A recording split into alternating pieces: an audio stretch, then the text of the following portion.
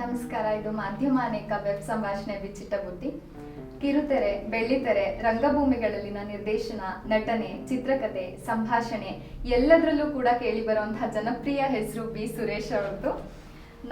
ನಾಲ್ಕು ತಂತಿ, ಸಾಧನೆಯಂತಹ ಧಾರಾವಾಹಿಗಳು, ಪುಟ್ನಂಜ, ಕಲಾವಿದ, ರಸಿಕ, ಜಾಣ, ಇನ್ನೂ ಅನೇಕ ಚಿತ್ರಗಳ ಸಂಭಾಷಣೆ, ಜೊತೆಗೆ ರಂಗಾಯಣ, ರಂಗಶಂಕರ, ಸುಚಿತ್ರ ಫಿಲ್ಮ್ ಸೊಸೈಟಿಯಂತಹ ಅನೇಕ ಕಡೆಗಳಲ್ಲಿ ಜವಾಬ್ದಾರಿಯುತ ಸ್ಥಾನ, 2019ರ ಬ್ಲಾಕ್ ಬಸ್ಟರ್ ಸಿನಿಮಾ ಅನ್ಸ್ಕೊಂಡಂತಹ ಯಜಮಾನದ ನಿರ್ಮಾಣ, ಹೀಗೆ ಅವರ ಸಾಧನೆಯ ಲಿಸ್ಟ್ ಉದ್ದಕ್ಕೆ ಬೆಳೀತಾ ಹೋಗುತ್ತೆ. ತಮ್ಮ 8-9ನೇ ವಯಸ್ಸಿನಲ್ಲೇ ರಂಗಭೂಮಿಯಲ್ಲಿ ತಮ್ಮನ್ನ ತೊಡಗಿಸಿಕೊಂಡಂತಹ ಇವರು ತಾಂತ್ರಿಕ ಪದವಿಯನ್ನ ಹಾಗೆ ಕನ್ನಡದಲ್ಲಿ MA ಪದವಿಯನ್ನ ಪಡೆದಿದ್ದಾರೆ. 1988ರಲ್ಲಿ BHEL ನಲ್ಲಿ ಇದ್ದಂತಹ ವೃತ್ತಿಯನ್ನ ತೊರೆದು ಬಂದು ರಂಗಭೂಮಿಯಲ್ಲಿ ಮತ್ತೆ ಚಲನಚಿತ್ರದಲ್ಲಿ ತಮ್ಮನ್ನ ಸಂಪೂರ್ಣವಾಗಿ ತೊಡಗಿಸಿಕೊಂಡಂತಹವರು. ಮಿಥಿಲಿಯ ಸೀತೆಯರು, ಸ್ವಾಮಿ ವಿವೇಕಾನಂದ, ಮನೆ, ಶಂಕನಾಥ ಇವರ ಪ್ರಾರಂಭದ ಚಿತ್ರಗಳು. ನಂತರದಲ್ಲಿ ರವಿಚಂದ್ರನ್ ಅವರ ಅನೇಕ ಸಿನಿಮಾಗಳಿಗೆ ಸಂಭಾಷಣೆಯನ್ನ ಬರೆದ್ರು. ಅವ್ರ ಜೊತೆಗೆ ಸಹ ನಿರ್ದೇಶಕರಾಗಿ ಕೆಲಸವನ್ನ ಮಾಡಿದ್ರು. ಕಲಾವಿದ, ಪುಟ್ನಂಜ, ಜಾಣ ಇಂತಹ ಚಿತ್ರಗಳ ಸಂಭಾಷಣೆಗೆ ಮರುಳಾಗದೇ ಇರೋರು ಇದಾರ ಅನ್ನೋ ರೀತಿ ಇತ್ತು ಅವರ ಸಂಭಾಷಣೆ. ಹಾಗಿದ್ದಾಗಲೇ ಸಾಧನೆ ಅನ್ನುವಂತಹ ಧಾರಾವಾಹಿಯನ್ನ ತೆಗೆಯೋದ್ರ ಮೂಲಕ ಕಿರುತೆರೆಗೆ ಪ್ರವೇಶವನ್ನ ನೀಡಿದ್ರು. ಇನ್ನಷ್ಟು ಅವರ ಧಾರಾವಾಹಿಗಳು ಬಂದ್ರು. ಇವೆಲ್ಲದರ ಜೊತೆಗೆ ಪುಟ್ಟಕ್ಕನ ಹೈವೇ, ದೇವರ ನಾಡಲ್ಲಿ, ಉಪ್ಪಿನ ಕಾಗದ, ಅರ್ಥ ಮುಂತಾದ ವಿಭಿನ್ನ ಚಿತ್ರಗಳನ್ನ ಇವರು ನಿರ್ದೇಶಿಸಿದ್ದಾರೆ. ಹಲವು ಯಶಸ್ವಿ ಚಿತ್ರಗಳನ್ನ ನಿರ್ಮಾಣ ಮಾಡಿದ್ದಾರೆ ಕೂಡ. ಈ ಎಲ್ಲವೂ ಕೂಡ ಆಕಸ್ಮಿಕವಾಗಿ ಜರುಗಿದ್ದು, ಯಾವುದಕ್ಕೂ ನಾನು ಕನಸು ಕಂಡಿರಲಿಲ್ಲ ಅನ್ನುವಂತಹ ಬಿ ಸುರೇಶ್ ಅವರ ಬದುಕಿನ ಬಂಡಿ ಸಾಗಿ ಬಂದ ಹಾದಿಯನ್ನ ಈ ಹೊತ್ತಿನ ಬಿಚ್ಚಿಟ್ಟ ಬುತ್ತಿಯಲ್ಲಿ ನೋಡೋಣ. ಸರ್ ನಮಸ್ಕಾರ. ನಮಸ್ಕಾರವ್ವ. ಹೇಗಿದ್ದೀರಾ ಸರ್? ಆರೋಗ್ಯವಾಗಿದ್ದೀನಿ ಅಂತ ಸಂಪೂರ್ಣವಾಗಿ ಹೇಳಲಾರೆ. ಮೂಗು ಕಟ್ಕೊಂಡಿದೆ, ಆಗ ಈಗ ಕೆಮ್ಮು ಬರಬಹುದು. ನೀವು ಮಾತಾಡ್ತಿರುವಾಗಲೇ ಒಂದೆರಡು ಸಲ ಅಕ್ಷಿ ಅನ್ಬಹುದು. ನೀನು ನಿನ್ನ ಹೆಂಡತಿ ಮೀನಾಕ್ಷಿ ಅಂತ ಬೈಬಹುದು. ಹೀಗೆ ಆದ್ರೆ ನೋಡೋದಕ್ಕೆ ಆರೋಗ್ಯವಾಗಿ ಕಾಣಿಸ್ತಾ ಇದೆ. ಹೌದು ಹೌದು. ತುಂಬ ಎಲ್ಲ ಬೆಚ್ಚಗೆ ಮಾಡಿಕೊಂಡು ಮೇಲೊಂದು ಸ್ವೆಟ್ರು ಒಳಗಿನ್ನೊಂದು ಏನೋ ಹಿಂಗೆಲ್ಲ ಹಾಕ್ಕೊಂಡು ಹೆಂಡತಿ ಆಜ್ಞೆಯ ಮೇರೆಗೆ ಬೆಚ್ಚಗೆ ಬಂದಿದ್ದೇನೆ. ಮಾಧ್ಯಮ ಅನೇಕ ವೆಬ್ ಸಂಭಾಷಣೆ ಬಿಚ್ಚಿಟ್ಟ ಬುತ್ತಿಗೆ ಸ್ವಾಗತ ಸರ್. ನನ್ನನ್ನು ಕರೆದಿದ್ದಕ್ಕೆ, ಇಲ್ಲಿವರೆಗೂ ಬರೋ ಹಾಗೆ ಮಾಡಿದ್ದಕ್ಕೆ ವಿಶೇಷವಾದ ಧನ್ಯವಾದಗಳು. ಇಂಥ ಜಾಗಕ್ಕೆ ಬರೋದು ನಿಜವಾಗ್ಲೂ ಸಂತೋಷದ ವಿಷಯ. ಹೀಗೆ ಸಣ್ಣದಾಗಿ ಆಗುವ ಕೆಲಸ ಇರುತ್ತಲ್ಲ, ಅದು ಮುಂದಿನ ದಿವಸಗಳಲ್ಲಿ ಚಹಾ ಕಪ್ಪಿನಲ್ಲಿ ಕ್ರಾಂತಿ ಅಂದ ಹಾಗೆ ದೊಡ್ಡದಾಗುವ ಸಾಧ್ಯತೆ ಇರುತ್ತೆ. ಅಂಥ ಕಡೆ ನಾವು ಬಂದಿದ್ವಿ ಅನ್ನೋದು, ಆ ಅನುಭವ ನಮಗೂ ಇದೆ ಅನ್ನೋದು ಒಂದು ಸಂತೋಷ ಕೊಡುವ ವಿಷಯ. ಹಾಗಾಗಿ ಬಂದೆ. ಸರ್, ಮನೆಯ ಮೊದಲ ಪಾಠಶಾಲೆ ತಾಯಿಯೇ ಮೊದಲ ಗುರು ಅಂತ ಗಾದೆ ಇದೆ. ಮನೆ ಅನ್ನೋ ಪಾಠಶಾಲೆ, ನಿಮಗೆ ತಾಯಿ ಅನ್ನೋಂಥ ಗುರು. ಬಾಲ್ಯದಲ್ಲಿ ಅವರು ಕಲಿಸಿದಂತಹ ಪಾಠಗಳು, ಅವ್ರು ತೋರಿಸಿದಂತಹ ದಾರಿ, ಅವ್ರಿಗಿದ್ದಂತಹ ನಿರೀಕ್ಷೆಗಳು, ಅದ್ರ ಜೊತೆಗೆ ನಿಮ್ಮ ಬಾಲ್ಯದ ವಿದ್ಯಾಭ್ಯಾಸ, ಬಾಲ್ಯದ ನೆನಪುಗಳ ಬಗ್ಗೆ ಹಂಚ್ಕೊಳ್ಳಿ. ನನ್ನ ಬಾಲ್ಯ ತುಂಬ ತೀರಾ ವಿಶೇಷವಾದ್ದು ಅಂತ ಹೇಳಲಾರೆ. ನಾನು ಎಲ್ಲರ ಹಾಗೆ ತರಲೆ ಮಾಡುವ, ಜಗಳ ಆಡುವ, ಸಣ್ಣ ಸಣ್ಣ ವಿಷಯಕ್ಕೆ ಕಿತ್ತಾಡುವ ಅದೇ ರೀತಿಯ ಬಾಲಕ ಆಗಿದ್ದೆ. ಆದರೆ ನನ್ನ ಮನೆಯ ಪರಿಸ್ಥಿತಿ ಸ್ವಲ್ಪ ವಿಭಿನ್ನವಾಗಿತ್ತು. ನೀವು ನನ್ನ ತಾಯಿ ಬರೆದಿರುವ ಆತ್ಮಚರಿತ್ರೆ ಕುದಿ ಹೆಸರು ಅಂತ ಅದನ್ನೇನಾದರೂ ಓದಿದರೆ ಅದರಲ್ಲಿ ಇದರ ಬಗ್ಗೆ ಸಾಕಷ್ಟು ವಿವರ ಬರುತ್ತೆ. ನನಗೆ ಸುಮಾರು 9-10 ವರ್ಷ ಆಗುವ ಹೊತ್ತಿಗೆ ನನ್ನ ತಂದೆ ತಾಯಿ ಇಬ್ಬರು ಪ್ರತ್ಯೇಕವಾಗಿ ಹೋಗಿದ್ದರು.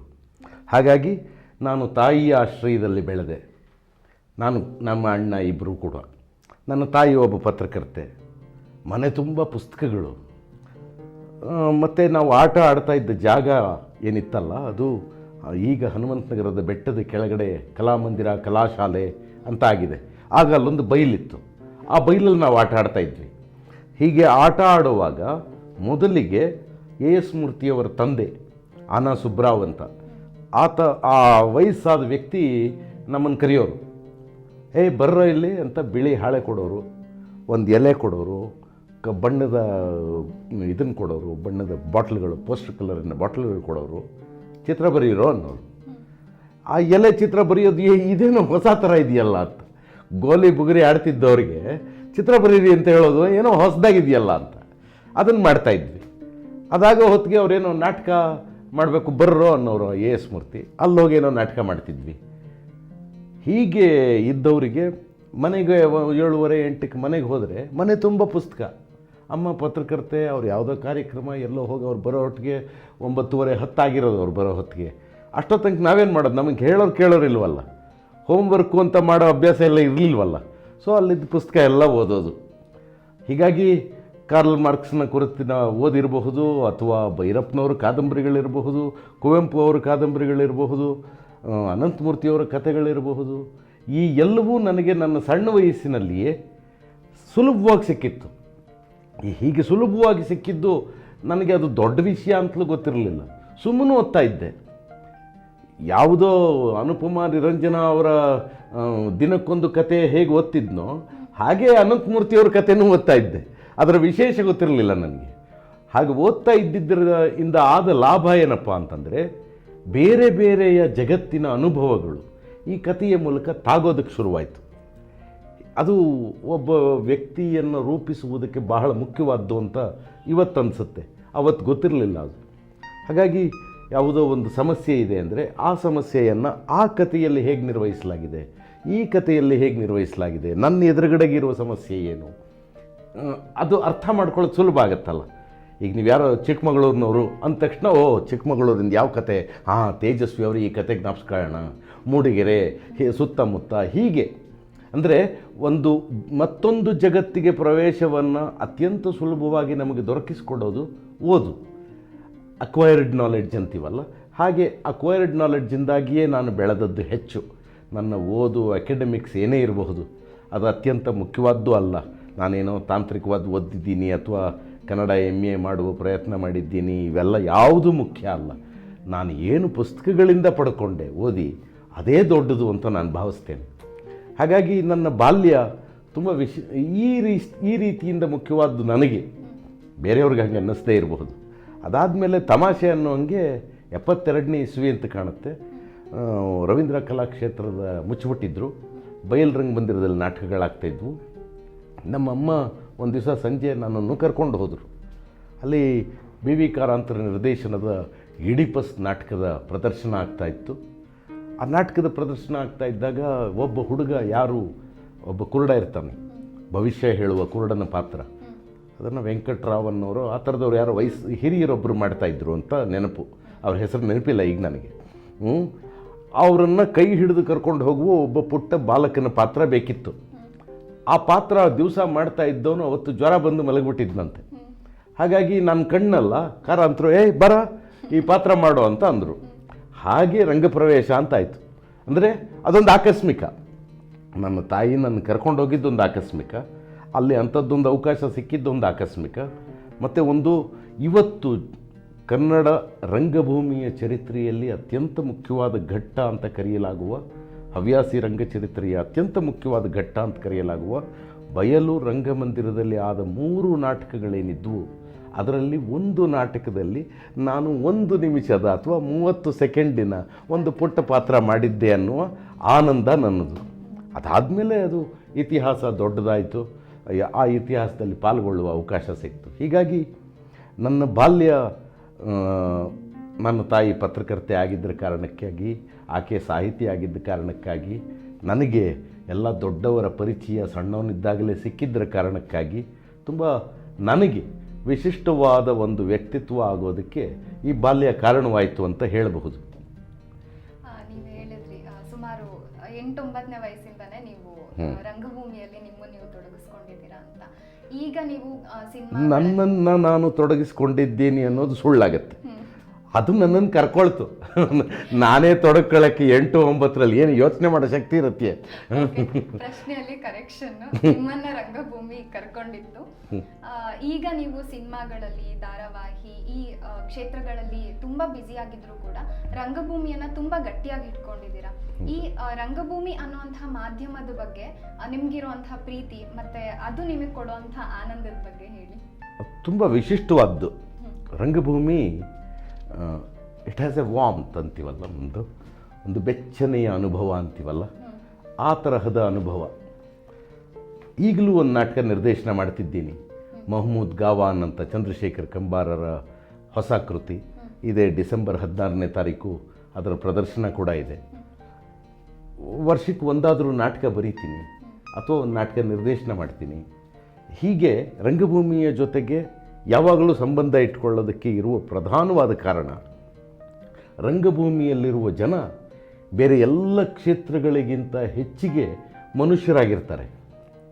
ಅವರು ನೀ ಯಾವ ಜಾತಿ ಅಂತ ಕೇಳಲ್ಲ, ನೀನು ಯಾವ ಧರ್ಮದವನು ಅಂತ ಕೇಳಲ್ಲ, ಬೆನ್ನು ಸೌರಿ ಜನವಾರ ಇದೆಯಾ ಅಂತ ಚೆಕ್ ಮಾಡೋಲ್ಲ. ಇನ್ನೆಲ್ಲ ಕ್ಷೇತ್ರದಲ್ಲೂ ಈ ಅಭ್ಯಾಸ ಇದೆ. ಇದೊಂದು ಕ್ಷೇತ್ರದಲ್ಲಿ ಮಾತ್ರ ನೀನು ಮನುಷ್ಯ ಆಗಿದ್ದರೆ ಸಾಕು, ನಿನ್ನ ಜೊತೆಗೆ ನಾನು ಇರಬಲ್ಲೆ ಅನ್ನುವಂತಹ ಒಂದು ವಾತಾವರಣ ರಂಗಭೂಮಿಯಲ್ಲಿದೆ. ಹಾಗಾಗಿ ಇಲ್ಲಿರುವವರೆಲ್ಲರೂ ನಿಜವಾದ ಪ್ರೀತಿಯನ್ನು ತೋರಿಸ್ತಾರೆ.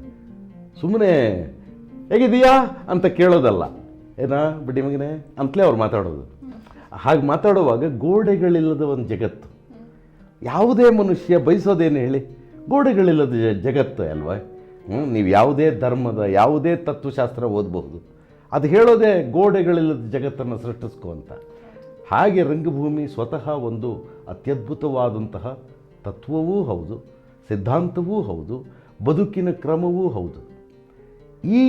ಇಂತಹ ಒಂದು ಆನಂದ ಕೊಡುವ ಜಾಗದಲ್ಲಿ ಮತ್ತೆ ನಾನು ಕಾಣಿಸ್ಕೊಳ್ಳೋಕ್ಕೆ ಕಾರಣ ಆ ಆನಂದ ಅಲ್ವಾ? ಈಗ ನಿಮಗೆ ನೆನಪಿರಬಹುದು, ನೀವು ಚಿಕ್ಕವರಿದ್ದಾಗ ಅಜ್ಜಿ ಮನೆಗೆ ಕರ್ಕೊಂಡೋಗಿರ್ತಾರೆ, ಎಣ್ಣೆ ನೀರು ಹಾಕಿರ್ತಾರೆ, ಚೆನ್ನಾಗಿ ಆ ಬಚ್ಚಲು ಮನೆಯ ಆ ಬೆಚ್ಚಗಿನ ನೆನಪಿದೆಯಲ್ಲ, ಮತ್ತೆ ನೆನಪಿಸ್ಕೋತಿರಲ್ಲ ನೀವು. ಹಾಗೆ ನಾನು ನನ್ನ ಸುಖವನ್ನು ಪಡೆಯುವುದಕ್ಕೆ, ನನ್ನ ಆನಂದವನ್ನು ಪಡ್ಕೊಳ್ಳೋಕ್ಕೆ, ನಿಜವಾದ ಅಭ್ಯಂಜನದ ಆನಂದ ಅಂತೀವಲ್ಲ, ಅದನ್ನು ಪಡ್ಕೊಳ್ಳೋಕ್ಕೆ ರಂಗಭೂಮಿಗೆ ಮತ್ತೆ ಹೋಗ್ತಾ ಇರ್ತೀನಿ. ರಂಗಭೂಮಿ ಕೇವಲ ಈ ಥರದ ಪ್ರೀತಿಯನ್ನಷ್ಟೇ ಅಲ್ಲ, ಬೌದ್ಧಿಕವಾಗಿಯೂ ನಮ್ಮನ್ನು ಬೆಳೆಸುತ್ತೆ. ಅತ್ಯಂತ ಅಪರೂಪದ ನಾಟಕಗಳನ್ನು ನಾವು ನೋಡೋದಕ್ಕೆ ಸಾಧ್ಯ ಇದೆ.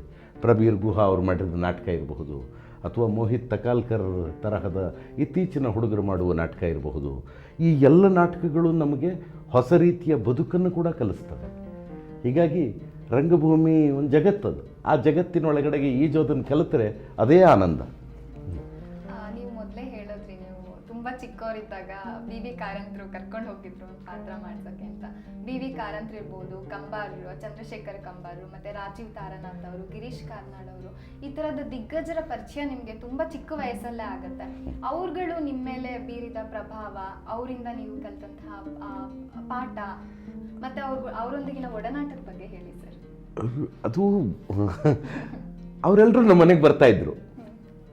ಈಗಲೂ ಕಂಬಾರರು ನನಗೆ ಸಿಕ್ಕರೆ ಏನೋ ಸುರೇಶ ಅಂತಲೇ ಮಾತಾಡಿಸ್ತಾರೆ, ಅಥವಾ ಭೈರಪ್ಪನವ್ರು ಸಿಕ್ಕರೆ ಸೂರ್ಯ ಅಂತಾರೆ, ರಾಜೀವ್ ತಾರಾನಾಥ್ ಅವ್ರು ಸಿಕ್ಕರೆ ಪುಟ್ಟ ಅಂತ ಕರೀತಾರೆ.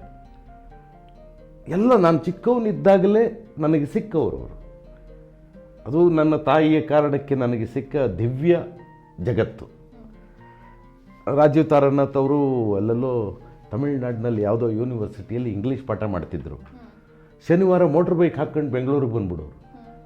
ಬಂದ ತಕ್ಷಣವೇ ನಮ್ಮ ಮನೆಗೆ ಬಂದು ಅಕ್ಕಿ ರೊಟ್ಟಿ ಮಾಡಿಕೊಡಮ್ಮ ಅಂತ ನಮ್ಮ ತಾಯಿಗೆ ಹೇಳಿ, ಅವರು ಅಕ್ಕಿ ರೊಟ್ಟಿ ಮಾಡಿಕೊಡ್ತಿರುವಾಗ ಜೊತೆಗೆ ಪಕ್ಕದಲ್ಲಿ ಕೂತ್ಕೊಂಡು ನಮ್ಮ ಜೊತೆ ಹರಟೆ ಹೊಡೆಯೋರು. ಮಕ್ಕಳ ಜೊತೆಗೆ ಒಬ್ಬ ಹಿರಿಯ ಹೇಗೆ ಹರಟೆ ಹೊಡಿಬೋದು ಹಾಗೆ ಹರಟೆ ಹೊಡೆಯೋರು. ಹಾಗೆ ಹರಟೆ ಹೊಡಿತಾನೆ ಅವ್ರು ಬುಲೆಟ್ ಬೈಕಲ್ಲಿ ಊರು ತಿರುಗಿಸೋರು. ಅವರು ನನ್ನ ತಾಯಿ ಜೊತೆಗೆ ಆಡ್ತಿದ್ದ ಮಾತು, ಅಥವಾ ರಾಜೀವ್ ತಾರಾನಾಥ್ ನಮ್ಮ ಮನೆಗೆ ಬಂದಿದ್ದಾರೆ ಅಂತ ಕೂಡಲೇ ಬೇರೆಯ ದಿಗ್ಗಜರೆಲ್ಲ ಓಡಿ ಬಂದ್ಬಿಡೋರು, ತಾರಾನಾಥ್ರಲ್ಲಿ ಇದ್ದಾರಂತೆ ಅಂತ. ಯಾಕೆಂದರೆ ಈ ವಾಸ್ ಎ ಬಿಗ್ ಇಂಟಲೆಕ್ಚುಯಲ್. ಇವತ್ತು ಅದು ದೊಡ್ಡ ವಿಷಯ. ಅದು ತಾರಾನಾಥ್ರು ಒಂದು ಮನೆಗೆ ಬರ್ತಾರೆ ಅಂತಂದರೆ ಅವರಲ್ಲಿ ಕೂತ್ಕೊಂಡು ಸರೋದು ನುಡಿಸೋರು, ಅಲ್ಲಿ ಕೂತ್ಕೊಂಡು ಯಾವುದೋ ಸಂಗೀತದ ಬಗ್ಗೆನೂ ಮಾತಾಡೋರು, ಸಾಹಿತ್ಯದ ಬಗ್ಗೆನೂ ಮಾತಾಡೋರು. ಸಂಸ್ಕಾರದ ಇಂಗ್ಲೀಷ್ ಆವೃತ್ತಿ ಸಿದ್ಧವಾಗೋದಕ್ಕೆ ರಾಜೀವ್ ತಾರಾನಾಥ್ ಅವರು ಕಾರಣ ಅನ್ನೋದು ನಿಮಗೆ ಗೊತ್ತಿರಬಹುದು. ಅದರ ಹಲವು ಪುಟಗಳನ್ನು ಅವರು ನಮ್ಮ ಮನೇಲಿ ಕೂತು ತಿದ್ದಿದ್ದನ್ನು, ಅಂದರೆ ಕರಡು ಪ್ರತಿಯನ್ನು ತಿದ್ತಾ ಇದ್ದಿದ್ದನ್ನು ನಾನು ನೋಡಿದ್ದೀನಿ.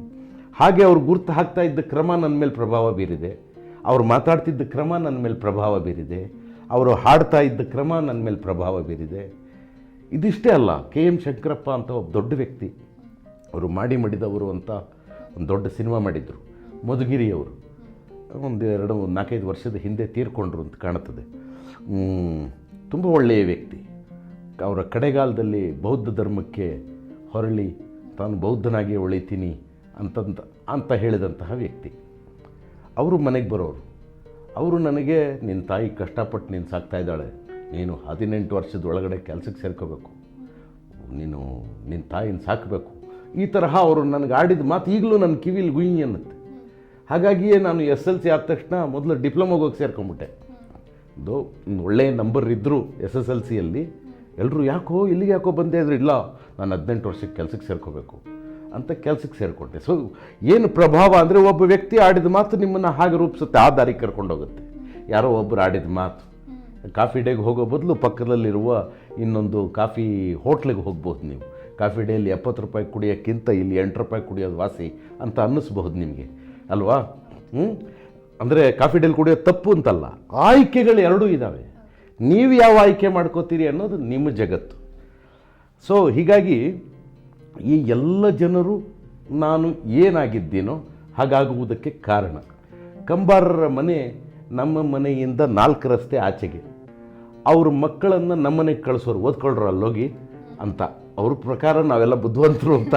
ಪಾಪ ಕಂಬಾರರಿಗೆ ನನ್ನ ಬಗ್ಗೆ ಅದು ಯಾಕಂತಹ ಒಂದು ಭಾವನೆ ಇತ್ತೋ ಗೊತ್ತಿಲ್ಲ. ಹೇಯ್ ಬುದ್ಧಿವಂತ ಅವನ ಜೊತೆ ಕೂತ್ಕೊಂಡು ಓದಿ ಅನ್ನೋರು. ಸೊ ಹೀಗಾಗಿ ರಾಜು ಕಂಬಾರ, ಜಯಶ್ರೀ ಇವರೆಲ್ಲ ನಮ್ಮನೆಗೆ ಬರೋರು. ಇಲ್ಲಿ ವೆಂಕಟೇಶ್ ಮೂರ್ತಿ ಅಂತ ಒಬ್ಬ ನಿರುದ್ಯೋಗಿ ಕನ್ನಡ ಮೇಷ್ಟ್ರು, ಅವರು ನಮಗೆಲ್ಲ ಪಾಠ ಮಾಡೋರು. ಸೊ ಹೀಗಾಗಿ ಕಂಬಾರರ ಮನೆ ಅನ್ನೋದು ನನಗೆ ಮತ್ತೊಂದು ಮನೆ ಆಗಿತ್ತು. ನಮ್ಮಮ್ಮ ಮನೆಯಲ್ಲಿಲ್ಲ ಅಂದರೆ ಅವ್ರ ಮನೆಗೆ ಹೋದರೆ ಕಂಬಾರರ ಮಡ್ದು ಬರೋ ಕೂತ್ಕೊಳ್ಳೋ ಅಂತ ತಕ್ಷಣ ಜೋಳದ ರೊಟ್ಟಿನೋ ಚಟ್ನಿ ಪುಡಿ ಮೊಸರು ಹಾಕಿ ಊಟ ಕೊಟ್ಬಿಡೋರು. ಸೊ ಹಸಿವು ಅನ್ನೋದು ಗೊತ್ತೇ ಆಗಲಿಲ್ಲ. ಯಾರ್ದೋ ಮನೆಗೆ ಹೋದ್ರೆ ಯಾರೋ ಊಟ ಹಾಕ್ಬಿಡೋರು. ಅಲ್ಲಿಂದ ಎದುರುಗಡೆ ಮನೆ ಅವನು ರವಿ ಅಂತ ಒಬ್ಬ ಹುಡುಗ, ಈಗ ಅವನು ಅಮೇರಿಕಾದಲ್ಲೋ ಕೆನಡಾದಲ್ಲೆಲ್ಲೋ ಇದ್ದಾನೆ. ಅವನ ತಾಯಿ ನಿಮ್ಮ ತಾಯಿ ಬರೋದು ಕೆಲಸದಿಂದ ಬರೋದು ತಡ ಆಗುತ್ತೆ, ಪೈಲಿ ಕೂತ್ಕೋ ಅಂತ ಅನ್ನ ಸಾರು ಊಟ ಹಾಕ್ಬಿಡೋರು. ಹೀಗಾಗಿ ಹಸಿವು ಅನ್ನೋದು ಪ್ರಶ್ನೆ ಆಗಲಿಲ್ಲ. ಬೇರೆ ರೀತಿಯ ಹಸಿವುಗಳು ಕಾಣಿಸೋಕ್ಕೆ ಶುರುವಾಯಿತು. ಹೀಗಾಗಿಯೇ ಸಣ್ಣ ವಯಸ್ಸಿಗೆ ನಾಟಕ ಬರೆಯೋಕ್ಕಾಯಿತು, ಸಣ್ಣ ವಯಸ್ಸಿಗೆ ಪದ್ಯ ಬರೆಯೋಕ್ಕೆ ಸಾಧ್ಯ ಆಯಿತು. ಇದೆಲ್ಲ ಯಾಕೆ ಅಂದರೆ ಈ ಸಮಾಜ ಒಬ್ಬ ವ್ಯಕ್ತಿಯನ್ನು ಅತ್ಯಂತ ಪ್ರೀತಿಯಿಂದ ಪೊರೆಯಿತು ಅನ್ನೋದೇ ಸರಿಯಾದ ಪೊರೆಯಿತು ಅಂತೀವಲ್ಲ, ಹಾಗೆ ಅದು ಕಾಪಾಡ್ತು ನನ್ನನ್ನು. ಹಾಗೆ ಅದು ಕಾಪಾಡಿದ್ರಿಂದ ನಾನು ಏನಾಗಿದ್ದೀನೋ ಅದಾಗಿದ್ದೀನಿ. ನಿಮ್ಮನ್ನ ಸಿನಿಮಾ ಜಗತ್ತಿಗೆ ಪರಿಚಯ ಮಾಡಿದವರು ಶಂಕರ್ ನಾಗ್ ಅವರು. ಅವ್ರ ಜೊತೆಗಿನ ಒಡನಾಟದ ಬಗ್ಗೆ ಅನುಭವಗಳನ್ನ ಹಂಚ್ಕೊಳ್ಳಿ. ತುಂಬ ದೊಡ್ಡ ಜರ್ನಿ ಅದು. ಸುಮಾರು 81-82ನೇ ಇಸ್ವಿಯ ಹೊತ್ತಿಗೆ ಶಂಕರ್ ನಾಗ್ ಅವರು ಪೂರ್ಣ ಪ್ರಮಾಣದಲ್ಲಿ ಬೆಂಗಳೂರಿನಲ್ಲಿ ನೆಲೆಸೋದಕ್ಕಾಗಿ ಬಂದರು. ಹಾಗೆ ಬಂದಾಗ ಅವರು ಸಂಕೇತ್ ಅನ್ನುವ ತಂಡವನ್ನು, ರಂಗತಂಡ ಆರಂಭಿಸಿದರು. ಆ ತಂಡದ ಪ್ಯಾಂಪ್ಲೆಟ್ ಕರಪತ್ರ ಇರ್ತದಲ್ಲ, ನಾಟಕದ ಕರಪತ್ರ, ಅದನ್ನು ನಮ್ಮ ತಾಯಿ ನಡೆಸ್ತಾ ಇದ್ದಂಥ ಪ್ರಿಂಟಿಂಗ್ ಪ್ರೆಸ್ಸಲ್ಲಿ ಪ್ರಿಂಟ್ ಮಾಡೋರು. ನೋಡಿ ಸ್ವಾಮಿ ನಾವಿರೋದೆ ಹೀಗೆ, ಸಂಧ್ಯಾಚಾಯ, ಈ ನಾಟಕಗಳದ್ದೆಲ್ಲ ಕರಪತ್ರ. ಅವರಿಗೆ ಸ್ವತಃ ಒಳ್ಳೆಯ ಕನ್ನಡ ಬರ್ತಿರಲಿಲ್ಲ. ಯಾಕೆಂದರೆ ಅವರು ಮುಂಬೈನಲ್ಲೇ ಹೆಚ್ಚು ಕಾಲ ಕಳೆದವರು. ಸೊ ಹೀಗಾಗಿ ಕನ್ನಡ ಸರಿಯಾಗಿ ಬರೋರ ಹತ್ರ ಪ್ರಿಂಟ್ ಮಾಡ್ಸೋಕ್ಕೆ ಬರೋರು. ನನಗೇನು ಕೆಲಸ ಅಂದರೆ, ನಾನು ಆವಾಗ ಸೈಕಲ್ ತುಳ್ಕೊಂಡು ಶಂಕರ್ನಾಗ್ ಮನೆಗೆ ಹೋಗುವುದು. ಇಲ್ಲಿ ಲೆಟರ್ ಪ್ರೆಸ್ ಅಂದರೆ ನಿಮಗೆ ಗೊತ್ತಿರೋದಿಲ್ಲ, ಅದು ಮೊಳೆ ಜೋಡಿಸಿರ್ತಾರೆ, ಮೊಳೆ ಜೋಡಿಸಿ ಒಂದು ಇಂಪ್ರೆಷನ್ ತೆಗಿತಾರೆ. ಆ ಇಂಪ್ರೆಷನ್ನಲ್ಲಿ ಪ್ರೂಫ್ ಅಂತ ಕರೀತಾರೆ ಅದನ್ನು ತೊಗೊಂಡು ಅವ್ರ ಮನೆಗೆ ಹೋಗೋದು. ಅವ್ರ ಮನೆಯಲ್ಲಿ ಅವ್ರು ಅದನ್ನು ನೋಡಿ ಈ ಕೊಂಬು ಸರಿಗಿಲ್ಲ, ಈ ದೀರ್ಘ ಸರಿ ಇಲ್ಲ ಅಂತ ಅವ್ರೇನೋ ಗುರ್ತು ಹಾಕ್ತಾರೆ. ಅದನ್ನು ತೊಗೊಂಬಂದು ಮತ್ತೆ ಇಲ್ಲಿ ಕೊಟ್ಟು ಆ ಕರೆಕ್ಷನ್ ಹಾಕಿಸಿ ಪ್ರಿಂಟ್ ಮಾಡಿಸುವುದು. ಅದರಲ್ಲಿ ಆ ಪುಟ್ಟ ಕೆಲಸ ಅದು. ಇಲ್ಲಿಂದ ಅವ್ರ ಮನೆಗೆ ತೊಗೊಂಡೋಗಿ ಆ ಪ್ರೂಫ್ ತೋರಿಸುವುದು, ಅವ್ರು ಹಾಕಿದ ಕರೆಕ್ಷನ್ ತೊಗೊಂಬಂದು ಕೊಡುವುದು. ಇದೊಂದು ಪುಟ್ಟ ಕೆಲಸ. ಈ ಪುಟ್ಟ ಕೆಲಸ ನಾನು ಮಾಡ್ತಾಯಿದ್ದೆ. ಅಷ್ಟೊತ್ತಿಗೆ ನನ್ನ ತಾತ ಕೊಟ್ಟಿದ್ದ ಒಂದು ಸೈಕಲ್ ಇತ್ತು. ಜೊತೆಗೆ BHEL ಅನ್ನೋ ಫ್ಯಾಕ್ಟ್ರಿಯಲ್ಲಿ ಕೂಡ ಕೆಲಸ ಮಾಡ್ತಿದ್ದೆ. ಅಪ್ರೆಂಟಿಸ್ ಆಗಿದ್ದೆ ಆಗ ನಾನು 80-81ರ ಭಾಗದಲ್ಲಿ. ಆಗ ನಾನು ಈ ಸೈಕಲ್ ತೊಗೊಂಡು ಅಲ್ಲಿಗೆ ಹೋಗೋದು, ಅವರು ಪ್ರೂಫ್ ತೋರಿಸೋದು. ಲ್ಯಾವೆಲ್ಲಿ ರೋಡ್ನಲ್ಲಿ ಅವ್ರ ಮನೆ. ಅಲ್ಲಿ ಹೋದರೆ ನಾನು ಕಂಡ ಜಗತ್ತಿಗಿಂತ ಬೇರೆ ರೀತಿಯ ಜಗತ್ತದು. ಎಲ್ಲರೂ ಸಂಪೂರ್ಣ ಸ್ವತಂತ್ರವಾಗಿ, ಅಲ್ಲಿ ಯಾರೋ ಸ್ಕ್ರ್ಯಾಬಲ್ ಆಡ್ತಾ ಕೂತಿರೋರು, ಇಲ್ಯಾರೋ ಹೆಣ್ಣು ಮಗು ಸಿಗರೇಟ್ ಸೇರ್ತಾ ಕೂತಿರೋದು, ಇನ್ಯಾವುದೋ ವ್ಯಕ್ತಿ ಅಲ್ಲಿ ನಾಟಕ ಬರ್ಕೊಂಡು ಕೂತಿರೋರು, ಒಂದು ಮೂಲೆಯಲ್ಲಿ ಶಂಕರ್ನಾಗ್ ಅವರು ಚಡ್ಡಿ ಹಾಕ್ಕೊಂಡು ಓಡಾಡ್ತಾ ಇರೋರು. ನಮಗದು ಹೊಸದು. ಇದೇನೇ ಇದು ಭಾಳ ಪೆಕ್ಯುಲರ್ ಆಗಿದೆಯಲ್ಲ ಅಂತ. ಅವರು ನಮ್ಮನ್ನು ಅತ್ಯಂತ ಪ್ರೀತಿಯಿಂದ ಮಾತಾಡಿಸೋರು. ಹಾಗೆ ಮಾತಾಡ್ತಾನೆ, ನಾಳೆ ನಾಟಕ ಇದೆ ಕಣ, ಬಂದ್ಬಿಡೋ ಸಾಯಂಕಾಲ, ಒಂಚೂರು ಬ್ಯಾಕ್ ಸ್ಟೇಜೆಲ್ಲ ಕೆಲಸ ಮಾಡೋ ಅನ್ನೋರು. ಇದೊಂದು ಆಫರು, ಸೊ ಅಲ್ಲಿಗೂ ಹೋಗು, ಕೆಲಸ ಮಾಡು. ಯಾವುದೋ ನಾಟಕ ಆಗ್ತಿದ್ರೆ ನಾಟಕದಲ್ಲಿ ಬ್ಯಾಕ್ ಸ್ಟೇಜ್ ಕೆಲಸ ಮಾಡುವುದು.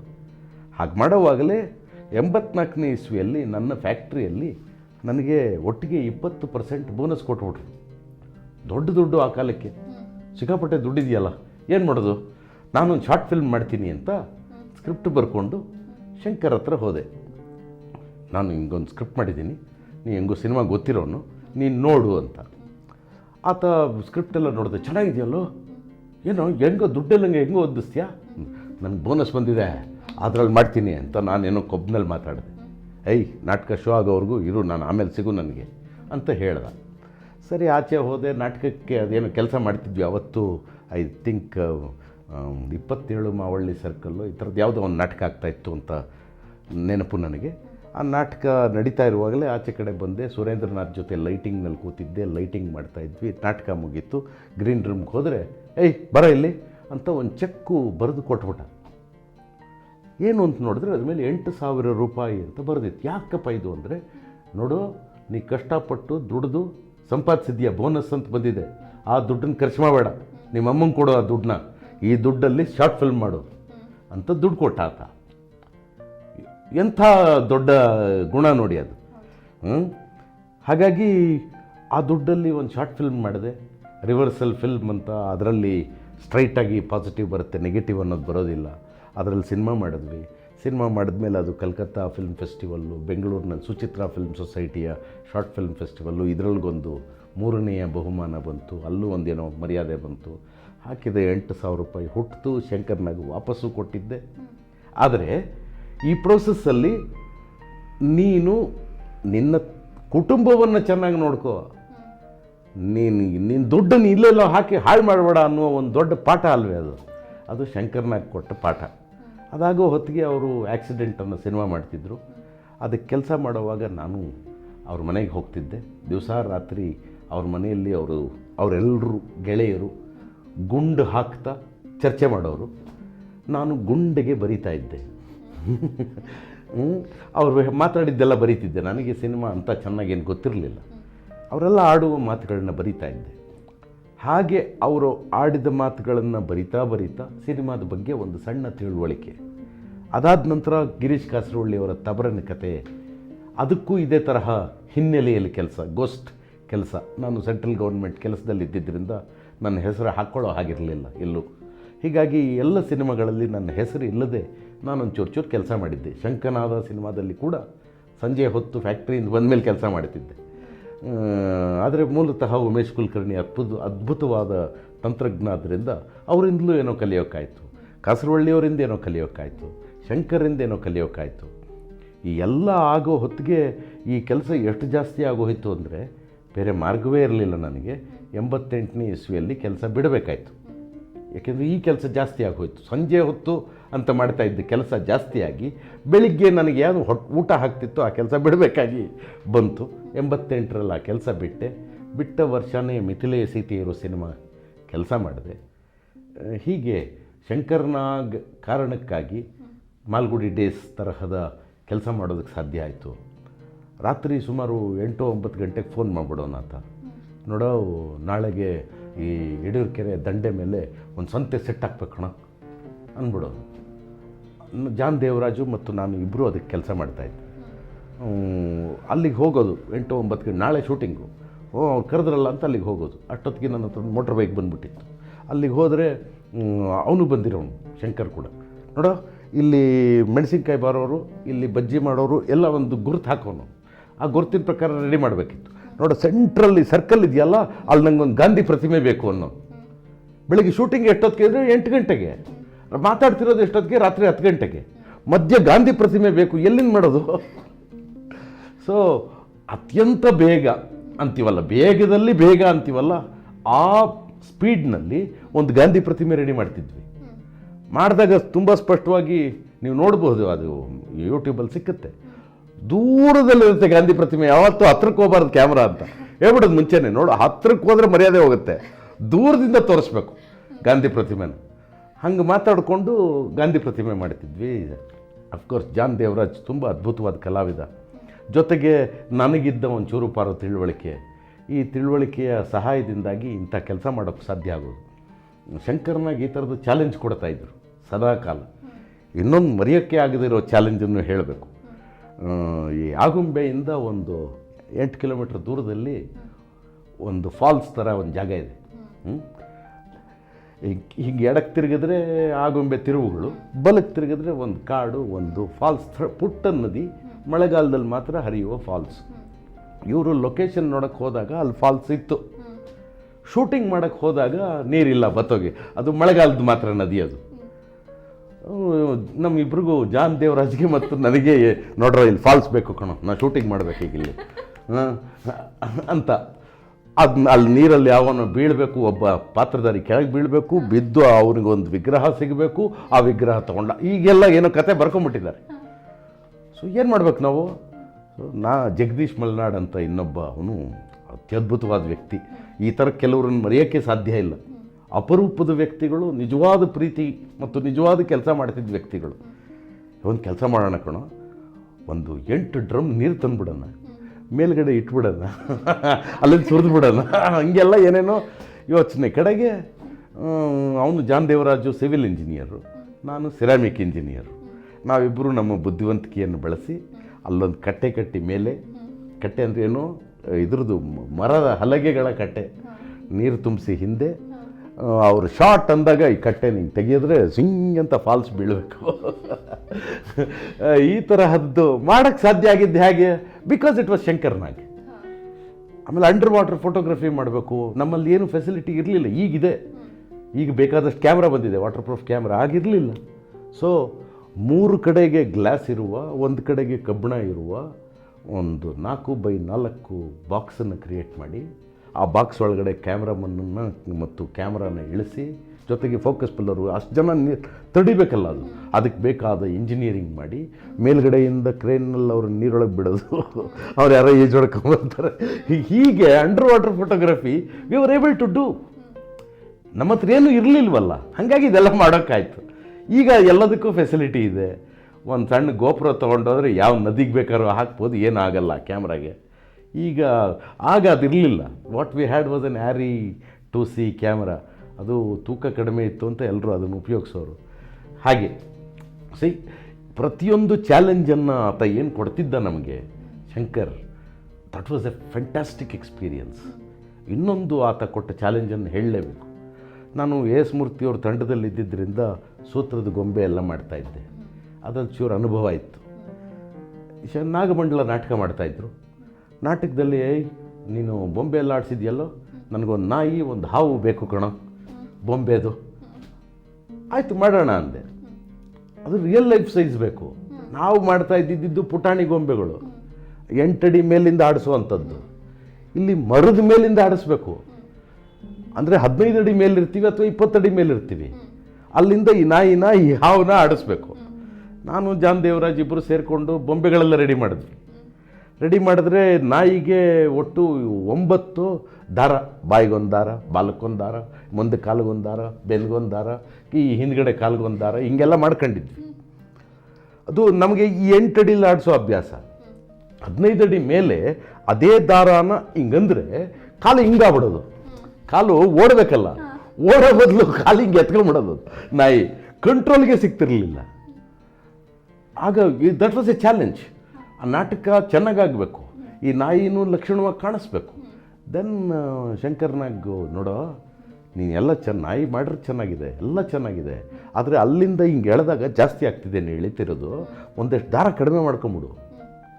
And literally he designed. ನಾನು ಎಷ್ಟೇ ಅನುಭವಿಸ್ತಾ ಆಗಿರಬಹುದು ಬೊಂಬೆ ಆಟಿಸೋದ್ರಲ್ಲಿ, ಆ ದಾರವನ್ನು, ಸೂತ್ರದ ಗೊಂಬೆಯನ್ನು, ದಾರಗಳನ್ನು ಆತ ಡಿಸೈನ್ ಮಾಡಿಕೊಟ್ಟ. ಆ ಡಿಸೈನ್ನಿಂದ ನಾವು ನಾಟಕ ಮಾಡೋಕ್ಕೆ ಸಾಧ್ಯ ಆಯಿತು. Which was A challenge given by Shankar, executed by Shankar. ನಾವು ಆತ ಹೇಳಿದಾಗ ನಾವು ಮಾಡಿದ್ವಿ. ಆ್ಯಂಡ್ ಈ ಥರದ ಅನುಭವ ಎಲ್ರಿಗೂ ಸಿಗೋಕ್ಕೆ ಸಾಧ್ಯ ಇಲ್ಲ. ಶಂಕರ್ ಆ ಥರದ ಒಬ್ಬ leader, dynamic leader. All through ಆತನ ಜೀವನದ ಉದ್ದಕ್ಕೂ ಶಂಕರ ನಮಗೆ ತುಂಬ ಬೇಕಾದ ವ್ಯಕ್ತಿಯಾಗಿದ್ದ. ನಮ್ಮನ್ನು ಒಂಥರಹ, ಒಬ್ಬ ನಾಯಕನ ಗುಣ ಏನಪ್ಪ ಅಂತಂದರೆ ತಂಡವನ್ನು ಜೊತೆಗೆ ಕರ್ಕೊಂಡು ಹೋಗುವುದು. ಆ ಥರದ ವ್ಯಕ್ತಿ ಅವನು. ನಮ್ಮನ್ನೆಲ್ಲ ಜೊತೆಲಿ ಕರ್ಕೊಂಡು ಹೋಗೋನು. ಯಾರೋ ಒಬ್ಬ ಅಸಿಸ್ಟೆಂಟ್ ಡೈರೆಕ್ಟ್ರು, ಏಯ್ ನಾಳೆ ನೀನು ಡೈರೆಕ್ಟ್ರ್ ಕಣ. ಇನ್ನೊಬ್ಬ ಯಾರೋ ರೈಟ್ರು ದೂರದಲ್ಲಿದ್ದರೆ, ಬರೀರಿ ಗೋಪಾಲ್ ವಾಜಪೇಯಿ ಥರದವ್ರು ಎಲ್ಲೋ ಇದ್ದವ್ರು, ಬರ್ರಿ ಪದ್ಯ ಬರೀರಿ ಅಂದ್ಬಿಡೋದು. ನಾಟಕದಲ್ಲಿ ನಾಗಮಂಡಲ ಮೂಲ ನಾಟಕದಲ್ಲಿ ಪದ್ಯನೇ ಇರಲಿಲ್ಲ. ಗೋಪಾಲ್ ವಾಜಪೇಯಿ ಕೈಲಿ ಪದ್ಯ ಬರ್ಸಿದ್ರು ಇವರು. ಆ ಪದ್ಯಗಳೆಷ್ಟು ಯಶಸ್ವಿ ಆಗೋಯ್ತು ಅಂದರೆ, ನಾಟಕಕ್ಕಿಂತ ಇವತ್ತೆಲ್ಲರೂ ನಾಗಮಂಡಲದ ಹಾಡು ಕೇಳೋಕ್ಕೆ ಇಷ್ಟಪಡ್ತಾರೆ.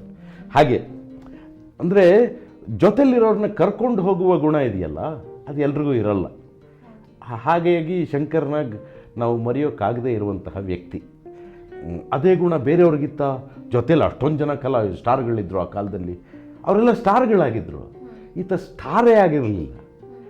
ಅಲ್ಲೆಲ್ಲೋ ಹೋದರೆ ಬರಲ್ಲ ಅಂತ ಕರ್ಕೊಂಡು ಹೋಗೋದು. ನೆಹರು ಸರ್ಕಲಲ್ಲಿ ಪಾನಿಪುರಿ ತಿನ್ನಿಸೋದು. ಒಬ್ಬ ಸ್ಟಾರು ಶೇಷಾದ್ರಿಪುರಂ ಕಾಲೇಜ್ ಎದುರುಗಡೆ ಇರೋ ನೆಹರು ಸರ್ಕಲಲ್ಲಿ ಫುಟ್ಪಾತಲ್ಲಿ ಪಾನಿಪುರಿ ತಿನ್ನೋದು ಸಾಧ್ಯವೇ? ಬರೋದೇ ಇಲ್ಲ, ಕಾರಿಂದಲೇ ಇಳಿಯಲ್ಲ ಅವರು. ಅದು ಇವನ ಜೊತೆಲೇ ಕರ್ಕೊಂಡು ಹೋಗೋನು. ನೆಲದ ಮೇಲಿದ್ದ ಆತ ಎಷ್ಟು ನೆಲದ ಮೇಲಿದ್ದ ಅಂದರೆ ಅವನ ಜೊತೆಗೆ ನಾವು ಓಡಾಡೋದು ಸುಲಭ ಆಗೋದು. ಹೀಗಾಗಿ ಶಂಕರನಾಗನ ಏನೋ ಕೆಲವು ಮಾತುಗಳಲ್ಲಿ ನೆನಪಿಸ್ಕೊಳ್ಳೋದು ಸಾಧ್ಯ ಇಲ್ಲ. ಆತನ ಬಗ್ಗೆನೇ ಪ್ರತ್ಯೇಕವಾದ ಕಾರ್ಯಕ್ರಮ ಮಾಡಬೇಕು, ಅಷ್ಟದು ಅಪರೂಪದ ಕೆಲಸ ಮಾಡಿದ್ದಾನೆ. ಈಗ ಆತನ ನೆನಪಿನಲ್ಲಿ ನಡೀತಿರುವ ರಂಗಶಂಕರದಕ್ಕೆ ನಾನು ಒಬ್ಬ ಟ್ರಸ್ಟಿ ಆಗಿದ್ದೇನೆ, ಒಂದಷ್ಟು ಕೆಲಸ ಮಾಡ್ತಿದ್ದೀವಿ ಅನ್ನುವ ಆನಂದ ಇದೆ. ಸಂಕೇತ್ ಅನ್ನುವ ತಂಡನ ಇವತ್ತಿಗೂ ಉಳಿಸಿದ್ದೇವೆ. ಪ್ರತಿ ವರ್ಷ ಒಂದಾದರೂ ಹೊಸ ನಾಟಕ ಮಾಡಿಸ್ತೀವಿ. ಅದಕ್ಕಾಗಿ ದುಡ್ಡು ಹೊಂದಿಸೋದು, ಯಾವುದೋ ಡೈರೆಕ್ಟ್ರನ್ನ ಕರ್ಕೊಂಬರೋದು, ಕಲಾವಿದರು ಇಂಥವ್ರು ಅಂತ ತೀರ್ಮಾನಿಸೋದು, ಸೆಟ್ ಹೀಗಿರಬೇಕು ಅಂತ ತೀರ್ಮಾನಿಸೋದು, ಇವೆಲ್ಲ ಶಂಕರ್ ನೆನಪಿನಲ್ಲಿ ನಾವು ಮಾಡ್ತಿದ್ದೀವಿ ಅನ್ನೋದೇ ಸಂತೋಷ, ಸುಖ. ಅವನು ಇದ್ದಿದ್ರೆ ಏನಾಗ್ತಿತ್ತು ಅನ್ನೋದು ಗೊತ್ತಿಲ್ಲ. ಅವ್ನು ನಮ್ಮ ಜೊತೆ ಇಲ್ಲ. 91ರಲ್ಲಿ ತೀರ್ಕೊಂಬಿಟ್ಟ ಆತ. ಆದರೆ ಅವನು ತೀರ್ಕೊಂಡ ಅನ್ನೋದನ್ನು ಮರೆಯಿದೆ. ಅದು ಮುಖ್ಯ ಅಲ್ಲ. ಅವನ ಜೊತೆ ಇಲ್ಲದೆ ಇರಬಹುದು. ಅವನ ಕನಸುಗಳು ನಮ್ಮ ಜೊತೆ ಇದೆ. ಆ ಕನಸುಗಳನ್ನು ಮುಂದುವರಿಸೋಣ ಅನ್ನುವ ಹಾದಿಯಲ್ಲಿ ಹೋಗ್ತಾ ಇರೋದು ಅಷ್ಟೇ. ನಮ್ಮ ಟೈಮ್ ಎಷ್ಟಾಗುತ್ತೋ ಇನ್ನೊಂದಷ್ಟು ದೂರ ನಾವು ನಡೆಯೋದು. ನಾವು ಒಂದು ದಿವಸ ಹೋಗೋರೆ, ಅವಾಗ ಶಂಕರಂಗೆ ಹೇಳೋದು, ನಾವು ಬರ್ತೀವಿ ಕಣಪ್ಪ, ನಮಗೊಂದು ಸೀಟ್ ಕಾದಿರಿಸಿರು ಅಲ್ಲಿ ಅಂತ. ಬಹುಶಃ ಈ ಥರದ ಒಡನಾಟ, ಚಾಲೆಂಜಸ್ಸೇ ನಿಮ್ಮನ್ನ ಬದುಕಿನಲ್ಲಿ ಇನ್ನೂ ಜಾಸ್ತಿ ಕ್ರಿಯೇಟಿವ್ ಪರ್ಸನ್ ಆಗಿ ರೂಪಿಸಿರ್ಬೋದು ಅನ್ಸುತ್ತೆ. ತುಂಬ ಮನುಷ್ಯನ ಮಾಡಿದೆ, ಅದೇ ಭಾಳ ಮುಖ್ಯ. ನಾವು ಕ್ರಿಯೇಟಿವ್ ಆಗೋದು ಮುಖ್ಯ ಅಲ್ಲ, ಬುದ್ಧಿವಂತರಾಗೋದು ಮುಖ್ಯ ಅಲ್ಲ, ಮನುಷ್ಯರಾಗಬೇಕು. ಅದೇ ಕಷ್ಟ. ನಮ್ಮ ಎದುರುಗಡೆಗೆ ಇರುವವರನ್ನು ನಮ್ಮ ಕಣ್ಣಳತೆಯಲ್ಲಿಯೇ ನೋಡೋದನ್ನು ಕಲ್ತ್ಕೋಬೇಕು. ಎದುರಿಗೆ ಸಿಕ್ಕ ತಕ್ಷಣ ಬಗ್ಗಿ ನಮಸ್ಕಾರ ಮಾಡಿ ಕಾಲಿಗೆ ಬಿದ್ದುಬಿಡೋದು ಅನ್ನೋದಿದೆಯಲ್ಲ, ಅದು ಅಪಾಯ. ಶಂಕರ ನಮಗೆ ಕಲಿಸಿದ್ದದೇ. ನಿನಗಿಂತ ಯಾರೂ ದೊಡ್ಡವರಲ್ಲ, ನಿನಗಿಂತ ಯಾರು ಕಿರಿಯರೂ ಅಲ್ಲ. ಸೊ ಎಲ್ಲರನ್ನೂ ಸಮಾನವಾಗಿ ನೋಡು. ಅವಾಗೇನಾಗುತ್ತೆ, ನಿನ್ನ ಬದುಕಲ್ಲಿ ಎದುರುಗಡೆ ಇರೋನು ಮನುಷ್ಯನ ಥರ ಕಾಣಿಸ್ತಾನೆ. ಇಲ್ದಿರ ಕಾವ್ಯ ಹಾಕ್ಕೊಂಡಿರೋರಿಗೆಲ್ಲ ಹೋಗಿ ಕಾಲಿಗೆ ಬೀಳ್ತಾಯಿದ್ರೆ ದೇಶ ಉದ್ಧಾರವಾಗೋದೇ ಕಷ್ಟ ಆಗ್ಬಿಡುತ್ತೆ. 4.5 GDP ಅಂದಂಗೆ. ಮಿಥಿಲಿಯ ಸೀತೆಯರಿಗೆ ಚಿತ್ರಕಥೆಯನ್ನು ಬರೀತಾ ಇದ್ರಿ. ಅದರಲ್ಲಿರುವಂತಹ ಸ್ತ್ರೀ ಪಾತ್ರಗಳು ತುಂಬಾ ವಿಶೇಷವಾಗಿದ್ದಾವೆ. ಬರೀ ಮಿಥಿಲಿಯ ಸೀತೆಯರು ಮಾತ್ರ ಅಲ್ಲ, ಪುಟ್ಟಕ್ಕನ್ ಹೈವೇ ಇರ್ಬೋದು, ಈ ಎಲ್ಲ ಸಿನಿಮಾಗಳ ಸ್ತ್ರೀ ಪಾತ್ರಗಳನ್ನ ತುಂಬಾ ಚೆನ್ನಾಗಿ ಚಿತ್ರಿಸಿದ್ದೀರಾ. ಅವು ವಾಸ್ತವಕ್ಕೆ ತುಂಬಾ ಹತ್ರ ಇರೋ ರೀತಿ ಚಿತ್ರಿಸಿದ್ದೀರಾ. ಈ ಎಲ್ಲ ಸ್ತ್ರೀ ಪಾತ್ರಗಳನ್ನ ಬರೆಯುವಂತಹ ಸಂದರ್ಭದಲ್ಲಿ ನಿಮ್ಮ ಅನುಭವ ಮತ್ತೆ ಸಾರ್ಥಕತೆ ಹೇಗಿರುತ್ತೆ? ಸಾರ್ಥಕತೆ ಗೊತ್ತಿಲ್ಲ, ಅನುಭವ ಅಂತೂ ತುಂಬ ವಿಶಿಷ್ಟವಾದ್ದು. ಮೊದಲನೇದು, ಈ ಮಿಥಿಲೆ ಸೀತೆಯರು ಅನುರಾಧ ರಮಣನ್ ಅಂತ ಒಬ್ಬ ತಮಿಳು ಕಾದಂಬರಿಕಾರ್ತಿ ಬರೆದದ್ದು.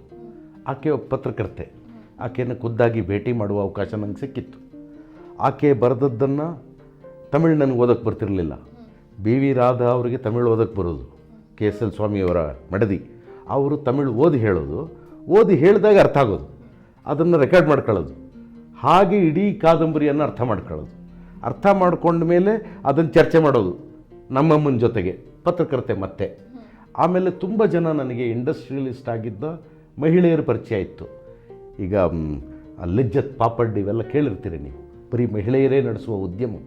ಅಲ್ಲಿರುವ ಆ ಉದ್ಯಮದಲ್ಲಿದ್ದ ಕೆಲವು ಮಹಿಳೆಯರ ಪರಿಚಯ ಇತ್ತು ನನಗೆ, ನನ್ನ ತಾಯಿಯ ಕಾರಣದಿಂದಾಗಿಯೇ. ಅವ್ರ ಹತ್ರ ಹೋಗೋದು, ಮಾತಾಡೋದು, ಅವ್ರ ಜೊತೆಗೆ ಈ ವಿಷಯ ಏನಾಗುತ್ತೆ ಅಂತ ಮಾತಾಡ್ತಾ ಹೋಗೋದು. ಅವರೆಲ್ಲ ಕೊಟ್ಟ ಮಾಹಿತಿಯನ್ನು ತುಂಬಿಸ್ತಾ ಹೋಗೋದು. ಜೊತೆಗೆ KSL ಸ್ವಾಮಿ ರವಿ ಅವರಿಗೆ ನರೇಂದ್ರ ಬಾಬು ಅನ್ನುವ ಒಬ್ಬ ಗೆಳೆಯರಿದ್ದರು. ಸರ್ವಜ್ಞ ಅನ್ನುವ ಸಿನಿಮಾ ಮಾಡಿದ್ದವರು, ಸ್ವತಃ ನಿರ್ದೇಶಕರು, ಬರಹಗಾರರು. ಆ ನರೇಂದ್ರ ಬಾಬು ಅವರಿಗೆ ಸಿನಿಮಾ ಚೆನ್ನಾಗಿ ಗೊತ್ತಿತ್ತು. ನಾನು ಏನು ಬರೆದ್ರು ಮೊದಲು ನರೇಂದ್ರ ಬಾಬು ಓದೋರು. ಓದಿ, ಇದು ನೋಡು, ನೀನು ನಾಟಕದ ಥರ ಬರೆದ್ಬಿಟ್ಟಿದ್ಯಾ, ಸಿನಿಮಾಗೆ ಇದು ಹಿಂಗಾಗಬೇಕು. ಸಿನಿಮಾಕ್ಕೆ ಮತ್ತು ನಾಟಕಕ್ಕೆ ಇರುವ ವ್ಯತ್ಯಾಸಗಳನ್ನು, ಸೂಕ್ಷ್ಮ ವ್ಯತ್ಯಾಸಗಳನ್ನು ಆತ ಹೇಳಿಕೊಟ್ರು. ಹೀಗಾಗಿ ನನ್ನ ರಂಗಭೂಮಿಯ ಅನುಭವ ಮತ್ತು ಶಂಕರಿಂದ ಪಡ್ಕೊಂಡಿದ್ದಂತಹ ಅನುಭವ, ಕಾಸರವಳ್ಳಿಯವರಿಂದ ಪಡ್ಕೊಂಡಿದ್ದ ಅನುಭವ, ಮತ್ತು ಈ ಲೋಕ ಕೊಟ್ಟಿತ್ತಲ್ಲ ಇಷ್ಟೆಲ್ಲ ಅನುಭವ, ಈ ಎಲ್ಲ ಅನುಭವನೂ ನಾನೇನೋ ಒಂದು ಬರಿತಾ ಇದ್ದೆ. ಬರೆದ ಮೇಲೆ ಅವರು ಅದನ್ನು ತಿದ್ದವರು. ಇನ್ನೂ ಮಜವಾದ ಸಂಗತಿ ಅಂದರೆ, ನನಗೆ ಒಂದು ಈ ಗಾಂಧಿನಗರದಲ್ಲಿ ಆನಂದರಾವ್ ಸರ್ಕಲ್ ಅಂತ ಇದೆ, ಅಲ್ಲಿ ಪಕ್ಕದಲ್ಲಿ ಒಂದು ಹೋಟ್ಲಲ್ಲಿ ರೂಮ್ ಮಾಡಿ ಕೊಟ್ಟು ಹೊಟ್ಟಿದ್ರು, ಇಲ್ಲಿ ಬರೀಬೇಕು ನೀನು ಅಂತ. ನನಗೆ ಆ ಥರ 4 ಕಡೆ ಗೋಡೆ ಹೆಂಗೆ ಬರೆಯೋಕ್ಕೆ ಆಗ್ತಿರಲಿಲ್ಲ. ಕಡೆಗೆ ಅವರು ಸಾಮಾನ್ಯ ಬೆಳಿಗ್ಗೆ ಹೊತ್ತು ಬರ್ತಿರಲಿಲ್ಲ, ಅವ್ರು ಸಂಜೆನೇ ಬರ್ತಾಯಿದ್ರು ರವಿಯವರು. ಸೊ ನನ್ನ ಜೊತೆಗೆ ನಾಗಣ್ಣ ಅಂತ, ಈಗ ಮೊನ್ನೆ ಕ್ರಾಂತಿವೀರ, ಸಂಗೊಳ್ಳಿ ರಾಯಣ್ಣ ಇವೆಲ್ಲ ನಿರ್ದೇಶನ ಮಾಡಿದ್ದ, ಕುರುಕ್ಷೇತ್ರ ನಿರ್ದೇಶನ ಮಾಡಿದ್ದ ನಿರ್ದೇಶಕ ಆತ ನನ್ನ ಜೊತೆಗೆ ಇವರು KSL ಸ್ವಾಮಿ ರವಿಯವರ ಮೊದಲ ಸಹಾಯಕ ಆತ. ಬಾರ ರೈಲ್ವೆ ಸ್ಟೇಷನ್ಗೆ ಹೋಗೋಣ ಅಂತ ಕರ್ಕೊಂಡೋಗ್ಬಿಡೋದು ಅವನ್ನ. ರೈಲ್ವೆ ಸ್ಟೇಷನ್ನಿನ ಪ್ಲ್ಯಾಟ್ಫಾರ್ಮಿನ ಮೇಲೆ ಇಡೀ ಸಿನಿಮಾದ ಚಿತ್ರಕಥೆ ಬರೆದೆ ನಾನು. ನನಗೆ ಜನ ಇರೋ ಜಾಗದಲ್ಲಿ ಬರೀಬೋದು, 4 ಗೋಡೆ ಮಧ್ಯೆ ಬರೀ ಅಂದರೆ ಹೆಂಗೆ ಬರೆಯೋದು, ಈ ಥರದ್ದು ಕಷ್ಟ. ಆಮೇಲೆ ಅಲ್ಲಿಂದ ವಿಜಿಲ್ ನೋಡಿದ್ರೆ ಅಲ್ಲೊಂದು ಕಾಕ ಹೋಟ್ಲಿತ್ತು, ವಿಜಿಲ್ ನೋಡಿದ ತಕ್ಷಣ ಅವ್ನು ಟೀ ತಂದು ಕೊಡೋನು. ಈಗ ನಮ್ಮ ನೇಪಾಳಿ ತಂದು ಕೊಡ್ತಾನಲ್ಲ ಹಾಗೆ.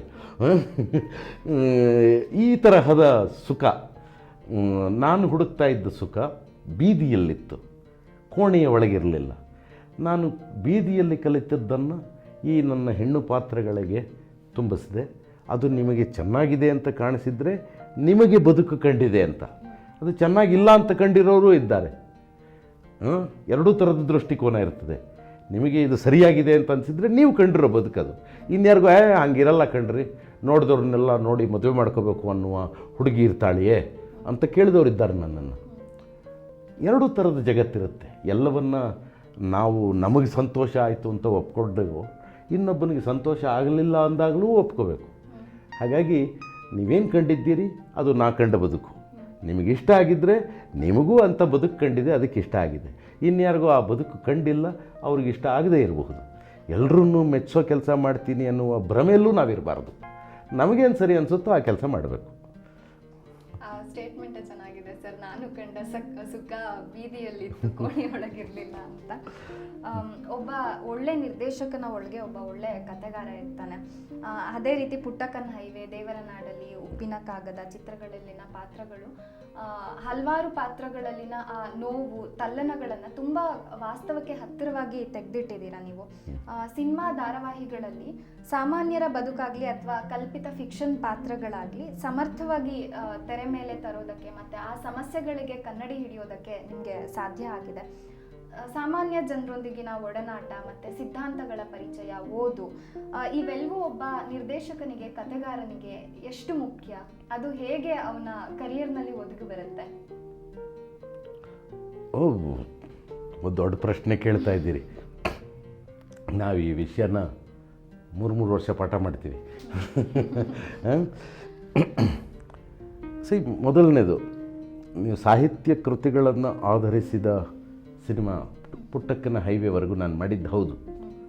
ಅದಾದಮೇಲೆ ನಾನು ಮಾಡಿದ ಸಿನಿಮಾಗಳಿಗೆ ನಾನೇ ಕತೆ ಬರ್ಕೊಳ್ತಾ ಇದ್ದೀನಿ ಅನ್ನುವುದು ಹೌದು. ಕಾರಣ ಏನು ಅಂತಂದರೆ, ಯಾವುದೋ ಒಂದು ಕಥೆಯನ್ನು ಆಧರಿಸಿ ಸಿನಿಮಾ ಮಾಡೋಕ್ಕೆ ಹೊರಟಾಗ ನಾವು ಆ ಮೂಲ ಕಥೆಯನ್ನು ಚಿಮ್ಮು ಹೊಲಿಗೆ ಮಾಡ್ಕೋತೀವಿ. ನಾಕ್ತಿಹಳ್ಳಿ ಚಂದ್ರಶೇಖರ್ ಅವರ ಮೂಲ ಕತೆ ಪುಟ್ಟಕ್ಕನ ಮೆಡಿಕಲ್ ಕಾಲೇಜು ಓದಿ ನಾನು ಮಾಡಿದ ಪುಟ್ಟಕ್ಕನ ಹೈವೇ ನೋಡಿದ್ರೆ ಅಲ್ಲಿ ನಾಕ್ತಿಹಳ್ಳಿ ಚಂದ್ರಶೇಖರ್ ಅವರು ಕಾಣಿಸೋದಿಲ್ಲ. ಹೀಗಾಗಿ ಲೇಖಕರು ಬೇಜಾರು ಮಾಡ್ಕೋತಾರೆ, ನನ್ನ ಕಥೆನೇ ಇಲ್ಲ, ನನ್ನ ಕತೆ ಅಂತ ಹೇಳ್ತೀಯಲ್ಲ ನೀನು ಅಂತ ಅಂತಾರೆ. ಈ ತೊಂದರೆನೇ ಬೇಡ, ನಾನೇ ಕತೆ ಬರ್ಕೊತೀನಿ ಅಂತ. ಇದು ಒಂದು ಕಾರಣ. ಎರಡನೇದು, ನಾನು ಬೆಳೆದು ಬಂದ ವಾತಾವರಣ ಇತ್ತಲ್ಲ, ಜಗತ್ತಿತ್ತಲ್ಲ. 7-8ನೇ ಕ್ಲಾಸಿನಲ್ಲಿ ಜನಶಕ್ತಿ ಪ್ರಿಂಟರ್ಸ್ ಥರದ ಜಾಗದಲ್ಲಿ ಕೆಲಸ ಮಾಡ್ತಾಯಿದ್ದೆ. ನನ್ನ ಜೊತೆಗೆ ಜಾನ್ ದೇವರಾಜ್ ಕೂಡ ಇರೋನು. ನಾವು ಒಟ್ಟಿಗೆ ಹೋಗಿ ಗೋಡೆ ಮೇಲೆ ಇಂದಿರಾ ಗಾಂಧಿಗೆ ಧಿಕ್ಕಾರ ಅಂತ ಬರೆಯೋದು ಒಂದು ಸಂಭ್ರಮದ ಕೆಲಸ ಆಗಿತ್ತು. ಅದಕ್ಕೆ ನಮಗೆ ಒಂದು ಬೋರ್ಡ್ ಈ ಥರದ್ದು ಬರೆದ್ರೆ 7 ಪೈಸೆ ಕೊಡೋರು. ಹೀಗಾಗಿ ಆ ಹಿನ್ನೆಲೆಯಿಂದ ಬಂದಿದ್ದರಿಂದಾಗಿ ನಾನು ಎಲ್ಲ ರೀತಿಯ ಕಾರ್ಮಿಕ ಸಂಘಗಳಿಗೆ ಕೆಲಸ ಮಾಡುವ ಅವಕಾಶ ಸಿಕ್ತು. ಈಗಲೂ ಆಟೋ ರಿಕ್ಷಾ ಡ್ರೈವರ್ಸ್ ಯೂನಿಯನ್ನು, ಅಗರಬತ್ತಿ ಯೂನಿಯನ್ನು, garment workers ಯೂನಿಯನ್ನು, television workers ಯೂನಿಯನ್ನು, cinema workers ಯೂನಿಯನ್ನು, ಹೀಗೆ ಅನೇಕ ಕಾರ್ಮಿಕ ಸಂಘಟನೆಗಳ ಜೊತೆಗೆ ನೇರವಾದ ಸಂಪರ್ಕ ಈಗಲೂ ಇದೆ ನನಗೆ. ಕಾರ್ಮಿಕರ ಸಂಕಷ್ಟಗಳೇನು ಅನ್ನೋದರ ನೇರ ಪರಿಚಯ ಇದೆ ನನಗೆ. ಹೀಗಾಗಿ ಅಲ್ಲಿರುವ ಮಹಿಳೆಯರ ಜಗತ್ತು, ಅಲ್ಲಿರುವ ಕಾರ್ಮಿಕರು ಅಂತ ದುಡಿಯುವ, ಬೆವರಿನಿಂದಲೇ ಸಂಪಾದಿಸಿದಲೇ, ಬೆವರಿನ ಸಂಪಾದನೆಯಿಂದಲೇ ಬದುಕುವ ಜಗತ್ತೊಂದಿದೆಯಲ್ಲ, ಆ ಜಗತ್ತಿನ ನೇರ ಸಂಪರ್ಕ ಇದೆ. ಹೀಗಾಗಿ ಅವುಗಳಿಂದ ತೆಗೆದ ಕಥೆಗಳನ್ನು ನಾನು ಸಿನಿಮಾ ಮಾಡುವ ಪ್ರಯತ್ನ ಮಾಡ್ತಿದ್ದೇನೆ ಅಥವಾ ಸೀರಿಯಲ್ ಮಾಡುವ ಪ್ರಯತ್ನ ಮಾಡ್ತಿದ್ದೇನೆ. ಇದು ಎಲ್ಲವೂ ಯಶಸ್ವಿಯಾಗಿದೆ ಅಂತ ಹೇಳಲಾರೆ. ನಾನು ನನ್ನ ಬದುಕಿನ ಅನುಭವವನ್ನು ದೃಶ್ಯದ ಮಾಧ್ಯಮದಲ್ಲಿ ತರುವ ಪ್ರಯತ್ನ ಮಾಡಿದ್ದೇನೆ. ಇನ್ನು ನೀವು ಕೇಳಿದ ಪ್ರಶ್ನೆ ಇದೆಯಲ್ಲ, ಅನುಭವ ಮತ್ತು ಅದನ್ನು ಹೇಗೆ ತರೋದು ಅನ್ನೋದು, ಅದೊಂದು ಬೃಹತ್ತಾದ ಪ್ರಯಾಣ. ಎಲ್ಲ ಅನುಭವಗಳು ದೃಶ್ಯ ಮಾಧ್ಯಮಕ್ಕೆ ಒಗ್ಗುವಂಥದ್ದಲ್ಲ. ಹಾಗಂತ ಎಲ್ಲ ಅನುಭವಗಳನ್ನು ಒಗ್ಗಿಸದೇ ಇರೋದಕ್ಕೂ ಆಗೋದೇ ಇಲ್ಲ ಅಂತನೂ ಅಲ್ಲ. ನಾವು ನಮ್ಮ ಅನುಭವವನ್ನು ಹೇಗೆ ಇನ್ನೊಂದು ಮಾಧ್ಯಮಕ್ಕೆ ತರುವ ಪ್ರಯತ್ನ ಮಾಡ್ತೀವಿ ಅನ್ನೋದೇ ಮುಖ್ಯ.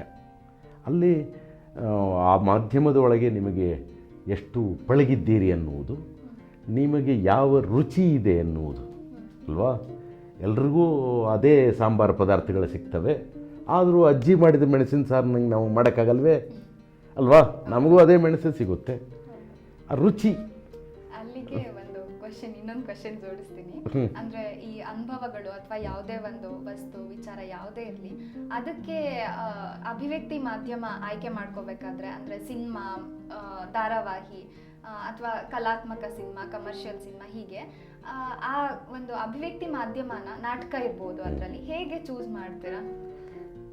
ಆ ವಿಷಯನ ಈ ಮಾಧ್ಯಮಕ್ಕೆ ಹೊಂದಿಸ್ಬೋದು? ಸಾಮಾನ್ಯವಾಗಿ ನನಗೆ ಯಾವುದೋ ಒಂದು ಕತೆ ಹೊಳೀತು ಅಂದರೆ ಅದರಲ್ಲಿ ಮೌನ ಎಷ್ಟಿದೆ, ಮಾತು ಎಷ್ಟಿದೆ ಅನ್ನೋದನ್ನು ಒಂದು ಮೌಲ್ಯಮಾಪನ ಮಾಡ್ತೀವಿ. ಮಾತು ಜಾಸ್ತಿ ಇದ್ದರೆ ಇನ್ವೇರಿಯಬಲಿ ಅದು ನಾಟಕ ಆಗ್ಬಿಡುತ್ತೆ. ಮೌನದಲ್ಲೂ ನಾನು ಹೇಳಬಹುದು ಅನ್ನುವ ಒಂದು ಅವಕಾಶ ಇದೆ ಅಂತಾದರೆ ಆಗ ಸಿನಿಮಾ ಮಾಡುವ ಪ್ರಯತ್ನ ಮಾಡ್ತೀವಿ. ಈ ಕಥೆಯನ್ನು ಸಿನಿಮಾ ಮಾಡಿದ್ರೆ ದುಡ್ಡು ಹುಟ್ಟಲ್ಲ ಅಂತಾದಾಗ ಅದನ್ನು ಟೆಲಿಫಿಲ್ಮೋ ಸೀರಿಯಲ್ಲೋ ಮಾಡೋಕ್ಕೆ ಹೋಗ್ತೀವಿ. ಈ ಕಳೆದ 20-30 ವರ್ಷದಲ್ಲಿ ಭಾರತ ವಿ ಹ್ಯಾವ್ ಅಕ್ಸೆಪ್ಟೆಡ್ ಮುಕ್ತ ಮಾರುಕಟ್ಟೆ ಅನ್ನೋದನ್ನು ಒಪ್ಕೊಂಡಿದ್ದೀವಿ. ಓಪನ್ ಮಾರ್ಕೆಟ್ ಎಕಾನಮಿ, ಇನ್ LPG ಲಿಬರಲೈಸೇಷನ್, ಪ್ರೈವೇಟೈಸೇಷನ್, ಗ್ಲೋಬಲೈಸೇಷನ್ ಅನ್ನುವ ಈ LPGಯನ್ನು ಒಪ್ಕೊಂಡ್ಬಿಟ್ಟಿದ್ದೀವಿ. ನಮಗೆ ಬೇಕೋ ಬೇಡವೋ ಈ ಥರದ ಡಿಜಿಟಲ್ ಕ್ಯಾಮ್ರಾ ಎದುರಿಗೆ ನಾವು ಬದುಕ್ತಾ ಇದ್ದೀವಿ. ಜೇಬಲ್ಲೂ ನಮ್ಮ ಮೊಬೈಲು ಕೂಡ ಕ್ಯಾಮ್ರಾ ಆಗಿಬಿಟ್ಟಿದೆ, ಮಾತಾಡೋದಕ್ಕೂ ಸಿಗ್ತಾಯಿದೆ. ಇದೆಲ್ಲ ಈ LPGಯಿಂದಲೇ ಬಂದಿರೋದು.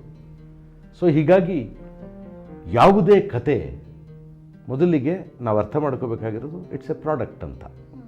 ಯಾವುದೇ ಕತೆ ಇರಬಹುದು, it is basically A product. ಅದನ್ನು ನಾನು ಯಾರಿಗೆ ಕೊಡ್ತಾ ಇದ್ದೀನಿ ಅನ್ನೋದು ನನಗೆ ಗೊತ್ತಿರಬೇಕು. ಯಾರಿಗೆ ಕೊಡ್ತಾ ಇದ್ದೀನಿ, ಅವ್ರ ಸೈಜ್ ಏನು. ಈಗ ನಾನು ಅಡುಗೆ ಮನೆಯಲ್ಲಿ ಒಂದು ಹುಲಿ ಅಂತ ನಾಟಕ ಬರೆದಿದ್ದೀನಿ. ಈ ನಾಟಕವನ್ನು ನಾನು ಸಿನಿಮಾ ಮಾಡೋಕ್ಕಾಗಲ್ವ? ಖಂಡಿತ ಮಾಡಬಹುದು.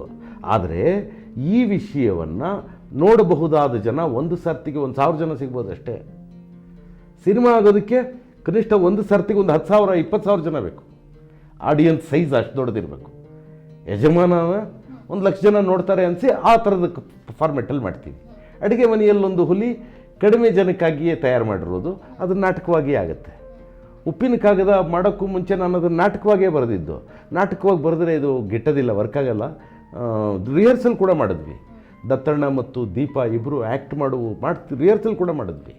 But somehow it was not working. Cancel ಮಾಡ್ಬಿಟ್ಟು ಬೇಡ, ನಾಟಕವಾಗಿ ಚೆನ್ನಾಗಾಗಲ್ಲ, ಇದು ಬಿಟ್ಬಿಡೋಣ, ಸಿನಿಮಾ ಟ್ರೈ ಮಾಡ್ತೀನಿ ಅಂತ ಸಿನಿಮಾ ಮಾಡಿದೆ.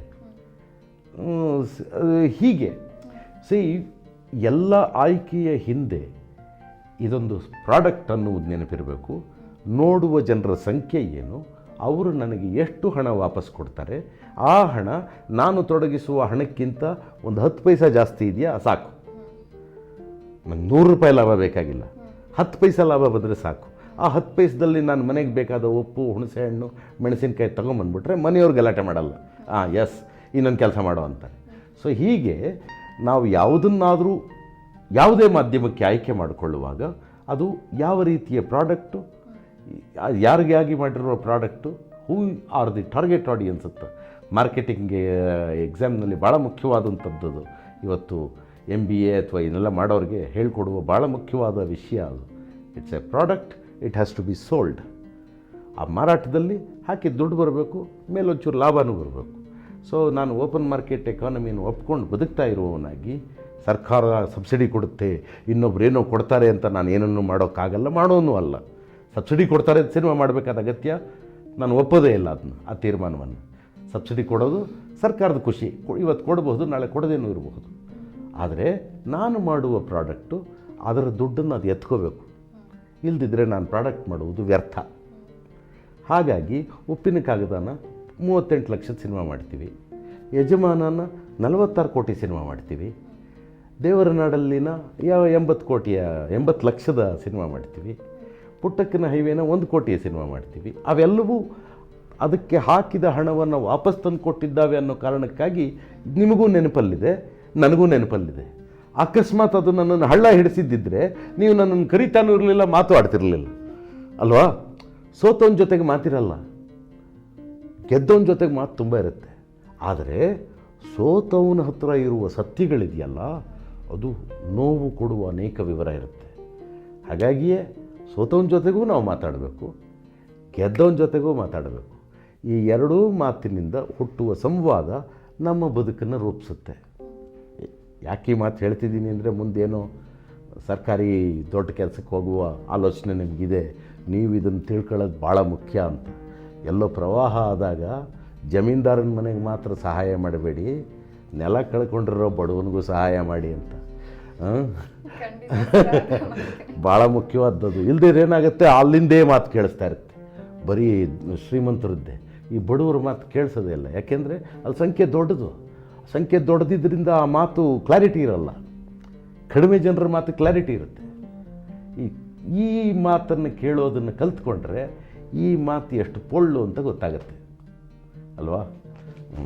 ಎನಿವೆ, ನೀವು ಕೇಳಿದ ಪ್ರಶ್ನೆಗೆ ಇಷ್ಟಂತೂ ಹೇಳಬಲ್ಲೆ, whatever we do is a product. ಈಗ ನಾನು ನೀವು ಮಾತಾಡ್ತಿದ್ದೀವಿ, this is also a product. ಇದನ್ನು ನಾಳೆ ಎಲ್ಲೋ ಯೂಟ್ಯೂಬಲ್ಲಿ ಹಾಕಿ ಎಷ್ಟು ಹಿಟ್ಸ್ ಬಂತು ಅನ್ನೋದ್ರ ಮೇಲೆ ನಮ್ಮಿಬ್ರಿಗೆ ಮರ್ಯಾದೆ, ನಮ್ಮ ಮಾತಿಗೆ ಮರ್ಯಾದೆ. ಜನ ನೋಡಲಿಲ್ಲ ಅಂದರೆ ಇದು ಕೂಡ ಚಂಬೆ. ಅಲ್ಲ, ನಮ್ಗೆ ಇವಾಗ ಇನ್ನೊಂದು ಗೊತ್ತಾಗ್ತಾ ಇದೆ, ನೀವು ಥಿಂಕಿಂಗ್ ಡೈರೆಕ್ಟರ್ ಅಂತ ಗೊತ್ತಿತ್ತು, ಇದ್ರ ಜೊತೆಗೆ ಒಳ್ಳೆ ಅರ್ಥಶಾಸ್ತ್ರಜ್ಞ ಕೂಡ ಹೌದು. ಇಲ್ಲ, ಅರ್ಥಶಾಸ್ತ್ರಜ್ಞ ಅನ್ಲಾರೆ, ಅರ್ಥವ್ಯವಸ್ಥೆಯ ಬಗ್ಗೆ ಚೂರುಪಾರು ತಿಳ್ಕೊಂಡಿದ್ದೇನೆ. ನನ್ನ ಜೊತೆಗೆ ಇರುವ ಜನ ಆಡಿದ ಮಾತಿಂದ ಒಂಚೂರು ಕಲ್ತ್ಕೊಂಡಿದ್ದೇನೆ. ಕಲ್ತಿರೋದೆಲ್ಲ ಸರಿ ಅಂತಲೂ ಅಲ್ಲ, ತಪ್ಪನ್ನೂ ಕಲ್ತಿರಬಹುದು ನಾನು ಅಲ್ವಾ. ಸರ್, ಕಲಾತ್ಮಕ ಚಿತ್ರದಿಂದ ರವಿಚಂದ್ರನ್ ಅವರ ಕಮರ್ಷಿಯಲ್ ಚಿತ್ರಗಳಿಗೆ ಸಂಭಾಷಣೆಯನ್ನು ಬರೆಯೋದಕ್ಕೆ ಶುರು ಮಾಡಿದ್ರಿ. ಕಲಾವಿದ, ಜಾಣ, ರಸಿಕ, ಹೀಗೆ ಅನೇಕ ಚಿತ್ರಗಳಲ್ಲಿ ನೀವು ವರ್ಕ್ ಮಾಡಿದ್ದೀರಾ. ಈ ಬದಲಾವಣೆಯ ಕಾಲ ಹೇಗಿತ್ತು ಮತ್ತು ನಿಮಗೆ ಹೆಚ್ಚು ಖುಷಿ ಕೊಟ್ಟಂಥ ಸಿನಿಮಾ ಯಾವುದು? ನಾನು ಬರೆದಿರೋದೆಲ್ಲವೂ ನನಗೆ ಖುಷಿ ಕೊಡುತ್ತೆ. ಆದರೆ ಸಮಸ್ಯೆ ಏನು ಅಂದರೆ, ನನಗೆ ಯಾವ ಸಿನಿಮಾನೂ ಸಾಮಾನ್ಯವಾಗಿ ಎಲ್ಲರೂ ನೋಡುವ ಹಾಗೆ ನೋಡೋಕ್ಕಾಗೋದೇ ಇಲ್ಲ. ಬರೀ ತಪ್ಪೇ ಕಾಣತ್ತೆ ನಾ ಮಾಡಿರೋದರಲ್ಲಿ. ಈಗ ಪುಟ್ನಂಜ ಹಾಕ್ಕೊಂಡು ನೋಡಿದ್ರೆ ಈ ಮಾತು ಹಿಂಗೆ ಬರಿಬೋದಿತ್ತಲ್ಲ ಅನಿಸುತ್ತೆ. ಹಾಗೆ ಕಲಾವಿದ ಹಾಕಿ ನೋಡಿದಾಗ ಇದು ಯಾಕೆ ಹಿಂಗೆ ಇದೆ ಕ್ಲೈಮ್ಯಾಕ್ಸು, ಗ್ರಾಫೇ ಸರಿಯಾಗಿ ವರ್ಕ್ ಮಾಡಿಲ್ಲ ನಾನು ಅಂತ ಅನಿಸುತ್ತೆ. ಇದು ವಾಸ್ತವ. ಆದರೆ ಗ್ರೌಂಡ್ ರಿಯಾಲಿಟಿ ಏನು ಅನ್ನೋದನ್ನು ನಿಮಗೆ ಹೇಳಬೇಕು. ನಾನು 88ರಲ್ಲಿ ಕೆಲಸ ಬಿಟ್ಟ ಮೇಲೆ ನಿರಂತರವಾಗಿ ಕಲಾತ್ಮಕ ಸಿನಿಮಾಗಳ ಜೊತೆಗೆ ಪ್ರಯಾಣ ಶುರುವಾಯಿತು. ಮೊದಲು ಮಿಥಿಲೆ ಸೀತೆಯರು, ಅದಾದಮೇಲೆ ಜಂಬೂ ಸವಾರಿ, ಆಮೇಲೆ ಮನೆ ಎನ್ನುವ ಸಿನಿಮಾ, ಹರಕೆಯ ಕುರಿ, ಸ್ವಾಮಿ ವಿವೇಕಾನಂದ, ಮಧ್ಯ ಒಂದು ಕಮರ್ಷಿಯಲ್ ಸಿನಿಮಾ ಹೆಂಡತಿಗೆ ಹೇಳಬೇಡಿ ಅಂತ. ಈ ಎಲ್ಲ ಸಿನಿಮಾದಲ್ಲೂ ಸಮಸ್ಯೆ ಏನಾಗಿತ್ತು ಅಂದರೆ, ಎಲ್ಲರೂ ದುಡ್ಡೇ ಕೊಡ್ತಿರಲಿಲ್ಲ, ಅಥವಾ ಕೊಟ್ಟರು ಪಾಪ ಕೊಡೋರು ಆ ಸಿನಿಮಾನೇ ಕಡಿಮೆ ದುಡ್ಡಲ್ಲಿ ಮಾಡಿರೋರು. ಇನ್ನು ನನಗೆ ಎಷ್ಟು ಕೊಟ್ಟಾರು, ತುಂಬ ಕಡಿಮೆ ದುಡ್ಡು ಕೊಡೋರು, ಬದುಕಕ್ಕಾಗ್ತಿರ್ಲಿಲ್ಲ. 92ರಲ್ಲಿ ಇದೇನೋ ಒಂದು ಪ್ರೇಮ ಪ್ರಕರಣ ನಡೀತಿತ್ತು, 1-2 ವರ್ಷ, ಮದುವೆನೂ ಆಗ್ಬಿಟ್ಟೆ, ಸಂಸಾರನೂ ನಡೆಸ್ಬೇಕಲ್ಲ. ಇನ್ನೇನು ಅಲ್ದಿರು ಬೆಳಿಗ್ಗೆ ಕಾಫಿ ಟೀ ಮಾಡೋಕ್ಕಾರೋ ಹಾಲು ಬೇಕಲ್ಲ ಮನೆಗೆ, ಆ ಹಾಲಾರು ತರಬೇಕಲ್ಲ. ಪೆಟ್ರೋಲ್ ಹಾಕ್ಸ್ಕೊಂಡು ಹೆಂಡ್ತಿನ ಅವರು ತಾಯಿ ಮನೆಗಾರು ಬಿಟ್ಟು ಬರಬೇಕಲ್ಲ, ಅಷ್ಟಾರು ದುಡ್ಡು ಬೇಕಲ್ಲ. ದುಡ್ಡೇ ಇಲ್ದಂಗೆ ಆಗ್ಬಿಟ್ಟಿರೋದು. ಈ ಮಧ್ಯೆ ಸ್ವಾಮಿ ವಿವೇಕಾನಂದ ಸಿನಿಮಾ ಕೆಲಸ ಮಾಡ್ತಿದ್ದೆ. ಆ ಸ್ವಾಮಿ ವಿವೇಕಾನಂದ ಸಿನಿಮಾ ಕೆಲಸ ಮಾಡುವಾಗ ಕಂಠೀರವ ಸ್ಟುಡಿಯೋದಲ್ಲಿ ಸೆಟ್ ಹಾಕ್ತಾಯಿದ್ದೆ. ದಕ್ಷಿಣೇಶ್ವರ ಅಂತ ದೇವಸ್ಥಾನ ನೀವು ನೋಡಿದರೆ ರಾಮಕೃಷ್ಣ ಪರಮಹಂಸರು ಇದ್ದ ಜಾಗ ಅದು. ಆ ಜಾಗದ ರೆಪ್ಲಿಕಾನ ಅಲ್ಲಿ ಶೂಟಿಂಗ್ ಕೊಡ್ತಿರಲಿಲ್ಲ. ಸೊ ಅದರ ರೆಪ್ಲಿಕಾನ ಇಲ್ಲಿ ನಾವು ಕಂಠೀರವ ಸ್ಟುಡಿಯೋದೊಳಗೆ ಸೆಟ್ ಹಾಕ್ತಾಯಿದ್ದೆ. ಸೆಟ್ ಹಾಕ್ತಾ ಇದ್ದವನು ಯಾರು? ನಾನು, ಬಿ ಸುರೇಶ. ಆರ್ಟ್ ಡೈರೆಕ್ಟರ್ ಯಾರು? ಬೇರೆ ಯಾರು. ಕೆಲಸ ಮಾಡ್ತಾ ಇದ್ದವನು ನಾನು. ಅಲ್ಲಿಗೆ ಮೊದಲು ಹಂಸಲೇಖ ಬಂದರು. ಹಂಸಲೇಖ ನನಗೆ ರಂಗಭೂಮಿಯಿಂದ ಚೆನ್ನಾಗಿ ಪರಿಚಯ. ಅವರು ಏನೋ ಬಾರೋ ಅಂತಲೇ ಮಾತಾಡ್ತಿದ್ರು. ಅವ್ರಿಗೂ ಸಂಜೆ ಹೊತ್ತು ಮೆಣಸಿನ್ಕಾಯಿ ಬಜ್ಜಿ, ಕಡಲೆ ಬೀಜ ಇತ್ಯಾದಿ ತಿನ್ನೋ ಖುಷಿ, ನಮಗೂ ರಂಗಭೂಮಿಯವರಾಗಿ ನಮಗೂ ಅಂಥದ್ದೆಲ್ಲ ಖುಷಿ. ಸೊ ಹೀಗೆ ಬರೋವಾಗಲೇ ಅಂಥದ್ದೇನೋ ತಗೊಂಬರೋರು, ನೀನು ಇದೆಯೇನೋ ತೊಳೋ ಮೆಣಸಿನ್ಕಾಯಿ ಬಜ್ಜಿ, ಆ ಥರನೇ ಅವ್ರ ಪ್ರೀತಿ ತೋರಿಸ್ತಾ ಇದ್ದಿದ್ದೇ ಹಾಗೆ. ತುಂಬ ಒಳ್ಳೆಯ ವ್ಯಕ್ತಿ ಅವರು. ಏನು ಮಾಡ್ತಿದ್ಯಾ ಅಂದರು. ಸೆಟ್ ಆಗ್ತಾಯಿದ್ದೀನಿ. ಯಾರ್ದು ಸಿನಿಮಾ? G V ಅಯ್ಯರು. ಯಾವ ಸಿನಿಮಾ? ಸ್ವಾಮಿ ವಿವೇಕಾನಂದ ಅಂದರು. ಹೊರಟೋದ್ರು ಅವ್ರು. ಮತ್ತೆ ನಮ್ಮ ಕೆಲಸ ನಾವು ಮುಂದುವರಿಸ್ದೆ, ಹೋದೆ. ಅವ್ರು ಹೋದರು. ಮಧ್ಯಾಹ್ನ ಲಂಚ್ ಬ್ರೇಕಲ್ಲಿ ಹಂಸಲೇಖ ಅವ್ರ ಜೊತೆಗೆ ರವಿಚಂದ್ರನೂ ಬಂದರು. ರವಿಚಂದ್ರನ್ ನನಗೆ ಅವರು MES ಕಾಲೇಜಲ್ಲಿ ಓದ್ತಾ ಇದ್ದಾಗಿಂದ ಪರಿಚಯ. ನಾನು MES ಕಾಲೇಜಲ್ಲಿ ನಾಟಕಗಳನ್ನು ಡೈರೆಕ್ಟ್ ಮಾಡ್ತಿದ್ದೆ. ಅಲ್ಲಿ CK ಚಂದ್ರು ಇವರೆಲ್ಲ ನನ್ನ ನಾಟಕದಲ್ಲಿ ಅಭಿನಯಿಸ್ತಾ ಇದ್ದವರು. ವಾಪರ್ಣ, ಹೀಗೆ ಅನೇಕರು ಅಲ್ಲಿಂದ ಬಂದವರಿದ್ದರು. ಅಲ್ಲಿ ಇವರು ಬರೋರು. ನಾನು ನಾಟಕ ಡೈರೆಕ್ಟ್ ಮಾಡುವಾಗ ನನಗೊಂದು ರೋಲ್ ಕೊಡ್ರಿ ಅನ್ನೋರು. ನೀವು ಆ್ಯಕ್ಟ್ರ್ ಆಗ್ರಿ, ಆಮೇಲೆ ಕೊಡ್ತೀನಿ ರೀ ಅಂತ ನಾನು ತಮಾಷೆ ಮಾಡ್ತಾಯಿದ್ದೆ. ಅಂದರೆ ಅವ್ರ ಕಾಲೇಜಲ್ಲಿದ್ದ ಕಾಲದಲ್ಲಿ ಹಾಗೆ ಅವ್ರ ಪರಿಚಯ ಇತ್ತು ನನಗೆ. ಆದರೆ ನೇರವಾಗಿ ಕೆಲಸ ಮಾಡುವ ಅವಕಾಶ ಸಿಕ್ಕಿರಲಿಲ್ಲ. ಅವರು ಬಂದರು, ನೋಡ್ರಿ ಇವನೇ ಸೆಟ್ ಆಗ್ತಾ ಇದ್ದಾನೆ ಅಂತ ಹಂಸಲೇಖ ಅವ್ರು ಏನೇನೋ ಹೇಳ್ಬಿಟ್ಟಿದ್ದಾರೆ. ಅವ್ರು ಏನು ಹೇಳಿದಾರೆ ನನಗೆ ಗೊತ್ತಿಲ್ಲ. ಅವರು ನೀವು ಇದಕ್ಕೆ ಆರ್ಟ್ ಡೈರೆಕ್ಟ್ರಾ ಅಂತ ಕೇಳಿದ್ರು. ಇಲ್ಲ, ನಾನು ಅಸಿಸ್ಟೆಂಟ್ ಡೈರೆಕ್ಟ್ರು ಅಂತ. ಹಾಂ ಅಂದರು. ಹೌದು, ನಾನು writer, assistant director. Art director Nageswara Rao ಅಂತ. ಅವರು ಬೆನ್ನು ಮೂಳೆ ಮುರಿದೋಗಿದೆ, ಅಲ್ಲಿ ಮಲ್ಕೊಂಡಿದ್ದಾರೆ ನೋಡಿ, ಅವ್ರು ಮಂಚದ ಮೇಲೇ ಇದ್ದಾರೆ. ನಾನು ಇಲ್ಲಿ ಕೆಲಸ ಮಾಡಿಸ್ತಾ ಇದ್ದೀನಿ ಅಂದೆ. ನೀವು ಯಾಕೆ ನಮ್ಮ ಸಿನಿಮಾಗೆ ಕೆಲಸ ಮಾಡಬಾರ್ದು ಅಂದರು. ಹಂಸಲೇಖ ಅವರು ಕಡೆ ನೋಡಿದೆ. ಒಪ್ಕೋ ಅಂತ ಅವರು ಕಣ್ಣು ಸನ್ನೆಯಲ್ಲಿ ಹೇಳಿದ್ರು. ಆಯಿತು ನೋಡೋಣ ಅಂದೆ. ತೊಗೊಳ್ಳಿ ಅಂತ ಆ ನಿಮಿಷ ನನಗೊಂದು 5,000 ರೂಪಾಯಿ ಅಡ್ವಾನ್ಸ್ ಕೊಟ್ಬಿಟ್ರು. It was almost instant. ಯಾರೂ ನನಗೆ ಆ ಥರ ಹಣ ಕೊಟ್ಟವರೇ ಇಲ್ಲ. ಸೊ ಹೀಗಾಗಿ ಅವತ್ತೇ ಆಯಿತು ಬರ್ತೀನಿ ಅಂದೆ. ಅಷ್ಟೊತ್ತಿಗೆ ಇಲ್ಲಿ ನನಗೂ ಜಿ ವಿ ಅಯ್ಯರವ್ರಿಗೂ ಹಣಕಾಸಿಗೆ ಸಂಬಂಧಪಟ್ಟ ಸಮಸ್ಯೆ ಜಾಸ್ತಿ ಆಗ್ಬಿಟ್ಟಿತ್ತು. ನಾನು ಸ್ವಾಮಿ ವಿವೇಕಾನಂದ ಮಾಡಲ್ಲ, ಅವರೇ ನಾನು ಮಾಡಲ್ಲ ಅಂತೆಲ್ಲ ಗಲಾಟೆ ಮಾಡ್ತಾಯಿದ್ದೆ. ಅಲ್ಲಿಗೆ ಹೋದೆ. ಅಲ್ಲಿಗೆ ಹೋದರೆ ಅವತ್ತು ಹೊಸ ಹಾಡು ಬರೆಸ್ತಾಯಿದ್ರು. ಪಕ್ಕದಲ್ಲಿ ಅವ್ರದ್ದು ಸಾಂಗುದು ಶೂಟಿಂಗ್ ನಡೀತಾ ಇತ್ತು. ರಸಿಕಾ ಅನ್ನೋ ಸಿನಿಮಾದ್ದು ಹೊಸ ಹಾಡು ಬರೀತಾಯಿದ್ರು. ಹಾಡಿಗೆ ಟ್ಯೂನೆಲ್ಲ ಆಗ್ಬಿಟ್ಟಿತ್ತು. ಲೈನ್ ಬೇಕಾಗಿತ್ತು. ಬೆಳಗ್ಗೆಯಿಂದ ಒದ್ದಾಡ್ತಿದ್ದೀವಿ ಕಣ, ಪದ ಸಿಗ್ತಿಲ್ಲ ಕಣ ಅಂತ. ನಾವು ರಂಗಭೂಮಿಯವರು ಹಾಗೆ ನಾನು ಹಂಸಲೇಖ ಮಾತಾಡ್ಕೊಂಡ್ರಿ. ಅವರು ಟ್ಯೂನ್ ಹಿಂಗೆ ಅಂತ ಹೇಳಿದ್ರು. ಏನು ಸರ್ ಅಂದರೆ ಹೀರೋಯಿನ್ ವಿಷಯ ಕಣ ಅಂತ ಹೇಳಿದ್ರು. ಇಬ್ಬರು ಮಳೆಯಲ್ಲಿ ಡ್ಯಾನ್ಸ್ ಮಾಡ್ತಾರೆ ಕಣ, ಸ್ವಲ್ಪ ರೊಮ್ಯಾಂಟಿಕ್ಕಾಗಿ ಚಳಿ ಹಾಡ್ತಾರೆ ಬೇಕಂತೆ ಕಣ ಅಂತೆಲ್ಲ ಏನೇನೋ ತಮಾಷೆ ಮಾಡ್ತಾಯಿದ್ರು. ಹಂಸಲೇಖ ಅಂದರೆ ತಮಾಷೆ, ಅವರಿರೋ ಕಡೆ ನಗು ಇದ್ದೇ ಇರುತ್ತೆ. ಅವ್ರು ಚೆನ್ನಾಗಿ ನಗಿಸಿದ್ರು ನನ್ನ. ನಾನು ಅಷ್ಟೊತ್ತಿಗೆ ಜಿ ವಿ ಅಯ್ಯರವ್ರ ಹತ್ರ ಜಗಳ ಆಡಿದ್ನಲ್ಲ, ಅದೆಲ್ಲ ಮರ್ತೋಗ್ಬೇಕು, ಆ ಥರ ನಗಿಸಿದ ಮೇಲೆ ಸರಿ ಸರ್, ಚಿಟ್ಟಪಟ್ಟ ಅಂತ ಹಿಡ್ಕೊಂತ ಮಳೆಯು ಹಿಡ್ಕೊಂತ ಅಂತ ಬರೆದ್ಬಿಡಿ ಸರ್ ಅಂತ. ಚೆನ್ನಾಗಿದೆ ಗುರುವೇ ಅಂತ ಬರೆದ್ರು. ಬರೆದ ತಕ್ಷಣ ಅಷ್ಟೊತ್ತಿಗೆ ಅವ್ರ ಶೂಟಿಂಗಲ್ಲಿದ್ದ ರವಿಚಂದ್ರನ್ ಅವ್ರು ಬಂದರು. ಇವರು ಅದೇ ಟ್ಯೂನ್ಗೆ ಈ ಲೈನನ್ನು ಹೇಳಿದ್ರು. ಲೈನ್ ಹೇಳಿ ಅವರು ಅಂತ ಓಕೆ ಮಾಡಿದ್ರು. ಈ ಲೈನ್ ಕೊಟ್ಟಿದ್ದು ಸುರೇಶನೇ ಅಂತ ಅವರು ಹೇಳಿದ್ರು. ಅದಕ್ಕಾಗಿ ಈ ಲೈನ್ ಮೊದಲನೇ ಲೈನು ಪಲ್ಲವಿ ಲೈನ್ ಇದೆಯಲ್ಲ, ಅದನ್ನು ಬರೆದವ್ರಿಗೆ 500 ರೂಪಾಯಿ ಕೊಡ್ತಾರೆ. ಅಲ್ಲೇ 500 ರೂಪಾಯಿ ಕೊಟ್ಟರು. ಒಂದೇ ದಿವಸ ಇಷ್ಟೊಂದು ಸಂಪಾದನೆ. ಖುಷಿಯಾಗೋಯ್ತು. ಸರಿ, ನಾನು ಜೊತೆಯಲ್ಲಿ ಆಯ್ತು ಸರ್ ನಾಳೆಯಿಂದ ಬರ್ತೀನಿ ಅಂತೆ. ಅವ್ರ ಜೊತೆಗೆ ಬರೆಯೋಕ್ಕೆ ಶುರು ಮಾಡಿದೆ. ಪ್ಯಾರಲಲ್ಲಿ ಸ್ವಾಮಿ ವಿವೇಕಾನಂದದ್ದು ಕೆಲಸ ನಡೀತಿತ್ತು. ಆ ಕೆಲಸ ನಡೀತಿದ್ದಾಗ ಒಂದು ಘಟನೆ ನಡೀತು. ನಸೀರುದ್ದೀನ್ ಶಾ ಅವರು ರಾಮಕೃಷ್ಣ ಪರಮಹಂಸರ ಪಾತ್ರ ಮಾಡ್ತಾಯಿದ್ರು.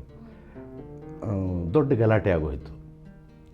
ಅದು ಹೆಂಗೆ ಮುಸ್ಲಿಮು ರಾಮಕೃಷ್ಣ ಪರಮಹಂಸನ ಪಾತ್ರ ಮಾಡೋದು ಅಂತ ಬೃಹತ್ ಗಲಾಟೆಯಾಗಿ ಬದಲಾಯಿಸಿ ಮಿಥುನ್ ಚಕ್ರವರ್ತಿ ಕೈಲಿ ಶೂಟಿಂಗ್ ಮಾಡ್ತೀವಿ ಅಂತ ಆಯಿತು. ನಾನು ಮಾಡಲ್ಲ ಸರ್, ಮಿಥುನ್ ಚಕ್ರವರ್ತಿಯಲ್ಲಿ ನಸೀರುದ್ದೀನ್ ಶಾಯಲ್ಲಿ ಅಷ್ಟು ಚೆನ್ನಾಗಿ ಮಾಡಿದ್ದಾನೆ ಆತ, ಅದನ್ನು ಬಿಡ್ಬಿಟ್ಟು ಇನ್ಯಾರನ್ನೂ ಹಾಕ್ತೀನಿ ಅಂತಿರಲ್ಲ. ತುಂಬ ಚೆನ್ನಾಗೂ ಮಾಡಿದ್ರು ಆತ. ನಜೀರ್ ಅದ್ಭುತವಾದ ಕಲಾವಿದ. ಇಡಿಯಾಗಿ ರೀಶೂಟು ರಾಮಕೃಷ್ಣ ಪರಮಹಂಸನ ಪೋರ್ಷನ್ ಅಷ್ಟು ಬಿಟ್ಬಿಟ್ಟೆ ನಾನು. ಅದಾದಮೇಲೆ ಪೂರ್ತಿ ರವಿಚಂದ್ರನ್ ಅವ್ರ ಜೊತೆ ಕೆಲಸ ಮಾಡೋಕ್ಕೆ ಶುರು ಮಾಡಿದೆ. ಒಂದಾದಮೇಲೆ ಒಂದು ರಸಿಕಾ, ಪುಟ್ನಂಜ, ಮಧ್ಯ ಒಂದೆರಡು ಚಂದಮಾಮ ಅನ್ನೋ ಸಿನಿಮಾ ಶೂಟಿಂಗ್ ಆಗಲಿಲ್ಲ, ಕಾಲೇಜನ್ನು ಅದೆಲ್ಲ ಬರೆದಿದ್ವಿ. ಹೀಗೆ ಸುಮಾರು ವರ್ಷಗಳ ಕಾಲ 2002ರವರೆಗೆ 10-11 ವರ್ಷಗಳ ಕಾಲ ರವಿಚಂದ್ರನ್ ಅವ್ರ ಜೊತೆಗೆ ಕೆಲಸ ಮಾಡಿದೆ. ಅಲ್ಲಿ ನಾನು ಕಲ್ತಿದ್ದೇನಪ್ಪ ಅಂತಂದರೆ, ಹೂರ್ಣ ಏನೂ ಇಲ್ಲದೆ ಇದ್ರೂ ಪರವಾಗಿಲ್ಲ, ಅಲಂಕಾರ ಚೆನ್ನಾಗಿ ಮಾಡಿಬಿಟ್ರೆ ವ್ಯಾಪಾರ ಮಾಡ್ಬೋದು ಅಂತ. ಒಳಗೆ ಏನೂ ಇಲ್ದಿದ್ರೂ ಪರವಾಗಿಲ್ಲ. ಈಗ ನೆನೆಸ್ಕೊಂಡ್ರೆ ನಗು ಬರುತ್ತೆ. ಯಾವುದೋ ಹೊಕ್ಕಳ ಮೇಲೆ ಪಾರಿವಾಳ ಬಂದು ಬೀಳೋದು ಎಲ್ಲ ನೆನೆಸ್ಕೊಂಡ್ರೆ ನಗು ಬರುತ್ತೆ. ಇದು ನಾವು ಮಾಡಿದ್ವಿ ಅಂತ ನಗು ಬರುತ್ತೆ. ಬಟ್ ಆಗ ಅದು ವ್ಯಾಪಾರ ಆಗ್ತಿತ್ತು. ದೇವರ್ all super hit films. Putnanja 25 ವಾರ ನಡೀತು. ಸಿಪಾಯಿ ಅನ್ನೋ ಸಿನಿಮಾ ಅದು ಒಂದು 30 ವಾರನೂ 40 ವಾರನೂ ನಡೀತು. ಕಲಾವಿದನೂ ಒಂದು 100 ದಿವಸ ನಡೆದುಬಿಡ್ತು. ರಸಿಕನೂ ಒಂದು 100 ದಿವಸ ನಡೆದುಬಿಡ್ತು. ಹಾಗೆ ಫೇಲ್ಯೂರ್ ಆದ ಸಿನಿಮಾಗಳು ಇದ್ವು. ಮೊಮ್ಮಗ ಅನ್ನೋ ಸಿನಿಮಾ ಸಂಪೂರ್ಣ ಚೆನ್ನಾಗಾಗಲಿಲ್ಲ. ಎರಡೂ ಇದೆ ಅನುಭವ. ಜಾಣ ಅನ್ನೋ ಸಿನಿಮಾ ಚೆನ್ನಾಗಾಗಲಿಲ್ಲ. ಈ ಅನುಭವನೂ ಸೋತಿದ್ದೂ ಇದೆ, ಗೆದ್ದ ಅನುಭವನೂ ಇದೆ. ಬದುಕನ್ನು ರೂಪಿಸುವುದೇ ಆ ಎರಡು. ಅಲ್ಟಿಮೇಟ್ಲಿ ನಾವು ನಮ್ಮ ಗುರಿ ಕಡೆಗೆ ಹೋಗ್ತಾ ಇರಬೇಕು. ಒಳ್ಳೆಯದಾಗುತ್ತೋ ಕೆಟ್ಟದ್ದಾಗುತ್ತೋ, ಒಬ್ಬ ರೈತ ಮಳೆ ಬರುತ್ತೋ ಬಿಡುತ್ತೋ, ಈ ಸತಿ ಲಾಭ ಆಗುತ್ತೋ ಇಲ್ವೋ, ನೇಗಲು ಹುಡ್ತಾನೆ ಉಳುಮೆ ಮಾಡ್ತಾನಲ್ಲ, ಹಾಗೆ ನಾವು ಕೃಷಿಕರು ನಮ್ಮ ಕೈಲಾದ್ದನ್ನು ಕೃಷಿ ಮಾಡ್ತಾನೇ ಇರ್ತೀವಿ. ಒಂದು ಒಳ್ಳೆಯದಾಗತ್ತೆ, ಇನ್ನೊಂದು ಒಳ್ಳೆಯದಾಗದೇನೂ ಇರಬಹುದು. ಹಾಗಂತ 77ನೇ ಇಸ್ವಿಲಿ ಬಂದ ಬೆಳೆ ಚೆನ್ನಾಗಿದೆ, 92ರಲ್ಲಿ ಚೆನ್ನಾಗಿರಲಿಲ್ಲ ಅಂತ ನಾನು ಹೇಳೋಕ್ಕೆ ಆಗಲ್ಲ. ಎರಡೂ ಬೆಳೆಯೇ. ಹಾಗಾಗಿ ನೀವು ಕೇಳಿದ ಪ್ರಶ್ನೆಗೆ ಇಷ್ಟೇ ಹೇಳಬಹುದು, ನಾನು ಮಾಡಿದ್ದೆಲ್ಲವೂ ನನಗೆ ಪ್ರೀತಿನೇ. ಆದರೆ ನಾನೇ ನೋಡಿದಾಗ ಅದರಲ್ಲಿ ನನ್ನ ತಪ್ಪು ಮಾತ್ರ ಕಾಣುತ್ತೆ. ನನಗೆ ನನ್ನ ತಪ್ಪು ಕಾಣದೇ ಇರುವಂತಹ ಕಾಲ ಯಾವತ್ತು ಬರುತ್ತೋ ಅದು ಒಳ್ಳೆಯದು. ಅದು ಸದ್ಯಕ್ಕೆ ಬರೋಂಗೆ ಕಾಣಿ. ನಾನು ಮಾಡಿದ್ರಲ್ಲೆಲ್ಲ ತಪ್ಪೇ ಕಾಣಿಸುತ್ತೆ. ಆದ್ದರಿಂದ ಒಳ್ಳೇದು ಕಾಣಲಿ ಅಂತ ಕಾಯ್ತಾ ಇರ್ತೀನಿ. ನಿಮ್ಮಂಥವ್ರು ಯಾರೋ ಸಿಕ್ಕಿ ಏನಾರು ಕಲಿಸಿದ್ರೆ ತಿದ್ಕೋತೀನಿ. ಸರ್, ರಂಗಭೂಮಿ ಮತ್ತು ಚಿತ್ರರಂಗದಿಂದ ಧಾರಾವಾಹಿಗಳ ಕಡೆಗೆ ಹೊರಳಿದ್ರಿ. ಸಾಧನೆ, ನಾಕುತಂತಿ, ತಕ್ಕದಿಮಿತ ಮತ್ತು ಗುಪ್ತಗಾಮಿನಿ ಅನೇಕ ಧಾರಾವಾಹಿಗಳ ಮೂಲಕ ಪ್ರತಿದಿನ ಕಿರುತೆರೆಯಲ್ಲಿ ವೀಕ್ಷಕರನ್ನು ತಲುಪಿದ್ರಿ. ಆಗಿನ ನಿಮ್ಮ ಅನುಭವಗಳನ್ನು ಹಂಚ್ಕೊಳ್ಳಿ. ಇದು ಯಾವುದು ಹೊರಳಿದ್ದು ಅಂತಲ್ಲ, ಎಲ್ಲ ಪ್ಯಾರಲಲ್ಲಿ ಸಮಾನಾಂತರವಾಗಿ ಆಗಿದ್ದು. 85ನೇ ಇಸ್ವಿಯಲ್ಲಿ ಬೆಂಗಳೂರಿನ ದೂರದರ್ಶನ ಅಂತ ಆರಂಭ ಆಯಿತು. 87-88ರಲ್ಲಿ ಸಾಪ್ತಾಹಿಕ ಧಾರಾವಾಹಿಗಳು ಶುರುವಾದವು. ನಾನು ಯಾವುದೋ ಮ್ಯಾಕ್ಬೆತ್ ಅನ್ನೋ ನಾಟಕದಲ್ಲಿ ಆ್ಯಕ್ಟ್ ಮಾಡ್ತಿದ್ದೆ, ಮ್ಯಾಕ್ಬೆತ್ ಪಾತ್ರ. ಆ ನಾಟಕ ನೋಡಿದ ವ್ಯಕ್ತಿ ಶ್ಯಾಮ್ ಸುಂದರ್ ಅಂತ, ಈಗ ತೀರ್ಕೊಂಡ್ರು ಅವರು. ಒಂದು 10 ವರ್ಷ ಆಯಿತು. ಏಷ್ಯಾ ನೆಟ್ ಕಾವೇರಿ ಅನ್ನುವ ಚಾನಲ್ ಮಾಡಿದ್ದವರು ಅವರು. ಅವರು ಆ ನಾಟಕ ನೋಡೋಕ್ಕೆ ಬಂದಿದ್ದರು. ಅವರು ಮೊದಲನೇ ಧಾರಾವಾಹಿ ಡೈರೆಕ್ಟ್ ಮಾಡ್ತಾಯಿದ್ರು, ಬಿಸಿಲು ಕುದುರೆ ಅಂತ. ಆ ಧಾರಾವಾಹಿಗಾಗಿ ನನ್ನನ್ನು ಆಯ್ಕೆ ಮಾಡಿದ್ರು. ನನ್ನನ್ನು ಆಯ್ಕೆ ಮಾಡಿದ್ರೆ, ಬರೀ ನನ್ನನ್ನು ಕರ್ಕೊಂಡೋದ್ರೆ ಆಗಲ್ಲ ಕಣ್ರಿ, ನೀವು ನನ್ನ ಫ್ರೆಂಡ್ ಒಬ್ಬ ಇದ್ದಾನೆ, ಅವನಿಗೂ ರೋಲ್ ಕೊಡಬೇಕು ಅಂತ ನಾನು ಪ್ರಕಾಶ್ ರೈನೂ ಕರ್ಕೊಂಡೋದೆ. ಅದು ಪ್ರಕಾಶ್ ರೈಗೂ ಮೊದಲನೆಯ ಧಾರಾವಾಹಿ, ನನಗೂ ಮೊದಲನೇ ಧಾರಾವಾಹಿ. ಇಬ್ಬರು ಜೊತೆಯಲ್ಲೇ ಇವತ್ತವರೆಗೂ ಜೊತೆಯಲ್ಲೇ ಪ್ರಯಾಣ ಮಾಡ್ತಾಯಿದ್ದೀವಿ. ಇಬ್ಬರು ಆ್ಯಕ್ಟ್ ಮಾಡಿದ್ವಿ. ಈ ಕಾಲದಲ್ಲೇ ದೂರದರ್ಶನ ಬೆಳೆಯೋಕ್ಕೆ ಶುರುವಾಯಿತು. ಮಾಲ್ಗುಡಿ ಡೇಸ್ ಥರದ್ದು ಬಂದಿತ್ತು. ಕನ್ನಡದಲ್ಲೂ ಒಳ್ಳೊಳ್ಳೆಯ ಧಾರಾವಾಹಿಗಳು ಬರೋಕ್ಕೆ ಶುರುವಾಗಿದ್ವು. ಸುಮಾರು 95-96ರ ಹೊತ್ತಿಗೆ ದೈನಿಕ ಧಾರಾವಾಹಿ ಅಂತ ಶುರುವಾಯಿತು. ಅಷ್ಟೊತ್ತಿಗೆ ನಾನು ಕಂದನ ಕಾವ್ಯ ಅನ್ನುವ ಮಕ್ಕಳಿಗಾಗಿಯೇ ಜಿ ಪಿ ರಾಜರತ್ನಂ ಅವ್ರ ಪದ್ಯ ಇಟ್ಕೊಂಡ ಧಾರಾವಾಹಿ ಮಾಡಿದ್ದೆ. ಚಿಗುರು ಅನ್ನುವ ಸಾಪ್ತಾಹಿಕ ಧಾರಾವಾಹಿ ಮಾಡಿದ್ದೆ. ಈ ದೈನಿಕ ಡೈಲಿ ಸೀರಿಯಲ್ ಅನ್ನೋದು ಶುರುವಾಯ್ತಲ್ಲ. ಮೊದಲಿಗೆ ಆ ಶಾಂತಿ ಅನ್ನೋ ಧಾರಾವಾಹಿಯನ್ನು ಹೆಂಗ್ರಿ ಮಾಡ್ತಾರೆ ಇವರು, ದಿವಸ 20 ನಿಮಿಷದ್ದು ನಾವೇ ಬೆರಗಾಗಿ ನೋಡ್ತಾ ಇದ್ವಿ. It became a practice. Market has offered you something new, you have to do. So ಹೀಗಾಗಿ ಯಾರೋ ಒಂದು 3 ಜನ ಗೆಳೆಯರು ಬಂದು, ಬೆಂಗಳೂರು ದೂರದರ್ಶನದ ಮೂಲಕ ನಮಗೆ ಸ್ಲಾಟ್ ಸಿಕ್ಕಿದೆ ಒಂದು ಮೆಗಾ ಧಾರಾವಾಹಿ ಮಾಡೋಕ್ಕೆ, ನೀವು ಕತೆ ಕೊಡಿ ಅಂದರು. ಪ್ರತಿ ದಿವಸ ಕತೆ ಬರೆದು ಮಾಡಬೇಕು ಅಂದರೆ ವಾರಕ್ಕೊಂದು ಕತೆ ಬರೋದು, ಒಂದು 3 ದಿವಸ ಕತೆ ಬರ್ಕೊಳ್ಳೋದು, 2 ದಿವಸ ಶೂಟಿಂಗ್ ಮಾಡೋದು, 2 ದಿವಸ ಎಡಿಟ್ ಮಾಡೋದು, ಹೀಗೆ ಮಾಡೋ ಅಭ್ಯಾಸ ಆಯಿತು. 1 ಎಪಿಸೋಡ್ ಮಾಡ್ತಿದ್ವಿ ವಾರಕ್ಕೆ, ಪ್ರತಿ ದಿವಸ 1 ಎಪಿಸೋಡು. ಇದು ಮನುಷ್ಯ ಕೈಲಲ್ಲ ರೀ, ಇದನ್ನು ಸಾಧನೆ ಅನ್ನಲೇ ಅನ್ನಬೇಕು ಅಂತ ಅಂದೆ. ಕತೆನೇ ಬರ್ಕೊಳ್ಳದೆ ಒಂದು ಟೈಟ್ಲ್ ಇಟ್ಬಿಟ್ಟಿದ್ವಿ, ಸಾಧನೆ ಅಂತ. ಆಗ ಅದಕ್ಕಾಗಿ ಒಂದು ಕತೆನ ಆಮೇಲೆ ಯೋಚನೆ ಮಾಡಿದ್ವಿ. 9 ಜೀವನ ಚರಿತ್ರೆಗಳನ್ನು ತೆಕ್ಕೊಂಡು ಆ 9 ಜೀವನ ಚರಿತ್ರೆಗಳನ್ನು ಒಂದು ಕತೆ ಒಳಗಡೆ ಬರೋ ಹಾಗೆ ಮಾಡಿ ಒಂದು ಸೀರಿಯಲ್ ಮಾಡಿದ್ವಿ. ಎಲ್ಲರೂ ಹೆಣ್ಣು ಮಕ್ಕಳ ಕತೆ ಹೇಳ್ತಾಯಿದ್ರು, ನಾನು ಗಂಡಸರ ಕಥೆಯನ್ನು ಹೇಳಿದೆ, ವರ್ಕ್ ಆಯಿತು. ಕಂಪ್ಯಾರಿಟಿವ್ಲಿ ಬೇರೆಯಾಗಿ ಕಾಣಿಸ್ತಾ ಇತ್ತು. 4 ತಂತಿ ಮಾಡುವ ಕಾಲಕ್ಕೆ, ಅಂದರೆ ಸಾಧನೆ become such a big hit. ಆಗ ಗುಪ್ತಗಾಮಿನಿಯನ್ನು ಮಾಡುವ ಅವಕಾಶ ಸಿಕ್ತು ಈ ಟಿ ವಿಯಲ್ಲಿ. ಅದು ಯಾರೋ ಶುರು ಮಾಡಿ ನಿಂತು ಹೋಗಿತ್ತು. ಅದು ಜಯಂತ ಮುಂತಾದವರು, ರಮೇಶ್ ಚಂದ್ರ ಇವರೆಲ್ಲ ಸೇರಿ ಮಾಡಿದರು. ಆರಂಭದ ಕತೆ ಅವರದ್ದಾಗಿತ್ತು. ಆದರೆ ಅವರು ಯಾವುದೋ ಕಾರಣಕ್ಕೆ ಅವರೆಲ್ಲ ದೂರ ಸರಿದಿದ್ದರು. ಪೂರ್ತಿ ರೀಶೂಟ್ ಮಾಡಿ ಹೊಸದಾಗಿ ಮಾಡಬೇಕು ಅಂತಾಯಿತು. ಅವರು ಮಾಡಿದ್ದ ಕತೆಗೆ ನನ್ನ ಒಗ್ಗರಣೆಯನ್ನು ಹಾಕಿ ಮಾಡಿದ್ವಿ. It became a super hit. Overnight star ಆಗ್ಬಿಟ್ಟೆ ನಾನು. ಸುರೇಶ ಮಾಡಿದ್ರೆ ಹಿಂಗಾಗುತ್ತೆ ಅನ್ನೋ ಹಾಗೆ ಆಗೋಯ್ತು. ಸೊ ನನ್ನನ್ನು ಹೈಜಾಕ್ ಮಾಡುವ ಜನನೂ ಇದ್ದರು. ಹಾಗೆ ಉದಯ ಟಿ ವಿಯವರು ಬಂದು ನನ್ನನ್ನು ಹೈಜಾಕ್ ಮಾಡಿ 4 ತಂತಿ ಮಾಡೋಕ್ಕೆ ಕರೆದರು.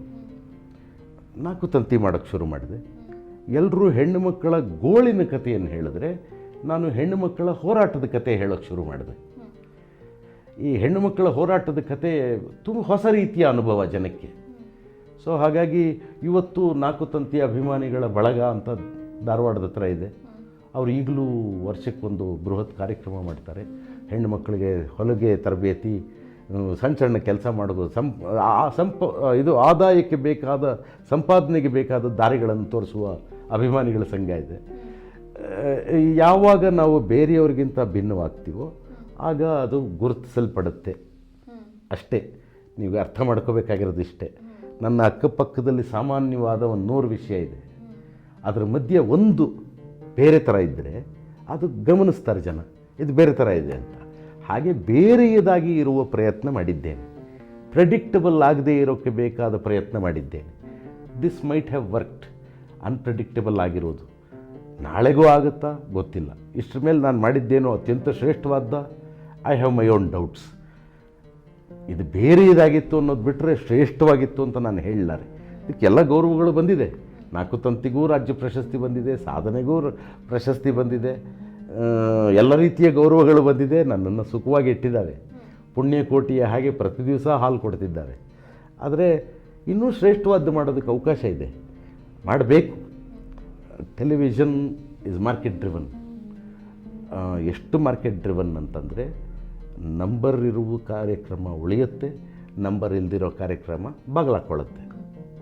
ಗರ್ವದಂಥ ಧಾರಾವಾಹಿ ಪ್ರಕಾಶ್ ಬೆಳ್ವಾಡಿ ಅತ್ಯದ್ಭುತವಾಗಿ ಮಾಡ್ತಿದ್ರು, ನಂಬರ್ ಇರಲಿಲ್ಲ, ನಿಂತು ಹೋಯಿತು. ಅದೇ ಥರ ಸೇತುರಾಮ್ ಅವ್ರದ್ದು ಧಾರಾವಾಹಿ ಚೆನ್ನಾಗಿತ್ತು, ಹೊಸದಾಗಿತ್ತು, ನಂಬರ್ ಇರಲಿಲ್ಲ, ನಿಂತು ಹೋಯಿತು. ನನ್ನ ಸೀರಿಯಲ್ ನಂಬರ್ ಇತ್ತು ಅಷ್ಟೇ. ನಂಬರ್ ಇದ್ದಿದ್ದೆಲ್ಲ ಶ್ರೇಷ್ಠ ಅಂತಲೂ ಅಲ್ಲ, ಜನಪ್ರಿಯವಾದದ್ದೆಲ್ಲ ಜನ ಒಪ್ಕೋಬೇಕು ಅಂತಲೂ ಅಲ್ಲ. ಅಂದರೆ that's one thing we should understand. ಜನಪ್ರಿಯವಾದ್ದೆಲ್ಲ ಶ್ರೇಷ್ಠವಲ್ಲ, ಹಾಗೆ ಶ್ರೇಷ್ಠವಾಗಿರೋದೆಲ್ಲ ಜನಪ್ರಿಯವಾಗಿರ್ತದೆ ಅಂತಲೂ ಅಲ್ಲ, ಅಲ್ವೇ? ಶಿವರಾಮ್ ಕಾರಂತರ ಪುಸ್ತಕ 1000 ಪ್ರತಿನೇ ಪ್ರಿಂಟ್ ಆಗ್ತಿತ್ತು. ಆ ಕಾಲದಲ್ಲಿ ಉಷಾ ನವರತ್ನರಾಮ್ ಅವ್ರದ್ದು 10,000 20,000 ಪ್ರಿಂಟ್ ಆಗ್ತಿತ್ತು. ಇವತ್ತು ನಾವು ಶಿವರಾಮ್ ಕಾರಂತರನ್ನು ನೆನೆಸ್ಕೋತೀವಿ, ಉಷಾ ನವರತ್ನರಾಮ್ ಅವ್ರನ್ನ ಕಷ್ಟಪಟ್ಟು ಜ್ಞಾಪಿಸ್ಕೋತೀವಿ. ಜ್ಞಾಪಿಸ್ಕೊಳ್ಳಲ್ಲ ಅಂತಲ್ಲ, ಕಡಿಮೆ ಜ್ಞಾಪಿಸ್ಕೋಬಹುದು. ಯಾವುದು ಇಲ್ಲಿಗೆ ಸಹಾಯ ಮಾಡುತ್ತೋ ಅದು ಉಳಿಯುತ್ತೆ. ಆ ಕೆಲಸ ಮತ್ತೆ ಮಾಡಬೇಕು ಅಲ್ವಾ? ಕಾಸರವಳ್ಳಿಯವರು ಕಡಿಮೆ ಸಿನಿಮಾ ಮಾಡಿರಬಹುದು, ಆದರೆ ಎಲ್ಲ ಸಿನಿಮಾನು ಮತ್ತೆ ಹಾಕ್ಕೊಂಡು ನೋಡ್ತೀವಲ್ಲ ನಾವು, ಅಲ್ವಾ? ಗುರುಗಳು ಅಂತೀವಲ್ಲ ಅವ್ರನ್ನ. ಒಂದು ದ್ವೀಪನ ಮತ್ತೆ ಹಾಕ್ಕೊಂಡು ನೋಡ್ತೀವಿ, ಘಟಶ್ರಾದ್ದ ಮತ್ತೆ ಹಾಕ್ಕೊಂಡು ನೋಡ್ತೀವಿ. ಇದೆಲ್ಲವೂ ಶ್ರೇಷ್ಠವಾದದ್ದು. ಶ್ರೇಷ್ಠವಾದ್ದು ಉಪ್ಪಿನಕಾಯಿ ಹಾಗೆ ಅಟ್ಟದ ಮೇಲೆ ಸದಾಕಾಲ ಇರುತ್ತೆ. ಜನಪ್ರಿಯವಾದ್ದು ಅವತ್ತೇ ಅಲ್ಲೇ ಖಾಲಿ, ಚೌ ಥರ ಅವತ್ತೇ ಖಾಲಿ, ಮತ್ತು ನಾಳೆಗೆ ನೆನಪಲ್ಲೂ ಇರಲ್ಲ ಅದು. ಹೀಗೆ ಇಷ್ಟೆಲ್ಲ ಮಾಡಿದ್ರು ಇನ್ನೂ ಮಾಡಬೇಕು ಅನ್ನೋ ತುಡಿತಾ ಇದೆಯಲ್ಲ ಸರ್, ಅದು ತುಂಬ ದೊಡ್ಡದು. ಚಿತ್ರಕಥೆ, ಸಂಭಾಷಣೆ, ನಿರ್ದೇಶನ, ರಂಗಭೂಮಿ ಈ ಎಲ್ಲದ್ರ ಜೊತೆಗೆ ನಟನೆ ಕೂಡ ನಿಮ್ಮ ಒಂದು ಆಸಕ್ತಿ. 2018ರಲ್ಲಿ ಅತ್ಯಂತ ದೊಡ್ಡ ಸಿನಿಮಾ ಅನ್ಸ್ಕೊಂಡಂತಹ KGF ಸೇರಿದಂತೆ ಅನೇಕ ಚಿತ್ರಗಳಲ್ಲಿ ನೀವು ನಟನೆಯನ್ನು ಮಾಡಿದ್ದೀರಾ. ನಿಮಗೆ ಇಷ್ಟವಾದಂತಹ ಪಾತ್ರ ಯಾವುದು? ಅದು ನಟನೆಯಲ್ಲಿರ್ಬೋದು ಅಥವಾ ನಿರ್ದೇಶನ, ರಂಗಭೂಮಿ ಎಲ್ಲಾದರೂ ಇರ್ಬೋದು. ಸಿನಿಮಾದಲ್ಲಿ ನನಗೆ ಈವರೆಗೆ ನಾನು ಅಭಿನಯಿಸಿದ್ರಲ್ಲಿ 2 ಸಿನಿಮಾ ತುಂಬ ಇಷ್ಟವಾದದ್ದು. ಒಂದು ಸ್ಲಂ ಬಾಲ ಅಂತ ಸುಮನ ಕಿತ್ತೂರವರು ನಿರ್ದೇಶನ ಮಾಡಿದ ಮೊದಲನೆಯ ಸಿನಿಮಾ, ತುಂಬ ವಿಶಿಷ್ಟವಾದ ಪಾತ್ರ. ಇನ್ನೊಂದು ಅನಂತು ವರ್ಸಸ್ ನಜರತ್ ಅಂತ ಅದು ಸುಧೀರ್ ಶಾನ್ಭಾಗ್ ಅನ್ನುವ ಹುಡುಗ ಮಾಡಿದ್ದಿದ್ದು. ನಾನು ದೈವ ಭಕ್ತ ಅಲ್ಲ, ನನಗೆ ಆಚರಣೆಗಳು ಗೊತ್ತೇ ಇಲ್ಲ. ನನ್ನ ಕೈಲಿ ಆ ಥರದ ಸಂಪೂರ್ಣ ಆಚರಣೆಯಲ್ಲೇ ಬದುಕುವ ಒಂದು ಪಾತ್ರ ಮಾಡಿಸಿದ್ರಲ್ಲ, ದಟ್ ವಾಸ್ ಎ ಚಾಲೆಂಜ್. ನಾನು ಯಾವತ್ತೂ ಮಾಡಿಲ್ಲದೆ ಇರೋದನ್ನ ಮಾಡಬೇಕಾಗಿತ್ತು. ಹಿಂಗೆ ಬಾಳೆ ಎಲೆ ಸುತ್ತ ಮಾಡುವುದೇ ಒಂದು ದೊಡ್ಡ ವಿಷಯ. ನನಗೆ ಬರ್ತಿರ್ಲಿಲ್ಲ, ನನಗೆ ಇವತ್ತಿಗೂ ಬರಲ್ಲ. ಅವ್ರು ಯಾರೋ ಹೇಳಿಕೊಟ್ರು ಮಾಡಿದೆ. ಅದು ಜನ ನೋಡಿ ಮೆಚ್ಕೊಂಡಾಗ ಓ ಪರವಾಗಿಲ್ಲ, ನಾನು ಪರವಾಗಿಲ್ಲ ಅನ್ನೋ ಹಾಗೆ ಮಾಡಿದ್ದೀನಿ ಅನ್ನುವ ಮಾತು. ಈ ಎಲ್ಲಕ್ಕಿಂತ ಮೀರಿ ಸಿನಿಮಾದ ನಟನೆಗಿಂತ ನಿಜವಾಗಲೂ ನನಗೆ ನಟನಾಗಿ ಸಂಪೂರ್ಣ ಒಂಥರ ತೃಪ್ತಿ ಕೊಟ್ಟಂಥದ್ದು ಅಂತಂದರೆ ನಾ ತುಕಾರಾಮಲ್ಲ ಅನ್ನುವ ಒಂದು ನಾಟಕ. ಅದು ಎಸ್ ಸುರೇಂದ್ರನಾಥ್ ನಿರ್ದೇಶನ. ನಾನು ಮತ್ತು ಏಣಿಗೆ ನಟರಾಜ ಇಬ್ಬರು ಮಾಡ್ತಿದ್ವಿ. 48 ಪ್ರದರ್ಶನ ಏನೋ ಆಯ್ತದು. 49ನೇ ಪ್ರದರ್ಶನ ಆಗಬೇಕಾದ ದಿವಸ ಅವನ ಆರೋಗ್ಯ ಕೆಟ್ಟೋಯ್ತು ನಟರಾಜಂಗೆ. ಅದಾದಮೇಲೆ ಶೋ ಆಗಲಿಲ್ಲ, ಅದು ಅವನು ತೀರ್ಕೊಂಬಿಟ್ಟ ನಟರಾಜ. ತುಂಬ ಅದ್ಭುತವಾದ ಪಾತ್ರ, ಒಬ್ಬ ನಟನಾಗಿ ಸಂಪೂರ್ಣ ದುಡಿಸ್ಕೊಂಡ ಪಾತ್ರ. ಅದೇ ಥರ ಅದೇ ಸುರೇಂದ್ರನಾಥ್ ನಿರ್ದೇಶನ ಮಾಡಿದ ಮ್ಯಾಕ್ಬೆತ್ ನಾಟಕ ಇರಬಹುದು, ಅಥವಾ ಶ್ರೀನಿವಾಸ್ ಪ್ರಭು ಅವರು ನಿರ್ದೇಶನ ಮಾಡಿದ ಒಂದು ನಾಟಕ, ಅದು ರಷ್ಯಾದ ನಾಟಕಕಾರನ ಕತೆಗಾರನ ಕನ್ನಡ ವರ್ಷನ್, ಅದು ಸಾಹೇಬರು ಬರುತ್ತಾರೆ ಅಂತ. ಅದನ್ನು ಆಮೇಲೆ ಅದೇ ಥರದ ಕಥೆನ ಕೊಂಡು ಹೋದ ಅಂತ ನಾಗ್ತಿಹಳ್ಳಿ ಅವರು ಸಿನಿಮಾ ಮಾಡಿದ್ರು, ಅದೇ ಥರದ ಕತೆ.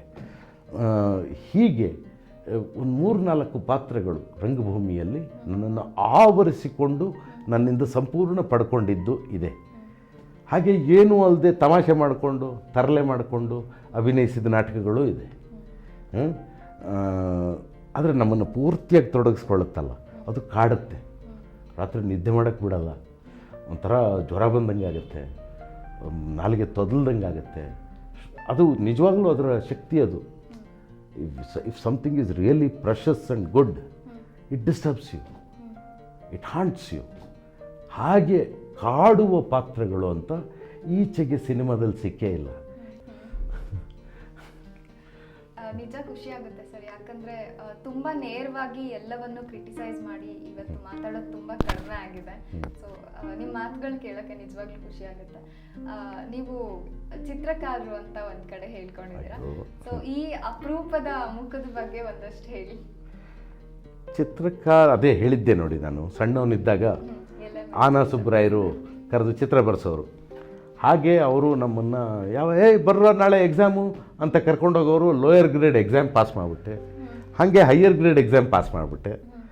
ಅದಾದಮೇಲೆ ಒಂದು 5 ವರ್ಷ ಕಾಲ ಕಲಾಮಂದಿರದಲ್ಲೇ ಸಂಜೆ ಹೊತ್ತು ಕಲಿತಾ ಇದ್ದೆ. ಹಾಗೆ ಕಲ್ತಿದ್ದರಿಂದ ಇವತ್ತು ಭಾಳ ಜನ ಕಷ್ಟಪಟ್ಟು ಪಾಸ್ ಕರೆಯುವ BFA ಅಂತ ಏನು ಕರೀತಾರೆ, ಬ್ಯಾಚುಲರ್ ಇನ್ ಫೈನ್ ಆರ್ಟ್ಸ್ ಅಂತ, ಅದಕ್ಕೆ ಈಕ್ವಲೆಂಟ್ ಆದ ಪರೀಕ್ಷೆಗಳನ್ನು ಪಾಸ್ ಮಾಡಿದ್ದೆ. ಆದರೆ ಪ್ರಾಕ್ಟೀಸ್ ಇಲ್ಲ. you may learn a lot of things, but if you do not have practice, it just fizzles away, fades away. ಹಾಗೆ ನಾನು ಕಲ್ತಿದ್ದೀನಿ ಅನ್ಬೋದೇ ಹೊರತು ಇವತ್ತು ಪ್ರಾಕ್ಟೀಸ್ ಮಾಡ್ತಿಲ್ಲ. ಆದ್ದರಿಂದ ನಾನು ಚಿತ್ರಕಲಾವಿದ ಅನ್ನಲಾರೆ. ಯಾರೋ ಮಾಡಿದ್ದನ್ನು ನೋಡಿ ಮೆಚ್ಚಿಕೊಳ್ಳುವುದು ಬರುತ್ತೆ. ಹಾಗೆ ಸಂಗೀತನೂ ಕಲ್ತಿದ್ದೀನಿ, ಹಾಗೆ ಭರತನಾಟ್ಯವನ್ನೂ ಕಲ್ತಿದ್ದೀನಿ, ಎಲ್ಲದರಲ್ಲೂ ಏನೇನೋ ಪಾಸ್ ಮಾಡ್ಕೊಂಡಿದ್ದೀನಿ. ಪ್ರಾಕ್ಟೀಸ್ ಮಾಡ್ತಿಲ್ವೇ? ಯಾವುದು ಪ್ರಾಕ್ಟೀಸ್ ಮಾಡಿಲ್ವೋ ಅದು ನಿಮ್ಮ ಜೊತೆ ಉಳಿಯೋಲ್ಲ ಅಲ್ವಾ? You may learn lot of things. Carpentry ಥರ ದಿವಸ ಸುತ್ತಿಗೆ ಹಿಡ್ಕೊಂಡು ಹೊಡೆದ್ರೇ ಕರೆಕ್ಟಾಗಿ ಸ್ಟ್ರೈಟ್ ಲೈನಲ್ಲಿ ಕಟ್ ಮಾಡೋಕ್ಕಾಗೋದು. ಇಲ್ಲದ್ರೆ ಕಟ್ ಮಾಡೋಕ್ಕೆ ಆಗಲ್ಲ. ಒಂದು ಮರದ ತುಂಡ ಅಭ್ಯಾಸ ಬೇಕಾದ್ರೆ.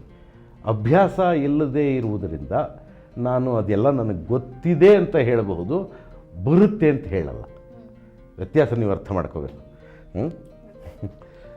ಸರ್, ದೃಶ್ಯ ಮಾಧ್ಯಮದಲ್ಲಿ ತೊಡಗಿಸ್ಕೊಂಡಂಥವ್ರು ವರ್ಲ್ಡ್ ಸಿನಿಮಾಗಳನ್ನು, ನಾಟಕಗಳನ್ನು ನೋಡುವಂಥ ಪ್ರಾಮುಖ್ಯತೆ ಏನು? ಮತ್ತು ಒಂದು ಅಂದರೆ ಹೊರಗಿನ ನಾಟಕವೊಂದನ್ನು ನಮ್ಮ ನೆಲಕ್ಕೆ ಹೊಂದಿಸಿ ನಾವು ಅದನ್ನು ತರಬೇಕಾದ್ರೆ ಅನುಸರಿಸಬೇಕಾದಂತಹ ಕ್ರಮಗಳೇನು, ಹೇಗೆ ತರಬೇಕು? ಎರಡು ಬೇರೆ ಬೇರೆ ವಿಷಯ ಮಾತಾಡ್ತಿದ್ದೀರಿ. ಒಂದು, watching anything on A world platform.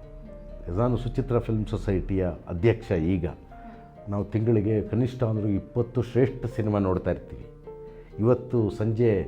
ಇವತ್ತೇ ಸಂಜೆ ಡಿಸೆಂಬರ್ 1ನೇ ತಾರೀಕು ಸಂಜೆ ಅತ್ಯದ್ಭುತವಾದ ಡ್ಯಾಡೀಸ್ ಲಂಚ್ ಬಾಕ್ಸ್ ಅನ್ನುವ ಜಾಪನೀಸ್ ಸಿನಿಮಾ ಇದೆ. ಅದು ಎಲ್ರಿಗೂ ಸುಲಭವಾಗಿ ಸಿಗುವಂಥ ಸಿನಿಮಾ ಅಲ್ಲ. ಅಥವಾ ನಿನ್ನೆ ನಾವು ನೋಡಿದ ಜರ್ಮನ್ ಸಿನಿಮಾ, ಮೊನ್ನೆ ನೋಡಿದ ಫ್ರೆಂಚ್ ಸಿನಿಮಾ, ಶುಕ್ರವಾರ ಶನಿವಾರ ಭಾನುವಾರ ಸಿನಿಮಾಗಳಿರ್ತವೆ ಅಂತ ಹೇಳ್ತಾ ಇದ್ದೇನೆ. ಇವೆಲ್ಲವೂ ನಮಗೆ ಕಲಿಸ್ತಾನೇ ಇರುತ್ತೆ. ನಾನು ನನ್ನ ಸಿನಿಮಾನ ಕಟ್ಟಬಹುದಾದ ಕ್ರಮವನ್ನು ಕುರಿತು ಮಾತಾಡ್ತಾ ಇರುತ್ತೆ. ನ್ಯಾರೇಟಿವ್ ಪ್ಯಾಟ್ರನ್ ಇರಬಹುದು, ಸ್ಟೋರಿ ಕನ್ಸ್ಟ್ರಕ್ಷನ್ ಪ್ಯಾಟ್ರನ್ ಇರಬಹುದು, ಅನುಭವ ಲೋಕ ಅದು. ಈಗ ಜಲ್ಲಿಕಟ್ಟು ಅಂತ ಒಂದು ಮಲಯಾಳಂ ಸಿನಿಮಾ ಇದೆ, ನೀವು ಅದನ್ನು ಅಮೆಝಾನ್ ಪ್ರೈಮ್ ವಿಡಿಯೋದಲ್ಲಿ ಇವತ್ತೇ ರಾತ್ರಿ ನೋಡಿ. ನೀವು ಒಂದು ಹಳ್ಳಿಯ ಮಧ್ಯೆ ಒಂದು ಎಮ್ಮೆ, ಕಡಿಯೋಕ್ಕೆ ಸಿದ್ಧವಾಗಿದ್ದ ಎಮ್ಮೆ ತಪ್ಸ್ಕೊಂಡು ಓಡ್ಬಿಡುತ್ತಮ್ಮ. ಇಡೀ ಹಳ್ಳಿಯ ಜನ ಅದನ್ನು ಹಿಡಿಯೋಕ್ಕೆ ಪ್ರಯತ್ನ ಮಾಡ್ತಾರೆ. ಇಷ್ಟೇ ಕತೆ. ಎಷ್ಟು ಜನ ಮಾಡಿದಾನ ಆತ? ನೀನು 70-80 ವರ್ಷ ಆಗಿರುವ ಜ್ಞಾನಿಯೇ. ಅವನು ಜೋಸೆಫ್ ಪೆಲ್ಲಿಸಾರಿ ಅಂತ 26-28 ವರ್ಷದ ಹುಡುಗ. ಎಷ್ಟು ಅದ್ಭುತವಾದ ಸಿನಿಮಾ ಮಾಡಿದ್ದಾನೆ. ಅದು ನಾನು ಹೇಳ್ತಿರೋದೇನು ಅಂದರೆ, ನೀವು ಕಣ್ಣು ತೆರೆಕೊಂಡಿದ್ದರೆ ಶ್ರೇಷ್ಠವಾದ್ದು ಕಾಣಿಸ್ತಾನೇ ಇರುತ್ತೆ. ಆ ಶ್ರೇಷ್ಠವಾದರ ಜೊತೆಗೆ ಒಂದು 4 ಹೆಜ್ಜೆ ಹಾಕಿದ್ರೆ ನಿಮಗೂ ಒಂದಿಷ್ಟು ಅದರ ಗುಣ ಬರಬಹುದೇನೋ ಅಂತ ಆಸೆ ಅಲ್ವಾ? ಈಗ ನೀ ಬುದ್ಧಿವಂತೆ, PhD ಮಾಡ್ತಿದ್ಯಾ, ನಿನ್ನ ಪಕ್ಕದಲ್ಲಿ ಕೂತಿರೋ ನಂಗೆ ಒಂಚೂರು ಬುದ್ಧಿ ಬರ್ಬೋದೇನೋ ಅಂತ ಆಸೆ. ಹಾಗೆ ಯಾವುದನ್ನು ಎಲ್ಲವನ್ನು ನಮಗೆ ಮಾಡ್ಕೊಳ್ಳೋಕ್ಕೆ ಸಾಧ್ಯವಾ? ನೀವು ಕೇಳಿದ್ರಿ ಕಡೆಯ ಪ್ರಶ್ನೆಯ ಕಡೆಯಲ್ಲಿ, ಬೇರೆದೆಲ್ಲನೂ ಇಲ್ಲಿಗೆ ಹೊಂದಿಸುವುದು ಹೇಗೆ ಅಂತ. ಈಗ ಭಾಳ ಇತ್ತೀಚೆಗೆ ಫ್ರೆಂಚಿನ ಒಂದು ನಾಟಕವನ್ನು ಕನ್ನಡಕ್ಕೆ ಅನುವಾದಿಸಿದ್ದೇನೆ, ಮಾ ಅಂತ. ಮೂಲ ನಾಟಕದ ಹೆಸರು ಮದರ್ ಅಂತ. ಅಲ್ಲಿಂದ ಇಲ್ಲಿಗೆ ಅನುವಾದಿಸುವಾಗ 2 ಪ್ರಕ್ರಿಯೆ ಇದೆ. ಒಂದು ಅನುವಾದ, ಅಲ್ಲಿರೋದನ್ನು ಹಾಗೆ ಅನುವಾದ ಮಾಡುವುದು. ಇನ್ನೊಂದು ಆ ಸಂಸ್ಕೃತಿ ಇಲ್ಲಿಗೆ ಬಂದಾಗ ಹೊಂದೇ ಇರಬಹುದು. ಕನ್ನಡದ ಪ್ರೇಕ್ಷಕನಿಗೆ ಈ ಸಂಸ್ಕೃತಿ ಹೊಂದೋದಿಲ್ಲ. ಸೊ ಈ ಕನ್ನಡದ ಪ್ರೇಕ್ಷಕನಿಗೆ ನಾನು ತಾಗಬೇಕಾಗಿರೋದು, ಫ್ರೆಂಚ್ ಪ್ರೇಕ್ಷಕರಿಗೆ ಅಲ್ಲ. ಸೊ ಕನ್ನಡದ ಪ್ರೇಕ್ಷಕರಿಗೆ ಈ ನಾಟಕ ಅರ್ಥ ಆಗೋಕ್ಕೆ ನಾನು ಏನು ಮಾಡ್ತೀನಲ್ಲ, ಅದು ಇಲ್ಲಿಂದ ಹೊಯ್ದ ಭಾವ. ಅದಕ್ಕೆ ನಾವು ಅದನ್ನು ಭಾವಾನುವಾದ ಅಂತೀವಿ. ಅಲ್ಲಿ ದುಃಖ ಇದೆ, ಇಲ್ಲೂ ದುಃಖ ಇದೆ. ಆದರೆ ಈ ದುಃಖ ಕನ್ನಡದ್ದು. ಫ್ರೆಂಚರ ದುಃಖ ಬೇರೆ, ಕನ್ನಡದವ್ರ ದುಃಖ ಬೇರೆ.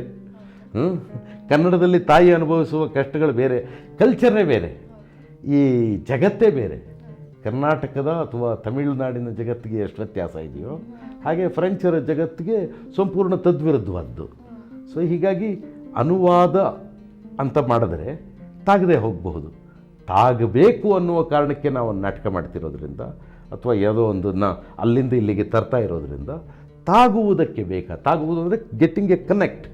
ನನ್ನ ಪ್ರೇಕ್ಷಕರ ಜೊತೆಗೆ ಒಂದು ಸಂಬಂಧ ಕ್ರಿಯೇಟ್ ಆಗೋದು, ಕೊಂಡಿ ಸೃಷ್ಟಿಯಾಗೋದು. ಅದಕ್ಕಾಗಿ ಏನು ಮಾಡ್ತೀವಲ್ಲ, that is what is the job. ಅದು ಅನುಭವ ಬಂದಂಗೆ ಅದು ಗಟ್ಟಿಯಾಗ್ತಾ ಹೋಗುತ್ತೆ, ಒಳ್ಳೆಯದು ಆಗುತ್ತೆ ಅನೇಕ ಸಲ.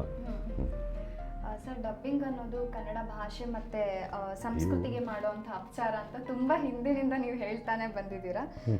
ಡಬ್ಬಿಂಗ್ನ ಪರಿಣಾಮಗಳನ್ನು ಅರ್ಥ ಮಾಡಿಸೋದಕ್ಕೆ ಇರುವಂಥ ತೊಡಕುಗಳೇನು? ಮತ್ತು ಇವತ್ತು ನಾವು ನೋಡೋದಾದರೆ ಒಂದು ಸಿನಿಮಾ ರಿಲೀಸ್ ಆಗೋ ಸಂದರ್ಭದಲ್ಲೇ ಸುಮಾರು ಭಾಷೆಗೆ ಡಬ್ಬಿಂಗ್ ಆಗಿಬಿಟ್ಟು ರಿಲೀಸ್ ಆಗ್ತಾ ಇದೆ. ಡಬ್ಬಿಂಗ್ ಈ ಹೊತ್ತಿನಲ್ಲಿ ಇನ್ನೆಷ್ಟು ಸಮಸ್ಯೆಗಳನ್ನು ತಂದೊಡ್ಡುತ್ತೆ ಅಂತ ನಿಮ್ಗನ್ಸುತ್ತೆ? ಡಬ್ಬಿಂಗ್ ಅನ್ನುವುದು ಮೊದಲಿಗೆ ಕಲೆ ಅಲ್ಲ, ಒಂದು ಟೆಕ್ನಾಲಜಿ. ನಾನು ಆಡ್ತಾ ಇರುವ ತುಟಿ ಚಲನೆಗೆ, ಏನು ತುಟಿ ಚಲನೆ ಅಂತ ಮಾಡ್ತಿದ್ದೀನಿ, ಇದಕ್ಕೆ ಯಾವುದೋ ಬೇರೆ ಭಾಷೆ ಕೂಡಿಸುವುದು ಅದು ಒಳಗಿಂದ ಬಂದಿರೋದಲ್ಲ. ಪತೇರ್ ಪಾಂಚಾಲಿ ಸಿನಿಮಾನ ಸತ್ಯಜಿತ್ ರಾಯ್ ಅವರು ಹಿಂದಿಲಿ ಯಾಕೆ ಮಾಡಲಿಲ್ಲ? ಬೆಂಗಾಲಿಯಲ್ಲೇ ಯಾಕೆ ಮಾಡಿದ್ರು? ದ್ವೀಪ ಆದಂತಹ ಸಿನಿಮಾನ ಕಾಸರವಳ್ಳಿಯವರು ಕನ್ನಡದಲ್ಲೇ ಯಾಕೆ ಮಾಡಿದ್ರು? ಹಿಂದಿಯಲ್ಲಿ ಯಾಕೆ ಮಾಡಲಿಲ್ಲ? ಈ ಪ್ರಶ್ನೆಯ ಹಿಂದೆ ಭಾಷೆ ಎನ್ನುವ ಒಂದು ಆಯ್ಕೆ ಇದೆಯಲ್ಲ, ಆ ತಯಾರಕನಿಗೆ ಭಾಷೆಯ ಒಂದು ಆಯ್ಕೆ. ನಿಮಗೆ ಆ್ಯಕ್ಟಿಂಗಿನ ಬಗ್ಗೆ ಗೊತ್ತಿದ್ದರೆ, ಆ್ಯಕ್ಟಿಂಗಲ್ಲಿ 4 ಭಾಗ: ಆಂಗಿಕ, ವಾಚಿಕ, ಆಹಾರ್ಯ, ಸಾತ್ವಿಕ. ಈ 4 ಜೊತೆಯಲ್ಲಿದ್ದಾಗ ಅದು ಅಭಿನಯ ಅದೇ. ಆದರೆ ಈಗ ನಾವೇನು ಮಾಡ್ತಿದ್ದೀವಿ? ಆಂಗಿಕ ಇದೆ, ಆಹಾರ್ಯ ಹಾಗೇ ಇದೆ, ವಾಚಿಕನ್ ಮಾತ್ರ ಇನ್ಯಾವುದೋ ತಂದು ಹಾಕ್ತಾಯಿದ್ದೀವಿ. ಅಮಿತಾಬ್ ಬಚ್ಚನ್ ತರಹದ್ದೇ ಧ್ವನಿ ಇರುವ ಇನ್ನೊಬ್ಬ ವ್ಯಕ್ತಿ ಮಾತಾಡ್ತಿದ್ದಾನೆ. ಆದರೆ ಅಮಿತಾಬ್ ಬಚ್ಚನ್ದಲ್ವಲ್ಲ ಮಾತದು, ಅಮೀರ್ ಖಾನ್ದಲ್ವಲ್ಲ ಮಾತು, ಸಲ್ಮಾನ್ ಖಾನ್ದಲ್ವಲ್ಲ ಮಾತು, ಇನ್ಯಾವನೋ ಮಾತಾಡ್ತಿದ್ದಾನೆ. ಹಾಗಾಗಿ ಅದು ಅಭಿನಯ ಆಗಲ್ಲ ಮೊದಲನೇದು. ವಿಘ್ನವಾದ ವಿಗ್ರಹ ಆಗತ್ತೆ ಅಲ್ವಾ? ವಿಗ್ರಹಕ್ಕೆ ಪೂಜೆ ಮಾಡುವ ಅಭ್ಯಾಸ ನಮಗಿಲ್ಲ. ಒಂದು ಸತಿ ವಿಗ್ರಹ ಭಗ್ನ ಆಯಿತು ಅಂದರೆ ಪೂಜೆಗೆ ಇಟ್ಕೊಳ್ಳಲ್ಲ, ಆಚೆಗೆ ತಂದು ನದಿಗೆಲ್ಲ ಬಿಟ್ಬಿಡ್ತೀವಿ. ನದಿಯಲ್ಲಿ ಬಿಟ್ಬಿಡ್ತು, ಸಾಮಾನ್ಯ ನದಿಯಲ್ಲಿ ಕೊಚ್ಕೊಂಡು ಹೋಗ್ಬಿಡ್ಲಿ, ಅದು ನದಿಯಲ್ಲಿ ನೇಚರ್ ಜೊತೆಗೆ ಸೇರಿಕೊಳ್ಳಿ ಅಂತ ವಿಘ್ನವಾದ ವಿಗ್ರಹನ. ಹೀಗಿರುವಾಗ ನಾವು ಈ ತರಹ ವಿಘ್ನವಾದ ವಿಗ್ರಹವನ್ನು ಅಂಗಡಿಯಲ್ಲಿಟ್ಟು ನಮ್ಮ ಜನಕ್ಕೆ ತಲುಪಲಿ, ನಮ್ಮ ಜನಕ್ಕೆ ಅರ್ಥ ಆಗಲಿ ಅಂತ ತೋರಿಸ್ತೀವಿ ಅನ್ನೋದು ಸರಿಯಾದ ಆಲೋಚನೆ ಅಲ್ಲ. ನಾನು ಅದನ್ನು ಒಪ್ಪಲ್ಲ, ಯಾವತ್ತೂ ಬೆಂಬಲಿಸೋದೂ ಇಲ್ಲ. ನಾನು ಡಬ್ಬಿಂಗ್ ಸಿನಿಮಾ ನೋಡೋದೂ ಇಲ್ಲ, ಡಬ್ಬಿಂಗ್ ಸಿನಿಮಾ ಮಾಡೋದೂ ಇಲ್ಲ. ಓಕೆ. ಆದರೆ ಇದಕ್ಕಾಗಿ ಹೋರಾಟ ಮಾಡ್ತಿರೋರು ಯಾರು? ಇದು ಬೇಕು ಅಂತ ನನ್ನ ಆತ್ಮೀಯ ಗೆಳೆಯರು, ಕನ್ನಡಕ್ಕಾಗಿಯೇ ಕೆಲಸ ಮಾಡ್ತಿರೋರು. ಕನ್ನಡದ ವಾತಾವರಣ ಎಲ್ಲ ಕಡೆನೂ ಇರಬೇಕು, ಕರ್ನಾಟಕದಲ್ಲಿ ಬಿಡುಗಡೆ ಆಗೋ ಎಲ್ಲ ಸಿನಿಮಾದಲ್ಲೂ ಕೇವಲ ಕನ್ನಡ ಕೇಳಿಸ್ಬೇಕು ಅನ್ನೋದು ಅವ್ರ ಆಸೆ. ಅವರು ನನ್ನ ಗೆಳೆಯರು, ಅವ್ರ ವಿರುದ್ಧ ನಾನು ಹೋರಾಟ ಮಾಡಲಾರೆ. ನನ್ನ ಗೆಳೆಯರ ವಿರುದ್ಧ ನನ್ನ ಹೋರಾಟ ಇಲ್ಲ. ಆದರೆ ಡಬ್ಬಿಂಗ್ನ ನಾನು ಬೆಂಬಲಿಸೋಲ್ಲ. ಅವರೆಲ್ಲ ಬೇಕು ಅಂತಿದ್ದಾರೆ, ತಗೊಂಡು ಬಂದಿದ್ದಾರೆ. ನಾಳೆ ನಾಡಿದ್ರಲ್ಲಿ ಇನ್ನೂ ದಬಾಂಗ್ 3 ಥರದ ಸಿನಿಮಾನು ಕನ್ನಡದಲ್ಲಿ ಬರುತ್ತೆ. ಇಷ್ಟಪಟ್ಟವ್ರು ನೋಡ್ತಾರೆ, ಇಷ್ಟ ಇಲ್ದಿರೋರು ನೋಡಲ್ಲ. ಯಾಕೆ ಅಂದರೆ ಅದು ನೀವೇ ಯೋಚನೆ ಮಾಡಿ, ಜೇಮ್ಸ್ ಬಾಂಡ್ ಥರದ ಸಿನಿಮಾದಲ್ಲಿ ಅವನು ಆಡುವ ಮಾತನ್ನು ನಾವು ಕನ್ನಡದಲ್ಲಿ ಕೇಳಿದ್ರೆ ಕೃತಕ ಅನ್ಸಲ್ವಾ? ಸುಮ್ಮನೆ ಯೋಚನೆ ಮಾಡಿ. ಶ್ರವಣ ಬೆಳಗೊಳ ನೋಡಿದ್ದೀರಿ ನೀವು, ನಿಮ್ಮೂರಿಗೆ ಹತ್ತಿರ ಚಿಕ್ಕಮಗಳೂರಿಗೆ ಹೋಗ್ತಾ ದಾರಿಯಲ್ಲಿ ಸಿಗುತ್ತೆ. ಗೊಮ್ಮಟೇಶ್ವರಂಗೆ ಚಡ್ಡಿ ಹಾಕ್ಬಿಟ್ರೆ ಇಡೀ ಆ ತತ್ವನೇ ನಾಶ ಆದಂಗಲ್ವೇ? ಅಥವಾ ಬೇಲೂರಿನಲ್ಲಿರುವ ಶಿಲಾಬಾಲಿಕೆಗೆ ಏಷ್ಯನ್ ಪೇಂಟ್ ಹೊಡೆದುಬಿಟ್ರೆ that is what is dubbing. ಮೂಲದ ಶಕ್ತಿಯನ್ನು ಅದಕ್ಕೆ ಚಡ್ಡಿ ತೊಡಿಸಿದ ಗೊಮ್ಮಟೇಶ್ವರನಿಗೆ ಚಡ್ಡಿ ತೊಡಿಸುವುದು, ಶಿಲಾಬಾಲಿಕೆಗೆ ಏಷ್ಯನ್ ಪೇಂಟ್ ಹೊಡೆಯುವುದು ಹೇಗೆ ಸರಿಯಲ್ಲವೋ ಹಾಗೆ ಮೂಲ ಒಬ್ಬ ನಿರ್ದೇಶಕ ಯಾವ ಭಾಷೆಯನ್ನು ಆಯ್ಕೆ ಮಾಡಿಕೊಂಡಿದ್ದಾನೆ ಅದೇ ಭಾಷೆಯಲ್ಲಿ ಆ ಸಿನಿಮಾ ನೋಡಿದಾಗ ಮಾತ್ರ ಅದರ ಭಾವ ನಮಗೆ ತಲುಪಕ್ಕೆ ಬೇರೆ ಬೇರೆ ಮಾರ್ಗಗಳಿದೆ. ಪ್ಯಾರಾ ಡಬ್ಬಿಂಗ್ ಅಂತಿದೆ, ಮೂಲದ ಧ್ವನಿ ಸಣ್ಣಕ್ಕೆ ಕೇಳಿಸ್ತಾ ಇರುತ್ತೆ, ಕನ್ನಡನೂ ಕೇಳಿಸ್ತಾ ಇರುತ್ತೆ. ಪ್ಯಾರಾ ಡಬ್ಬಿಂಗ್ ಅಂತಿದೆ, ಸಬ್ ಟೈಟ್ಲಿಂಗ್ ಅಂತಿದೆ, ನ್ಯಾರೇಷನ್ ಅಂತಿದೆ. ಈ ಎಲ್ಲ ಮಾರ್ಗಗಳನ್ನು ಬಳಸದೆ ತುಟಿ ಚಲನೆಗೆ ಮಾತು ಕೂಡಿಸೋದ್ರಿಂದ ಏನಾಗುತ್ತೆ, ಇಡೀ ವಿಷಯ ಕೃತಕ ಆಗಿಬಿಡುತ್ತೆ. ಮೈಟ್ ಬಿ ಯಾವುದೋ ಡೈನಾಸರಸ್ ಸಿನಿಮಾ ತೊಂದರೆ ಆಗದೇ ಇರಬಹುದು, ಆದರೆ ಕಲ್ಚರ್ ಜೊತೆಗೆ ಹುಟ್ಟಿದ ಕತೆ ಇರುತ್ತಲ್ಲ, ಅವನ್ನು ಡಬ್ಬಿಂಗ್ ಮಾಡೋಕ್ಕೆ ಸಾಧ್ಯವೇ ಇಲ್ಲ. ದಿ ಬೆಸ್ಟ್ ಎಕ್ಸಾಂಪಲ್ ಇಸ್ ಕುರೋಸಾವಾ ಬಗ್ಗೆ ನೀವು ಕೇಳಿರ್ತೀರಿ. ಅಕಿರಾ ಕುರೋಸಾವಾ ಜಪಾನಿನ ಅತ್ಯಂತ ಶ್ರೇಷ್ಠ ನಿರ್ದೇಶಕ. ಆತನ ಎಲ್ಲ ಸಿನಿಮಾಗಳನ್ನು ಇಂಗ್ಲೀಷ್ಗೆ ಡಬ್ ಮಾಡಿ ಅಮೇರಿಕಾದಲ್ಲಿ ಬಿಡುಗಡೆ ಮಾಡಲಾಯಿತು. ಜನ ಬೈದಾಕ್ಬಿಟ್ರು, ನಾನ್ಸೆನ್ಸ್ ಅಂತ. ಆಮೇಲೆ ಒರಿಜಿನಲ್ ಸಿನಿಮಾಗೆ ಇಂಗ್ಲೀಷ್ ಸಬ್ ಟೈಟಲ್ ಹಾಕಿ ನೋಡಿದ ಮೇಲೆ they understood what is the quality of Kurosawa. ಕುರೋಸಾವಾಗೆ ಲೈಫ್ ಟೈಮ್ ಅಚೀವ್ಮೆಂಟ್ ಆಸ್ಕರ್ ಪ್ರಶಸ್ತಿಯೂ ಬಂತು. ಆತನಿಗೆ ಅಮೇರಿಕಾದವರೇ ಬಂದು ದುಡ್ಡು ಹಾಕಿ ಸಿನಿಮಾ ನಿರ್ಮಾಣ ಮಾಡಿದ್ರು. ಕಲ್ಚರ್, ಯಾವುದೋ ಒಂದು ಕಲ್ಚರ್ ಇದೆಯಲ್ಲ, ಅದರಲ್ಲಿ ಕತೆ ಹುಟ್ಟೋದು ಅಲ್ವಾ? ಇಲ್ಲಿ ನಾನು ಅಲ್ಲೇ ಜಯನಗರ, ಇದು ನಮ್ಮ ಊರು ಎಲ್ಲ ಬನಶಂಕರಿ ಹತ್ರ ಇದೆ. ಬನಶಂಕರಿಯಿಂದ ದಾಟ್ಕೊಂಡು ಜಯನಗರಕ್ಕೆ ಬರ್ತೀನಿ, ಜಯನಗರ ದಾಟ್ಕೊಂಡು ಡಬಲ್ ರೋಡ್ ಶಾಂತಿನಗರಕ್ಕೆ ಬರ್ತೀನಿ, ಅಲ್ಲಿಂದ ಇಲ್ಲಿಗೆ ಬಂದು ಹಲ್ಸೂರಿಗೆ ಬಂದ ತಕ್ಷಣ ಹೆಂಗೆ ವಾತಾವರಣ ಸಂಸ್ಕೃತಿ ಹೆಂಗೆ ಬದಲಾಗುತ್ತೆ ನೋಡಿ. ಅಲ್ಲಿಂದ ದಾಟಿ ಇಂದಿರಾನಗರಕ್ಕೆ ಬಂದರೆ ಇಲ್ಲಿ ಇನ್ನೊಂದು ಸಂಸ್ಕೃತಿ, ಹೌದಾ? ಈ ಸಂಸ್ಕೃತಿಯಲ್ಲಿ ಬೇರೆ ಬೇರೆ ಕತೆ ಹುಟ್ಟುತ್ತೆ. ಆ ಸಂಸ್ಕೃತಿಗೆ ಅಂತ ಒಂದು ಭಾಷೆ ಇರುತ್ತೆ, ಆ ಭಾಷೆಗೆ ಇನ್ನೇನು ತಂದು ಪ್ಯಾಚ್ ಮಾಡಿದ್ರೆ ಹೇಗಿರುತ್ತೆ ಅಂದರೆ, ಈಗ ನೀವು ಬೆಂಗಳೂರಲ್ಲಿದ್ದಿರಿ, ಬೆಂಗಳೂರಿಂದ ಶಿವಮೊಗ್ಗ ಮುಖ್ಯ ರಸ್ತೆಗೆ ಹೋದರೆ ಇದು ಶಿವಮೊಗ್ಗನ ಬೆಂಗಳೂರ ಗೊತ್ತಾಗೋದಿಲ್ಲ, ಹಂಗಾಗ್ಬಿಡುತ್ತೆ ನೋಡಿ. ಎಲ್ಲದಕ್ಕೂ ಅದೇ American red, American electric blue, same paint. ಹಾಗಾದಾಗ ಏನಾಗುತ್ತೆ, ಮಾನೋಕಲ್ಚರ್ ಆಗ್ಬಿಡುತ್ತೆ. ಮಾನೋಕಲ್ಚರ್ ಯಾವುದೇ ದೇಶಕ್ಕೆ, ಯಾವುದೇ ಸಮಾಜಕ್ಕೆ ಅಪಾಯ. ಬಹುತ್ವವೇ ಶ್ರೇಷ್ಠವಾದದ್ದು, ಪ್ಲೂರಾಲಿಟಿಯೇ ಶ್ರೇಷ್ಠವಾದದ್ದು. ಅರ್ಥವಾಯ್ತೆ? ನಾನು ಎಲ್ಲಿಂದ ಎಲ್ಲಿಗೋ ಕನೆಕ್ಟ್ ಮಾಡ್ತಿದ್ದೀನಿ. But basically I don't like dubbing. At the same time I don't want to negate it. ಯಾಕೆ ಅಂದರೆ ನನ್ನ ಆತ್ಮೀಯ ಗೆಳೆಯರು ಇದಕ್ಕಾಗಿ ಹೋರಾಟ ಮಾಡ್ತಿದ್ದಾರೆ, ಇದು ಬೇಕು ಅಂತ. ಅವ್ರ ಬೈಕೆ ತೀರಿಸ್ಕೊಳ್ಳಿ, ನಾನು ನೋಡಲ್ಲ. ಇನ್ನೂ ಒಂದು ಮಾತು ಹೇಳ್ಬಿಡ್ಬೇಕು. ಯಜಮಾನ ಅಂತ ಸಿನಿಮಾ ಮಾಡಿದ್ವಿ, ಭಾರತದಾದ್ಯಂತ ಹತ್ತಿರ 700 ಸಿನಿಮಾಗಳಲ್ಲಿ ಥಿಯೇಟ್ರ್ಗಳಲ್ಲಿ ಬಿಡುಗಡೆ ಮಾಡಿದ್ವಿ. 700 ಥಿಯೇಟ್ರಲ್ಲಿ ಕನ್ನಡವನ್ನೇ ಬಿಡುಗಡೆ ಮಾಡಿದ್ದೆ. ಅಹಮದಾಬಾದ್ನಲ್ಲಿಯೂ ಕನ್ನಡ ಯಜಮಾನ ಇತ್ತು, ನಾಗಪುರದಲ್ಲಿಯೂ ಕನ್ನಡ ಯಜಮಾನ ಇತ್ತು, ಲಕ್ನೋದಲ್ಲಿಯೂ ಕನ್ನಡ ಯಜಮಾನ ಇತ್ತು, ಡೆಲ್ಲಿಯಲ್ಲೂ. ಡಬ್ಬಿಂಗ್ ಮಾಡೋದು ಸುಲಭ ಯಜಮಾನದಂಥ ಸಿನಿಮಾನ, ಆದರೆ ನಾನು ಕನ್ನಡದಲ್ಲೇ ಬಿಡುಗಡೆ ಮಾಡಿದ್ದೆ. ಅದರಿಂದ ನೀವು ನಷ್ಟ ಮಾಡಿಕೊಂಡ್ರಿ ಅಂತ ಮಾತಾಡೋರಿದ್ದಾರೆ. ನನಗೇನು ಬೇಜಾರಿಲ್ಲ. ಲಕ್ನೋದಲ್ಲಿರುವವರಿಗೆ ಕನ್ನಡ ಕೇಳಿಸ್ತಲ್ಲ, ನನಗೆ ಅದೇ ಸಾಕು, ಅದೇ ನನಗಾದ ಲಾಭ. ಹಾಗೆ ತುಂಬಾ ದೊಡ್ಡ ಮಾತು ಸರ್ ಇದು. ಸರ್, ಈ ನೆಲದ ಸೊಗಡನ್ನ ಪರಿಚಯ ಮಾಡುವಂಥ, ತೋರಿಸುವಂಥ ಸಿನಿಮಾಗಳನ್ನು, ನಾಟಕಗಳನ್ನು ತರುವಂಥ ಒಂದು ಚಾನೆಲನ್ನು ನೀವು ತರಬೇಕು ಅಂತ ಇದ್ರಿ, ರಂಗೋಲಿ ಅನ್ನೋಂಥ ಚಾನೆಲನ್ನು. ಈ ಚಾನೆಲನ್ನು ತರುವಂಥ ಪ್ರಯತ್ನ ಮತ್ತು ಅದರ ಅನುಭವಗಳನ್ನು ಹೇಳಿ. ಅದು ತುಂಬ ದಿವಸದ ಕನಸಾಗಿತ್ತು. ನಾವು ಆಡುವ ಅಂಗಳಗಳನ್ನೆಲ್ಲ ಬೇರೆ ಬೇರೆಯವರು ಕೊಂಡ್ಕೊಂಡ್ಬಿಟ್ಟಿದ್ದಾರೆ. ನಮ್ಮ ಅಂಗಳವನ್ನು ನಾವೇ ಮಾಲೀಕರಾಗಬೇಕು, ನಮ್ಮ ಅಂಗಳಕ್ಕೆ ಅದು ನಮ್ಮದೇ ಆಗಿರಬೇಕು ಅನ್ನೋದು ಆಸೆ ಆಗಿತ್ತು. ನೀವು ಗಮನಿಸಬಹುದು, ಯಾವುದೇ ವಾಹಿನಿಯನ್ನು ಓನರ್ ಎಲ್ಲೋ ಇರ್ತಾನೆ, ಕೆಲಸ ಮಾಡೋರು ಇಲ್ಲಿರ್ತಾರೆ. ಹೀಗಾಗಿ ನಮ್ಮದೇ ಆದ್ದೊಂದು ಶುರು ಮಾಡಬೇಕು ಅನ್ನೋದು ಆಸೆ ಆಗಿತ್ತು. ಪ್ರಯತ್ನ ಮಾಡಿದ್ವಿ 3 ವರ್ಷ.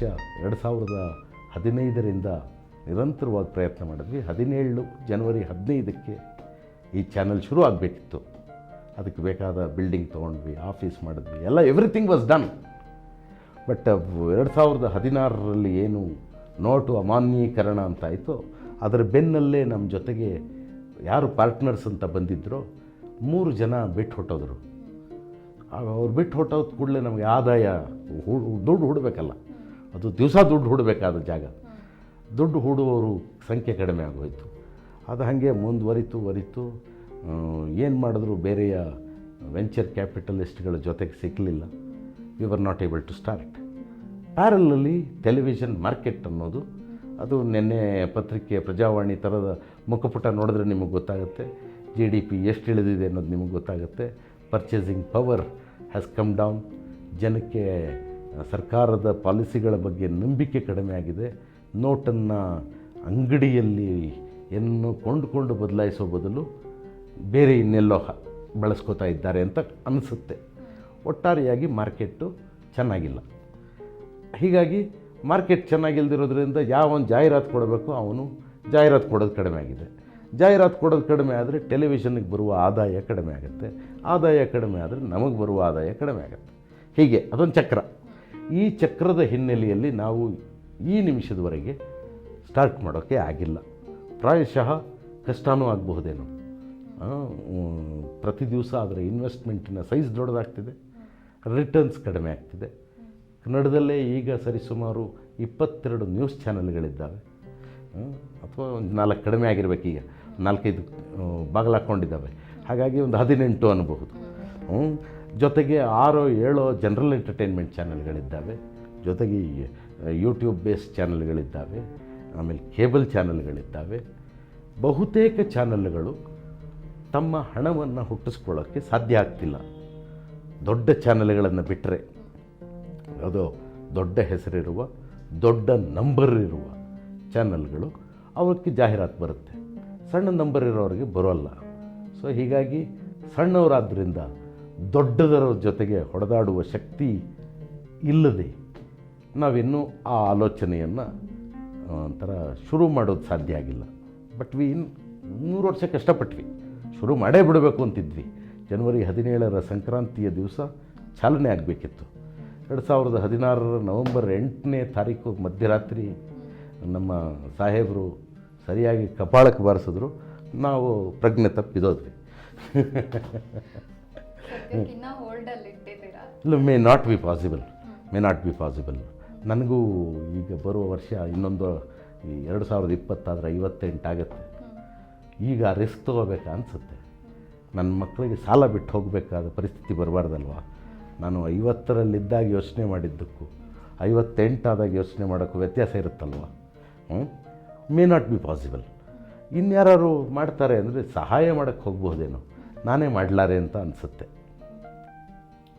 ಚಿತ್ರ ನಿರ್ಮಾಣ ನಿರ್ಮಾಣದ ಬಗ್ಗೆ ಆಗ ಹೇಳಿದ್ರಿ, ಯಜಮಾನ ಚಿತ್ರವನ್ನ 2019ರಲ್ಲಿ ನಿರ್ಮಾಣ ಮಾಡಿದ್ದೀರಾ.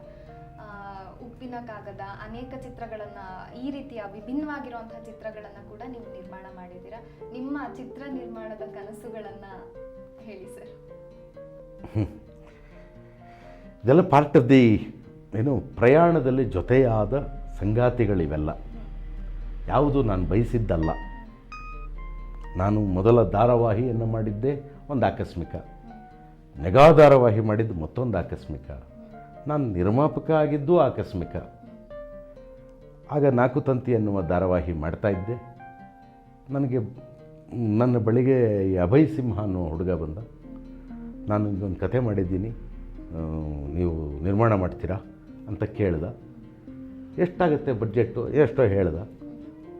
ಹೌದಾ, ಇರು ಯೋಚನೆ ಮಾಡೋಣ ಅಂತ ಒಂಚೂರು ನನ್ನ ಹೆಂಡತಿ ಜೊತೆ ಮಾತಾಡಿದೆ, ಜೊತೆಲಿದ್ದವ್ರ ಜೊತೆ ಮಾತಾಡಿದೆ. ಎಲ್ಲರೂ ಹೌದಲ್ವಾ, ಮಾಡ್ಬೋದಲ್ವಾ ಅಂತ ಎಲ್ಲರೂ ಒಳ್ಳೆ ಮಾತನಾಡಿದ್ರು.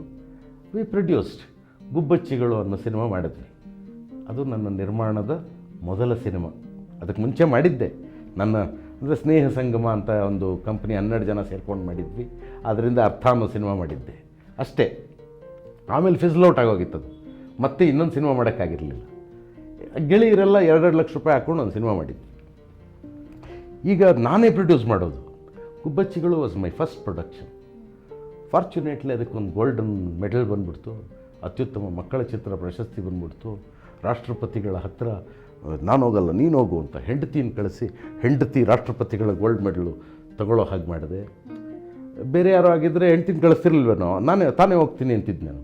ನನ್ನ ಹೆಂಡ್ತಿನ ಕಳಿಸೋದ್ರೆ ಹಿಂದೆ ಇದ್ದ ಉದ್ದೇಶ, ನನಗೆ ಜೊತೆಗೂ ಒಬ್ರು ಬೇಕಲ್ಲ, ನಾನೊಬ್ಬ ಏನು ಮಾಡಲಿ, ಜೊತೆಗೊಂದು ಜೋಡಿ ಎತ್ತಿನೊಂದು ಬೇಕಲ್ಲಮ್ಮ. ಸೊ ಅವನು ಸ್ಫೂರ್ತಿ ಕ್ರಿಯೇಟ್ ಮಾಡಬೇಕಾಗಿತ್ತು. ಖುಷಿ ಆಯಿತು ಅವಳಿಗೆ, ಈ ಥರದೊಂದು ಮರ್ಯಾದೆ ಸಿಗುತ್ತೆ ಅಂತ. ಸೊ ನೆಕ್ಸ್ಟ್ ಇಯರ್ರೇ ಗೆಳೆಯನ ಪ್ರಕಾಶ ನಾನೊಂದು ಕನ್ನಡದಲ್ಲಿ ಸಿನಿಮಾ ಮಾಡ್ತೀನಿ ಅಂದ. ಆಯ್ತು ಕಣ, ಸಹಾಯ ಮಾಡ್ತೀನಿ ಅಂತ ಅಂದೆ. ಆದರೆ ಅವನು ರೀಮೇಕ್ ಸಿನಿಮಾ ಮಾಡಿಬಿಟ್ಟ, which was not my choice. Remake ಮಾಡಿದೆ, ಅವನು ಒರಿಜಿನಲ್ ಮಾಡಿದರೆ ಇನ್ನೂ ಒಳ್ಳೆಯದಾಗ್ತಿತ್ತೇನೋ. ಆದರೂ ಒಪ್ಕೊಂಬಿಟ್ಟಿದ್ದೆ, ಸಹಾಯ ಮಾಡಿದೆ. ನಾನು ನನ್ನ ಕನಸು ಅಂತ ಸಿನಿಮಾ ಮಾಡಿದ್ವಿ. ಒಳ್ಳೆಯ ಹೆಸರು ಬಂತು. But it was A remake film ಅನ್ನುವ ಬೇಸರ ಇದೆ ನನಗೆ. ನನಗೆ ಇಷ್ಟ ಇಲ್ಲದೆ ಗೆಳೆಯನಿಗೋಸ್ಕರ ಆಯ್ತು ಮಾಡೋ ಅಂತ ಮಾಡಿದ್ದಾಯಿತು. ಸೊ ಅವನನ್ನು ಮೊದಲ ಸಲ ಟೆಲಿವಿಷನ್ಗೆ ತಂದವನು ನಾನೇ ಆಗಿದ್ದೆ. ಮೊದಲ ಸಲ ಹೀರೋ ಮಾಡಿದ್ದು ಹರಕೆಯ ಕುರಿ ಸಿನಿಮಾದಲ್ಲಿ ನಾನೇ ಆಗಿದ್ದೆ. ಅವನ ನಿರ್ದೇಶನಕ್ಕೂ ನಾನು ಸಹಾಯ ಮಾಡಿದೆ ಅನ್ನುವ ಒಂದು ಖುಷಿ, ಗೆಳೆತನದ ಇಲ್ಲಿವರೆಗಿನ ಜರ್ನಿ ಅಂತ. ಅದಾದಮೇಲೆ ಬಿಕೇಮ್ ಎ ಪ್ರೊಡ್ಯೂಸರ್. ನಾನು ನನ್ನ ಕನಸು ಆದ ತಕ್ಷಣ ಕಮರ್ಷಿಯಲ್ ಸಿನಿಮಾ ಪ್ರೊಡ್ಯೂಸರ್ ಆಗ್ತಾನೆ ಅಂತ. ಅದಾದಮೇಲೆ ನಾನು ಪುಟ್ಟಕ್ಕನ ಹೈವೇ ಮಾಡಿದೆ, ಮತ್ತೆ ನಂತರದ ಸಿನಿಮಾ. ಅದಾದಮೇಲೆ ಸಕ್ಕರೆ ಅನ್ನೋ ಸಿನಿಮಾ ಮಾಡಿದ್ವಿ, ವಿಚ್ ವಾಸ್ ನಾಟ್ ಗುಡ್. ಹಾಡುಗಳೆಲ್ಲ ಹಿಟ್ಟಾಯಿತು, ಸಿನಿಮಾ ಚೆನ್ನಾಗಿರಲಿಲ್ಲ. ಮತ್ತು ಹರಿಕೃಷ್ಣ ಮತ್ತೊಬ್ಬ ಆತ್ಮೀಯ ಗೆಳೆಯ, ಆತನು ಅವನು ಸಣ್ಣವನಿದ್ದಾಗಿಂದ ನಂಗೆ ಪರಿಚಯ. ಅಂದರೆ ಆರ್ಕೆಸ್ಟ್ರಲ್ಲಿ ಅವನು ಕೀಬೋರ್ಡ್ ನುಡಿಸ್ತಿದ್ದ ಕಾಲದಿಂದ ಪರಿಚಯ. ಅವನು ಒಳ್ಳೆಯ ಸಂಗೀತ ಮಾಡಿದ್ದ. ಈ ಕಥೆಯನ್ನು ಕಮರ್ಷಿಯಲ್ಲಿ ಆಗಿ ಕಟ್ಟುವ ಶಕ್ತಿ ಅವನಿಗಿತ್ತು. ಅವನದ್ದು ನಿರ್ದೇಶನ ಮತ್ತು ಪೊನ್ನು ಕುಮಾರ್ ಅಂತ ಅವ್ರ ನಿರ್ದೇಶನ. ಅವರಿಬ್ಬರನ್ನ ಮುಂದೆ ಬಿಟ್ಟು ಹಿಂದೆ ಎಲ್ಲವನ್ನು ಪ್ಲ್ಯಾನಿಂಗು ಇತ್ಯಾದಿ ಮಾಡಿ we were able to do a film within a stipulated budget. ನಮ್ಮ ಅದೃಷ್ಟ ಅನ್ನುವ ಹಾಗೆ ಜನ ಪ್ರೀತಿಯಿಂದ ನೋಡಿದ್ರು. ಜೊತೆಗೆ ನನ್ನ ಹೆಂಡತಿಗೂ ಕೂಡ ಒಂದು ಬೃಹತ್ ಹೊಸ ಜಗತ್ತಿನ ಪರಿಚಯ. ಹೀಗಾಗಿ she is more important today than me. ನಾನು ನನ್ನ ಕಂಪ್ನಿಯಲ್ಲಿ ಸಣ್ಣವನೀಗ, ನನ್ನ ಹೆಂಡ್ತಿನೇ ಮುಖ್ಯ. ಸೊ ಹೀಗೆ ಅವಳು ಡಿ ಬೀಟ್ಸ್ ಅನ್ನುವ ಚಾನಲನ್ನು ನಡೆಸುವ ಹಾಗಾದಳು. ಅಂದರೆ it's A YouTube channel, audio company ಅದು. ಅದನ್ನು ನಡೆಸ್ತಾ ಇದ್ದಾಳೆ ಆಕೆ, ಚೆನ್ನಾಗಿ ಸಕ್ಸಸ್ಫುಲ್ಲಾಗಿ ನಡೆಸ್ತಾ ಇದ್ದಾಳೆ. ಈ ಸಿನಿಮಾನು ಮಾಡೋದಕ್ಕೆ ಸಾಧ್ಯ ಆಯಿತು. ಸೊ ಜೋಡೆತ್ತುಗಳು ಸಮತೂಕದಲ್ಲಿ ಮುಂದೆ ಸಾಗುವುದು ಸಾಧ್ಯವಾಗ್ತಾ ಇದೆ. ನಾನು ಮಾಡಬಹುದಾದ ಪ್ರಯೋಗ ಮಾಡೋಕ್ಕೆ ಅವರು ಅವಕಾಶ ಕೊಡ್ತಾರೆ, ಯಾಕೆಂದರೆ ಅವ್ರಿಗೆ ಅಷ್ಟು ಹೊಸ ಜಗತ್ತು, ಹೊಸ ಬಯಲು ಸಿಕ್ಕಿದೆ. ನನ್ನ ಹತ್ರನೇ ನೋಡಬೇಕಾಗಿಲ್ಲ ಅವರು, ಅಲ್ವಾ? ಮನೆ ಆನಂದದಲ್ಲಿದೆ. ಮನೆ ಆನಂದದಲ್ಲಿದ್ದರೆ ನಾವು ಹೊಸದೇನೋ ಮಾಡ್ತಾ ಇರಬಹುದು. ಎಲ್ಲರೂ ನೆಮ್ಮದಿಯಾಗಿದ್ದೀವಿ. ನೆಮ್ಮದಿ ಅಂದರೆ ಆ ಥರ ನೆಮ್ಮದಿ ಅಲ್ಲ, ಸಂಪೂರ್ಣ ನೆಮ್ಮದಿ ಸಿಕ್ಕರೆ ಅವನ ಕಲಾವಿದ ಆಗಿರಲ್ಲ. ಇರುತ್ತೆ, ಹಸಿವುಗಳು ಇರ್ತವೆ. ನಮ್ಮ ಹಸಿವಿನ ಹುಡುಕಾಟ ನಮ್ಮದು ಮಾಡ್ತಾ ಇರ್ತೀವಿ. ಹಾಗೆ ಬ್ಲಾಗ್ ತುಂಬಾ ಚೆನ್ನಾಗಿ ಬರೀತೀರಾ. ಉಪ್ಪಿನ ಕಾಗದ ಸಿನಿಮಾದ full script step by step blog ಅಲ್ಲಿ ಬರ್ದಿದ್ದೀರಾ. ಆ ಸಿನಿಮಾದ ಸ್ಕ್ರಿಪ್ಟೇ ಕೊನೆ ಬರಹ ನಿಮ್ದು ಬ್ಲಾಗ್ ಅಲ್ಲಿ 2018 ನಂತರದಲ್ಲಿ ಬರ್ದಿಲ್ಲ. ಈ ಬ್ಲಾಗ್ ಬರವಣಿಗೆ ಅದ್ ಕೊಡುವಂತ ಖುಷಿ, ಅದ್ರ ರೆಸ್ಪಾನ್ಸಸ್, ಮತ್ತೆ 2018 ನಂತರದಲ್ಲಿ ಯಾಕೆ ಬರ್ದಿಲ್ಲ? ಬ್ಲಾಗು ಯಾಕೆ ಬ್ಲಾಗ್ ಆಯಿತು ಅನ್ನೋದು ಫಸ್ಟ್ ಅರ್ಥ ಮಾಡಿ. ನನಗೆ ಬೇರೆಯವ್ರಿಗೆ ಯಾಕೋ ಯಾವುದೋ ಕಾರಣಕ್ಕಾಗಿರುತ್ತೆ. ನನಗೆ ಈ ಹಾರ್ಡ್ ಡಿಸ್ಕಲ್ಲಿ ಎಲ್ಲ ಕಾಪಾಡ್ಕೊಳಕ್ಕಾಗ್ತಿರ್ಲಿಲ್ಲ. ಎಲ್ಲರೂ ಒಂದು ಕಡೆ ನಾ ಬರೆದಿದ್ದೆಲ್ಲ ಇರಬೇಕು ಅಂತ ನಾ ಏನೇ ಬರೆದ್ರು ತೆಗೆದು ಬ್ಲಾಗಲ್ಲಿ ಹಾಕ್ತಾಯಿದ್ದೆ. ಹಾಗೆ ಈಗಲೂ ಧಾರಾವಾಹಿಗೆ ಬರೆಯೋದನ್ನು ಹಾಕಬಹುದು. ಧಾರಾವಾಹಿ ಇನ್ನೂ ಟೆಲಿಕಾಸ್ಟ್ ಆಗಿರಲ್ಲ, ತಕ್ಷಣ ಹಾಕಕ್ಕೆ ಬೇಡ ಅಂತ ಬಿಡ್ತೀವಿ. ಆದರೆ ಈ ಸಾಮಾನ್ಯವಾಗಿ ಬ್ಲಾಗ್ಗಾಗಿಯೇ ಬರೆಯುವ ಬರಹಗಾರರಿಗಿಂತ ಭಿನ್ನವಾಗಿ ನಾನು ಯಾವುದೋ ಪತ್ರಿಕೆಗೆ ಬರೆದಿದ್ದನ್ನು, ಎಲ್ಲೋ ಭಾಷಣ ಮಾಡೋಕ್ಕೆ ಬರೆದಿದ್ದನ್ನು ಬ್ಲಾಗಲ್ಲಿ ಏನು ಬರೆದಿರ್ತೀವಲ್ಲ ಇನ್ಯಾವುದೋ ಕಾರಣಕ್ಕಾಗಿ ಅದನ್ನು ಬ್ಲಾಗಿಗೆ ಹಾಕ್ತೀನಿ. ಈ ನಡುವೆ ಆ ಥರ ಬರೆಯುವ ಅವಕಾಶ ಕಡಿಮೆ ಆಗಿದೆ. ಈಗೇನೋ ಒಂದೆರಡು ಲೇಖನಗಳನ್ನು ಬರಿತಾ ಇದ್ದೀನಿ. ಈ ವರ್ಷಕ್ಕೆ ಈ ತಿಂಗಳಲ್ಲೇ ಬರಿತೀನಿ, ಅವು ಬರುತ್ತೆ. ಈ ವರ್ಷ ನಾನು ಬರೆದ 3 ನಾಟಕಗಳಿದೆ. ಆ 3 ನಾಟಕ ಇನ್ನೂ ಶೋ ಆಗಿಲ್ಲ, ಆದರೆ ಈ ವರ್ಷವೇ ಬರೆದಿದ್ದು. 3 ನಾಟಕದಲ್ಲಿ ಅಡುಗೆ ಮನೆಯಲ್ಲೊಂದು ಹುಲಿ ಒಂದು ನಾಟಕ, ಪ್ರಾಜೆಕ್ಟ್ ನಗ್ನ ಅಂತ ಒಂದು ನಾಟಕ, ಅಮ್ಮ ಅಂತ ಆಗಲೇ ಮಾತಾಡಿದೆ ನಿಮ್ಮ ಜೊತೆಗೆ ಫ್ರೆಂಚ್ ನಾಟಕ. ಈ 3 ಶೋ ಆಗಿಲ್ಲ. ಶೋ ಆದ ತಕ್ಷಣ ಈ ವರ್ಷದ್ದೇ ಅದಲ್ಲ ತಳಿ 2019ರದ್ದು ಅದನ್ನು ಹಾಕ್ತೀನಿ ಅಲ್ಲೂ. ಆದರೆ ಅದು ಶೋ ಆಗಿಲ್ದಿರೋದ್ರಿಂದ ಹಾಕಿಲ್ಲ. ಅದರ್ವೈಸ್ ಈ ವರ್ಷ ಆ ತರಹ ನಾನು ಬರೆದಿದ್ದು ಅಂತ ದೊಡ್ಡದು ಅಂತೇನಿಲ್ಲ. ಸಿನಿಮಾ ಸ್ಕ್ರಿಪ್ಟ್ಗಳು ಬರೆದಿದ್ದೀನಿ, ಅವ್ಯಾವು ಇನ್ನೂ ಸಿನಿಮಾ ಆಗಿಲ್ಲ. ಧಾರಾವಾಹಿಗೆ ಬರೆದಿದ್ದೀನಿ, ಅವ್ಯಾವುದು ಬ್ಲಾಗಲ್ಲಿ ಹಾಕಬೇಕಾದಷ್ಟು ಶ್ರೇಷ್ಠವಾದ್ದಲ್ಲ. ನಿಮಗೆ ಗೊತ್ತು ಧಾರಾವಾಹಿ ಹೇಗಾಗಿದೆ ಈಗ ಅಂತ. ಹಾಗಾಗಿ ಸ್ವಲ್ಪ ಅಲ್ಲಿ ಸೈಲೆನ್ಸ್ ಕಾಣಿಸ್ತಾ ಇರಬಹುದು. ಬರಿತಾ ಇರ್ತೀನಿ, ಪದ್ಯಗಳು ಬರಿತಾ ಇರ್ತೀನಿ. ಯಾವಾಗಲೋ ಆ ಪದ್ಯಗಳನ್ನು ಹಾಕಿರ್ತೀನಿ. ತೀರಾ ಈಚೆಗೆ ಬರೆದ ಡೆಮಾಕ್ರಸಿ ನನಗೇನು ಕೊಡ್ತಿ ಹೇಳು ಅನ್ನೋ ಒಂದು ಪದ್ಯ ಇದೆ, ಮರಾಠಿ ಪದ್ಯದಿಂದ ಅನುವಾದ ಮಾಡಿದ್ದು. ಅದನ್ನು ಇಷ್ಟರಲ್ಲೇ ಬ್ಲಾಗಿಗೂ ಹಾಕ್ತೇನೆ. ವಿಚ್ ಇಸ್ ಪೆಕ್ಯುಲಿಯರ್, ನಿಜವಾದ ದಲಿತರ ಪ್ರಶ್ನೆ ಇರುವ ಪದ್ಯ. ನೀವೇನು ನಿಮ್ಮ PhD ಥೀಸಿಸ್ ಮಾಡ್ತಿದ್ದೀರಿ ಅದಕ್ಕೆ ಹತ್ತಿರ ಇರುವ ಪದ್ಯ. ಎನಿವೆ, ಬ್ಲಾಗಿನ ಬಗ್ಗೆ ಪ್ರಶ್ನೆ ಕೇಳಿದ್ದಕ್ಕೆ ಥ್ಯಾಂಕ್ಸ್. ನನಗೂ ಮರ್ತೋಗಿರುತ್ತಿದ್ದು. ಎಷ್ಟೋ ಸಲ ನಾನು ಬರೆಯೋಕ್ಕೆ ಹೋಗಿರಲ್ಲ. ಬರಿಬೇಕು, ಆಸೆ ಇದೆ. ಹೇಳಬೇಕಾದ ವಿಷಯ ತುಂಬ ಇದೆ. ಎಲ್ಲಿಂದ ಏನನ್ನು ಹೇಳೋದು ಗೊತ್ತಿಲ್ಲ. ಅಜ್ಜನ ಹತ್ತಿರ ಅನುಭವ ದೊಡ್ಡದು, ಆದರೆ ಯಾವ ಅನುಭವನ ಮಕ್ಕಳಿಗೆ ದಾಟಿಸ್ಬೇಕು ಅನ್ನೋದು ಗೊತ್ತಿಲ್ಲದಿರೋ ಅಜ್ಜ. ಅರ್ಥ ಆಯ್ತೆ? ಹೀಗಾಗಿ ಈ ಅಜ್ಜ ಅಜ್ಞಾನಿಯೂ ಹೌದು. ನೋಡೋಣ, ಪ್ರಶ್ನೆಗಳು ಏನೇನು ಬರ್ತವೋ ಆ ಪ್ರಶ್ನೆಗಳಿಗೆ ಉತ್ತರ ಹೇಳ್ತಾ ಹೇಳ್ತಾ ದಾರಿನ ಹುಡುಕೊಂಡು ಹೋಗೋದು ಅಲ್ವಾ? ನೀವು ಇದಿತ್ತು ನೋಡಿ, ಒಳಗಡೆಗೆ ಒಂದೆಲ್ಲೋ ಮಧ್ಯದಲ್ಲಿ ಬ್ರೆಡ್ ಇರುತ್ತೆ, ಇಲ್ಲಿ ದಾರಿ ಹುಡುಕೊಂಡು ಅಲ್ಲಿಗೆ ಹೋಗಬೇಕು, ಇಲ್ಲಿ ಹುಡುಕೊಂಡು ಅದು ಏನೇನೋ ಅಡ್ಡಿ ಇದೆ, ಅಡೆತಡೆ. ಅದೇ ಥರ ನಮ್ಮ ಬದುಕು, ಏನೇನೋ ಅಡೆತಡೆ, ಮತ್ತೆ ಹುಡುಕು ದಾರಿ. ಈ ಕಡೆಯಿಂದ ಹೋಗು, ಹಿಂಗೆ ಹೋಗು ಆ ತರಹ ಹುಡುಕೊಂಡು ಆ ಬ್ರೆಡ್ಡಿನ ತನಕ ಹೆಂಗೋ ಹೋಗಿ ತಲುಪ್ತೀವಿ. ಬ್ರೆಡ್ಡು ಸದ್ಯದ ಮಟ್ಟಿಗೆ ಸಾವು ಅಂತ ಅನ್ಬೋದು, ಸಾವಿಗೆ ಹೋಗ್ತಾ ಹೋಗೋದು ಅಲ್ಲಿಗೆ ಅಂತ. ಅದಕ್ಕಿರುವ ಅಡೆತಡೆಗಳನ್ನು ದಾಟ್ಕೊಂಡು ಹೋಗೋದು. ಬಟ್ ಇನ್ ದಿಸ್ ಪ್ರೋಸೆಸ್ ಸಿಕ್ಕುವ ಅನುಭವ ಇದೆಯಲ್ಲ, ಅದು ಅದ್ಭುತವಾದ್ದು. ಎಲ್ಲವನ್ನು ದಾಖಲೆ ಮಾಡಿಡುವಷ್ಟು ಶಕ್ತಿ ಎಲ್ರಿಗೂ ಇರೋಲ್ಲ. ಹೀಗೆಲ್ಲ ಮಾತಾಡಿದಾಗ ಒಂದಿಷ್ಟು ದಾಖಲೆ ಆಗುತ್ತೆ. ಇಲ್ಲೂ ಎಲ್ಲ ಮಾತಾಡಿರ್ತೀವ ಗೊತ್ತಿಲ್ಲ. ನಾವು ಈಗೆಲ್ಲ ಮಾತಾಡಿದ್ದೀವಿ. ನಾನೇ ಮಾಡಿರುವ ಕಾರ್ಮಿಕ ಚಟುವಟಿಕೆ ಬಗ್ಗೆ ಮಾತಾಡಿಲ್ಲ ನಾವು, ಅಥವಾ ನಾವು ರಂಗಶೇಖರ ಕಟ್ಟೋಕ್ಕೆ ನಾವೇನೇನು ಮಾಡಿದ್ವಿ ಮಾತಾಡಿಲ್ಲ. ನಟನ, ಮೈಸೂರಿನ ನಟನ, ಅದಕ್ಕೆ ಒಂದೊಂದು ಪೈಸೆ ಹೇಗೆ ಹುಟ್ಟಿಸಿದ್ವಿ, ಹೇಗೆ ಅದನ್ನು ಕಟ್ಟಿದ್ವಿ. ಈಗ ಅದ್ರ ಕಾಲ ಮೇಲೆ ಇನ್ನೊಂದು 2 ವರ್ಷ ಇದೇ ಥರ ಕಷ್ಟಪಟ್ಟರೆ ಅದ್ರ ಕಾಲ ಮೇಲೆ ಅದು ನಿಲ್ಲುತ್ತೆ, ಆಮೇಲೆ ತೊಂದರೆ ಇಲ್ಲ ನಮಗೆ. ಬಟ್ ಆ ಪ್ರೋಸೆಸ್ ಇದೆಯಲ್ಲ, ದಟ್ಸ್ ಎ ಫ್ಯಾಂಟಾಸ್ಟಿಕ್ ಪ್ರೋಸೆಸ್. ಅದೇ ಥರ ಈಗ Suchitra film society take over ಮಾಡಿದ್ದೀನಿ. ಅವರು ವರ್ಷಕ್ಕೆ 4 ಲಕ್ಷ ರೂಪಾಯಿ ಟರ್ನ್ ಓವರ್ ಇಲ್ಲದೆ ಇದ್ದ ಒಂದು ಸಂಸ್ಥೆ. ಇದೊಂದೇ ವರ್ಷದಲ್ಲಿ ಹತ್ರ 250 ಸಿನಿಮಾ ತೋರಿಸಿದ್ದೀವಿ. ಆ್ಯಂಡ್ ದಿ ಟರ್ನ್ ಓವರ್ ಈ ವರ್ಷ ಇನ್ನೂ ದೊಡ್ಡದಾಗುತ್ತೆ. ದೊಡ್ಡದಾಗ್ತಾ ಇನ್ನೇನೋ ಅದ್ರ ಜೊತೆಗೆ ಇನ್ನೇನೋ ಸೇರಿಕೊಳ್ಳುತ್ತೆ, ಇನ್ಯಾರೋ ಬರ್ತಾರೆ, ಇನ್ನೇನೋ ಆಗುತ್ತೆ ಅಲ್ವಾ. ನೀವು ಸ್ವಾಮಿ ವಿವೇಕಾನಂದಲ್ಲಿ ಒಂದು ಸೀನ್ ಬರೆದಿದ್ದೆ ನಾನು. ನರೇಂದ್ರ ಚಿಕ್ಕ ಬಾಲಕ, ಅವನು ವಿವೇಕಾನಂದ ಆಗೋಕ್ಕೆ ಮುಂಚೆ ಅಲ್ಲಿ ಮಣ್ಣಿರುತ್ತೆ, ಮಣ್ಣು ತೊಗೊಂಡೇನೋ ಹಿಂಗಂತಾನೆ, ಅದು ಹಾವು ಆಗ್ಬಿಡುತ್ತೆ. ಅಲ್ಲಿಗೆ ಅವ್ರ ತಾಯಿ ಬರ್ತಾಳೆ, ಏನೋ ಮಾಡಿದೆ ಅಂದರೆ ಹಾವು ಹಾವು ಹಾವು ಅಂತಾನೆ, ಸ್ವಲ್ಪ ಸರಿ ಮಾಡಿ ಇನ್ನೇನೋ ಆಗುತ್ತೆ ಅಂತ. ಅವನು ಅದನ್ನ ಇನ್ನೇನು ಮಾಡೋದು, ಲಿಂಗ ಆಗ್ಬಿಡುತ್ತೆ, ಅದು ಈಶ್ವರ ಆಗ್ಬಿಡುತ್ತೆ. ನೋಡಿದ್ಯಾ ಹಾವಾಗಿದ್ದೆ ಈಶ್ವರ ಆಯಿತಾ ಅಂತಾಳೆ. ತಿರ್ಗಾ ಅದೇನೇನೋ ಹಿಂಗಂತಾನೆ, ಅದು ಗಣೇಶ ಆಗ್ಬಿಡುತ್ತೆ. ಅಂದರೆ ಎಲ್ಲ ಇದೆ ಅಲ್ಲಿ. ಅದನ್ನು ನಾವು ಏನು ಹಾವು ಮಾಡ್ತೀವೋ, ಗಣೇಶ ಮಾಡ್ತೀವೋ, ಶಿವ ಮಾಡ್ತೀವೋ, ಅಥವಾ ಇನ್ನೇನೋ ಮಾಡ್ತೀವೋ, ಮನುಷ್ಯರನ್ನ ಮಾಡ್ತೀವೋ, ನಮಗೆ ಬಿಟ್ಟಿದ್ದು ಅಲ್ಲಿದೆ ಅದು. ಅಲ್ಲ, ಅದು ಮೊದಲಿಂದಲೂ ಇತ್ತು. ನಾವು ಅದನ್ನು ಶೇಪ್ ಕೊಡಬೇಕಾದವ್ರು ನಾವು. ಇಡೀ society, it's the job of the society. ನಾವು ಕಟ್ಟಬೇಕಾದ ಸಮಾಜ ಹೇಗಿರಬೇಕು ಅಂತ ನಾವು ಮಾತಾಡಬೇಕು. ಆ ಸಮಾಜದಲ್ಲಿ ವಿದ್ಯಾಭ್ಯಾಸ ಪುಕ್ಕಟೆಯಾಗಿ ಸಿಗಬೇಕು, ಹೆಲ್ತ್ ಪುಕ್ಕಟೆಯಾಗಿ ಸಿಗಬೇಕು. That is what is a welfare societies job. But ನಾವು ಎಲ್ಲನೂ ಎಜುಕೇಷನ್ನು ಲಾಭಕ್ಕೋಸ್ಕರ ಮಾಡ್ತಾಯಿದ್ದೀವಿ. ಹಾಸ್ಪಿಟ್ಲ್ ಅನ್ನೋದು ಲಾಭ ಅನ್ನೋಂಗೆ ಆಗೋಗಿದೆ. Nothing is a service anymore. So ನಾವು ಕಟ್ಟಿರುವ ಸಮಾಜದಲ್ಲೇ ಅನೇಕ ತೊಡಕುಗಳಿದೆ.